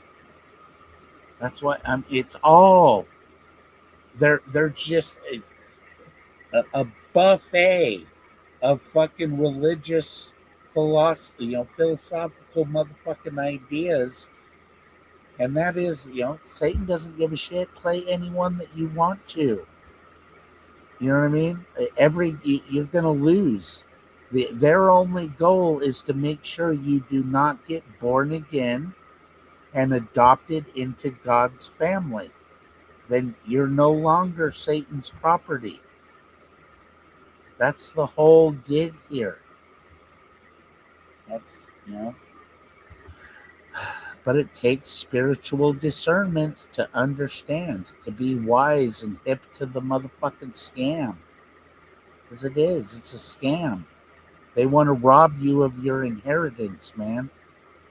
They don't want you to inherit the kingdom of God. They don't want you to, be married to the heir. You know what I'm saying? And be co-owner of the entire fucking universe. Wealth beyond understanding. You know what I'm saying? All of us. The whole body of Christ. So, join the family. You know what I mean? Realize, be honest with yourself. Get in reflection. Get rid of the whole idea that you're a good person. You're not. You're a fucking scumbag just like the rest of us. Don't kid yourself. So, be honest with yourself. Look at how sinful you are. When you examine, the laws of God, the moral law here, you're going to look and see in that holy mirror, you are just absolutely a total fucking devil that deserves to go to hell. But God has said, just come to me and apologize with a sincere apology. Do not come to me with some bullshit, with a fake ass apology. He absolutely sees right through you, so don't try to play games. You will not receive that gift of the new birth. That's why you better be real. You gotta have as the Bible says, a broken, contrite heart, full of sorrow and grief for the sins that you've committed against such a wonderful person. You should totally be ashamed.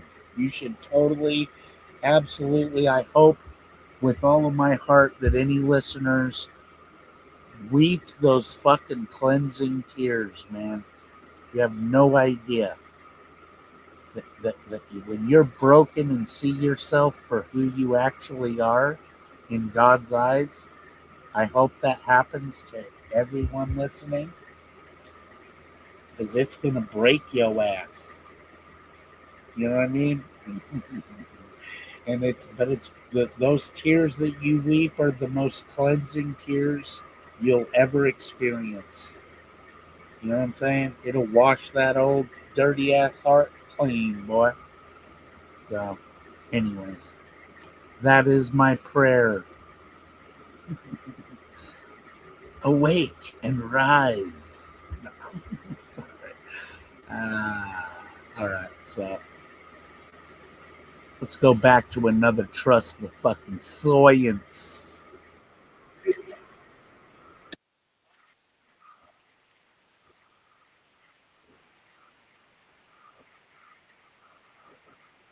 Response.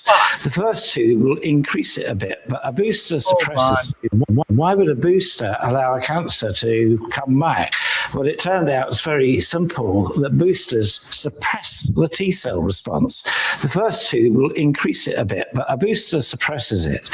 And that's exactly what we found. But then a group from Madrid published a wonderful paper saying T cell exhaustion after third COVID vaccine in cancer patients with an incredible data. It showed it very, very clearly. And so therefore, any cancer suppressed and controlled by the immune system, you suspect might pop up after the booster. So I want to remind people how we got the mRNA vaccine. It was never tested successfully. And the vaccine, they never had a successful coronavirus vaccine. But they really, really wanted to push this mRNA vaccine. And this is from the Milken Institute with Dr. Fauci. And he's telling you how they're going to have to scare the hell out of people and make them more afraid of a coronavirus than they should be, so then they can institute the rollout of mRNA shots. I don't even call them vaccines, but let's listen. It's very short. Why don't we blow the system up? I mean, obviously, we can't just turn off the spigot on the system we have and then say, hey, everyone in the world should get this new vaccine we haven't given to anyone yet. But there must be some way that we grow vaccines mostly in eggs, the way we did in 1947. You know why? Because we've been proven that works, and it's less toxic than an MR. So he'd say, why can't we just force this? You heard him. Why do we just force this on everybody? How do we got to get off the old vaccines that everybody's used to taking in their flu shot? We got to get something new on them. And here's what Fauci says. In order to make the transition from getting out of the tried and true egg growing, which we know gives us results that can be, beneficial. I mean, we've done well with that, to something that has to be much better. You have to prove that this works. And then you've got to go through all of the clinical trials, phase 1s, phase 2s, phase 3, and then show that this particular product is going to be good over a period of years. Of course, they didn't do that with the mRNA vaccine. It was rushed through. It's called warp speed. Is there a better way to bring a medicine to market than at warp speed? And so, of course, they didn't do any of that. Like he said, what did they do instead? That alone, if it works perfectly, is going to take a decade. Okay, so it didn't. They did it in 3 months.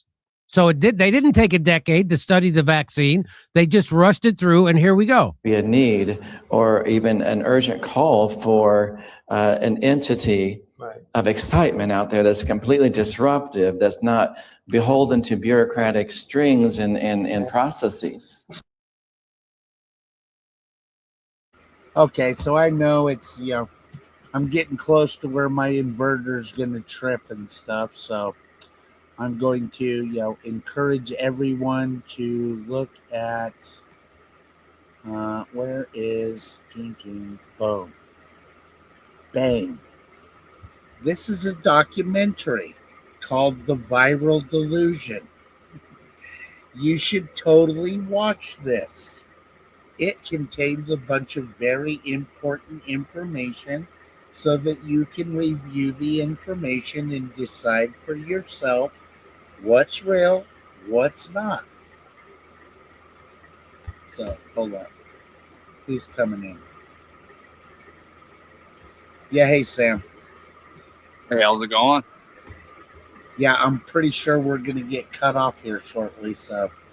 Well, what kind of inverter are you running? It's a Ames. What are you running for? Are you running solar and a battery bank and then an inverter? Yeah. Okay. Yeah, no, I'm getting ready to buy a new battery bank, and this time I'm going to use Edison batteries. You familiar with those? Yeah, one of my favorite engineers in the world worked with them, and he committed suicide, unfortunately. His name was Robert Murray Smith. Oh, he committed suicide? You know him? I know Robert Murray Smith, yeah. He fucking killed himself like English dude. That sucks. Yeah, he killed himself like 4 fucking years ago because his wife died and he couldn't deal with it, and the guy committed suicide. He's my favorite fucking engineer on planet Earth. I watched a lot of his videos and shit, dude. Yeah, dude, that sucks. Oh my god, yeah, dude, it does suck. It sucks to have a person like that leave, and I took a lot from him, and I took a lot from his work, and he'd explore a patent. People like that just share information.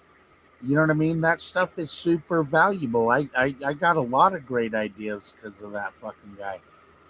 Dude, I built out so many test beds just due to like little tests. He'd be like, well, this was a patent from whatever, and it was by whoever, and this is a patent. So I'd actually build out my own test bed for that patent. And then next thing you know, I'd be like, no, they patented this thing wrong.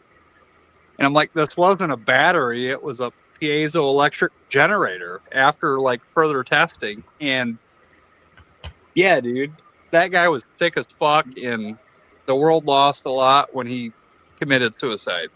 That's a bummer. But anyways, well, let me let this run for a minute because they jump right into the fucking the meat and potatoes on this particular. I'm just encouraging everybody to just take a look at this. These people put a lot of time into this to put this information together for people, and somebody's going to have to give me a motive as to why these highly professional people would risk their entire practice, all of their years of education, and their careers. Why would they sacrifice all of that to come out with this information? Like, give me a motive. Don't just sit there and discredit the fucking witness game. I took a trip to California, and on the West Coast airports in California, I saw people wearing masks, and I said, this has to be serious. I've never seen this before. And that's when I just started saying, okay, let's figure out what's going on. I'm going to start at the very beginning. I'm going to look at the papers that discovered the virus and, take it wherever it leads me. And I never expected to find that those papers didn't actually show any virus.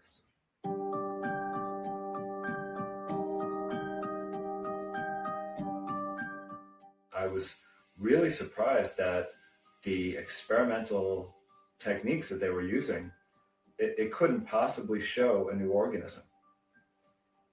It was totally the wrong experiment to do.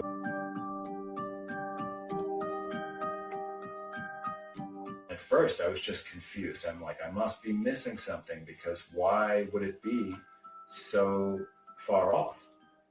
It was just shocking. And I had to really talk to other people and look at their work and look at the historical context before I could fully appreciate what was going on. With any virus, to show that it exists, you need to separate it entirely from any biological material.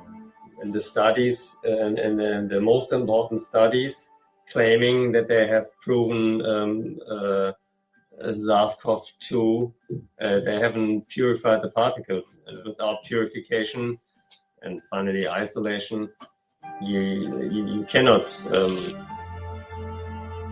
say that you have found a virus.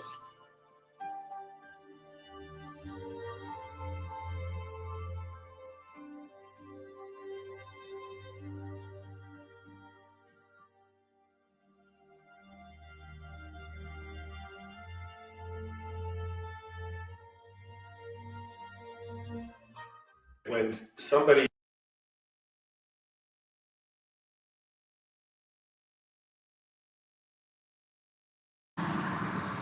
you knocked yourself out, but you're denying virus matters. Is that what I'm gathering from this?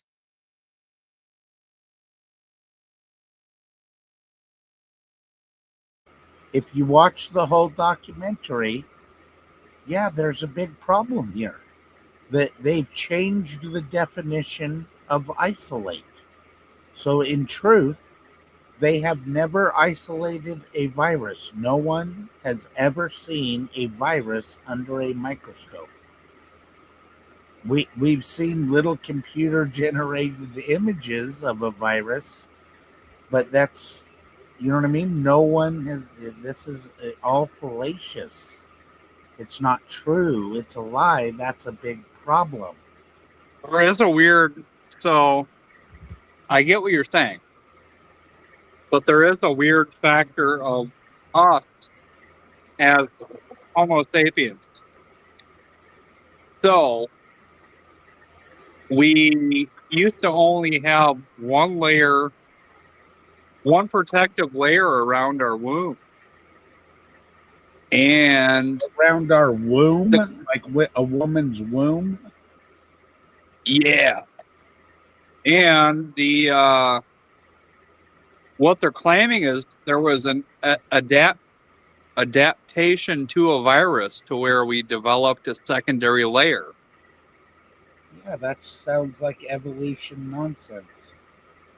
It does. Yeah. So that's why all I want to say is, take the time for your own sake.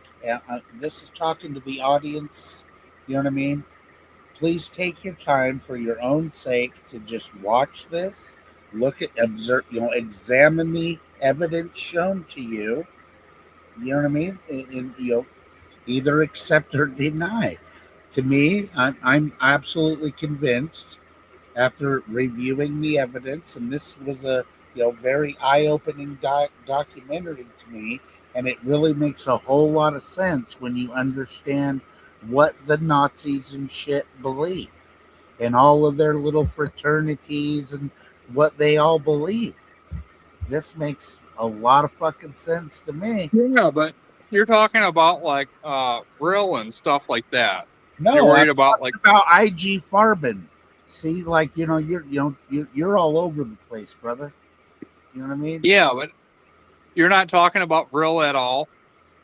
No, I'm not talking about Vril. I mean, Vril is a whole nother thing that proves that these motherfuckers are into devil worship. That's what Vril proves. You know what I mean? Being involved in witchcraft. The Bible makes it very clear. Witchcraft and shit is absolutely forbidden. God wouldn't forbid it if it wasn't an actual thing. So it actually is real. You know what I'm saying? So that's why I am. you're not to fuck with it, because it's Satan's religion, his ultimate religion, that he's going to amalgamate all of these fucking different religions into the one world religion. It's ultimately going to be witchcraft. I understand that, but I literally do think like the force of actual hellfire that was designed by God, like either there's God or there's multiple gods. I believe that there's one God, and the hellfire of God is the highest order of angels, and they are the beings of fire. They are the burning ones. Okay, where do you get this shit? It's in Isaiah. You just got to look at Isaiah and then I, Seraphim. If you could just do a Bible study search, Seraphim, and you'll get there. Bro, I've read the book of Isaiah several times. Just do a Bible study search for Seraphim. You'll get there. And they are the beings, they're the burning ones. The And seraphim they, on the Ark of the Covenant, there are two seraphim angels that make up the mercy seat. they guard the throne of God. They are the fire, they are the burning ones. And they But real quick, and I do you think that God needs anybody to guard or protect him?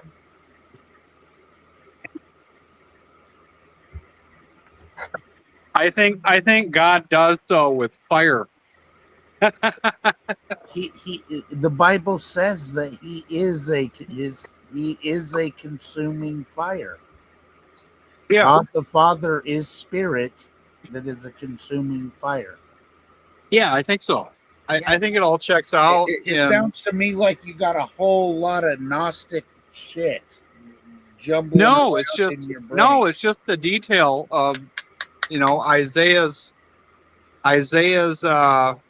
testimony of literally getting burnt by Isaiah's the seraphim. testimony. You mean Isaiah's prophecy? Isaiah's prophecy, he was burnt by the seraphim and they burned people. Yeah. Oh man. Hold on. Let me go here. Do the seraphim in the book of Isaiah burn people?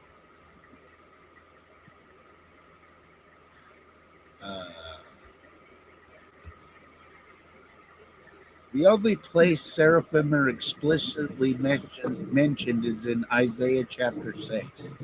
In Isaiah's vision, they are not shown burning people. Rather, one of the seraphims brings a burning coal from the altar to purify Isaiah. He touches his lips because he's a prophet of God.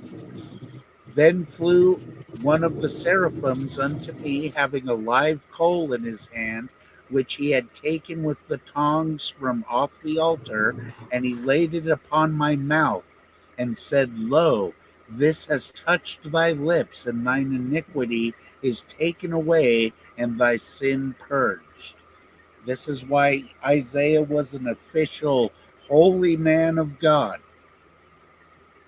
Because he got burnt by the freaking highest order of angels.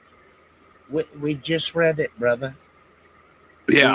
The angel took out a coal, a burning coal, and touched it to his lips, and it purified him of all sin.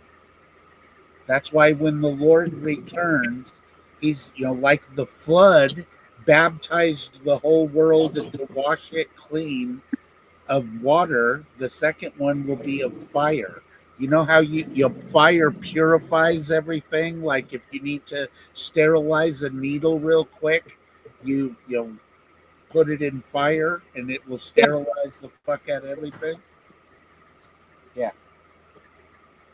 So that's what it's symbolic. None of the seraphim ever burned people. I assure you that Isaiah did not feel any pain when that coal touched his lips. It didn't sit there and sizzle like you just threw a patty on the fucking burner. You know what I mean? This is totally spiritual. That he's being purged of sin because Isaiah is considered a holy man of God. I think it gets a lot deeper than that, though. Like, I get that, and I think that's a good, what do they call that? The fancy word for it? Poppily something, blah, blah, blah. Something poppily. What? I don't fucking know, man. I don't Something fucking know poppily. what the fuck you're talking about. So, I don't even. I wasn't even sure if you were fucking speaking English right there. So whatever. But yes, no, that's But this is why it's clear. You've got to know the facts. All of us got to be little fucking detectives here, and we got to make sure we got the facts in order to No, get. if there are things guarding the throne of God that are fucking units of frickin', they're fucking basically fire breathing dragons that can fucking But I assure fuck you, people up. God doesn't need a bodyguard. You know what I'm saying? If you think that's their function, you're mistaken. Maybe that's just part of God, and maybe we're all just part of God down the line, and maybe he just surrounds himself with fucking fire breathing dragons, and that's his security force. And you're not fucking going in there and attacking God's throne or getting in there. You're gonna get fucking Well, I'll tell you what, right there, you might have a fucking little science fiction bestseller on your hands. You know what I mean? You could go write down your story, you know what I mean? And I'll bet you that it'll be a great fucking science fiction book.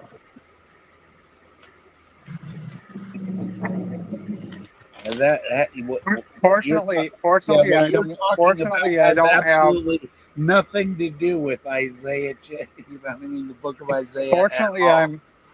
Fortunately, I'm simply curious, and I don't have an ego, and don't wish to write any books pertaining to what I think that Isaiah said or what Jesus said or anything like that. I don't have an ego like that. And Well, I mean, I'm just trying to really gently tell you that you fucking don't have a clue what you're talking about, dude. You know what I mean? I already know. Don't You believe don't have to shit tell that me. is not true. I already know, but why do you think that you have a clue what you're talking about? Because I That's know my what question. the Word of God actually says. That's the only reason I have a clue. Is Okay. because here's what it fucking says. That's it. It's not that I'm fucking super smart. You know what I mean? There's a difference between being highly intelligent and being wise. Being hip, Okay. being hip to the scam. You know what I'm saying? That's being wise. So it's time for people to wise up and realize we've been duped, we've been scammed. You know what I mean? Now we can stop being scammed here forward. That's all I'm trying to encourage of brothers and sisters of the earth. Fucking, man, let's stop buying bullshit. Let's start fact checking motherfuckers and let the facts and the truth lead the way. Yeah. If Jesus of Nazareth was telling the truth,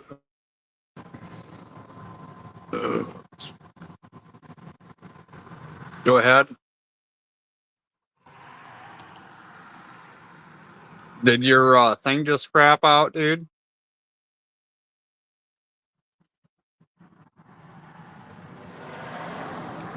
Hello?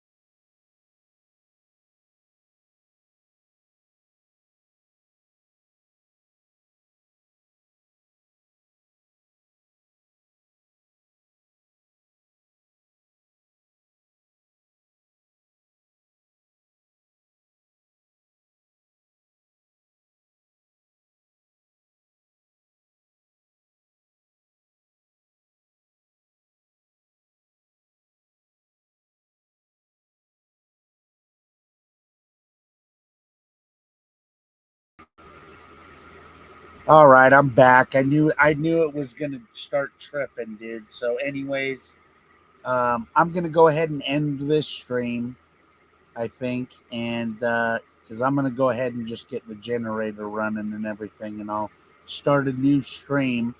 Hopefully, some atheists or somebody wants to come in, or you know what I mean. Let's have some intelligent conversation because fucking Sam's giving me an earache. Anyhow, I'll be right back.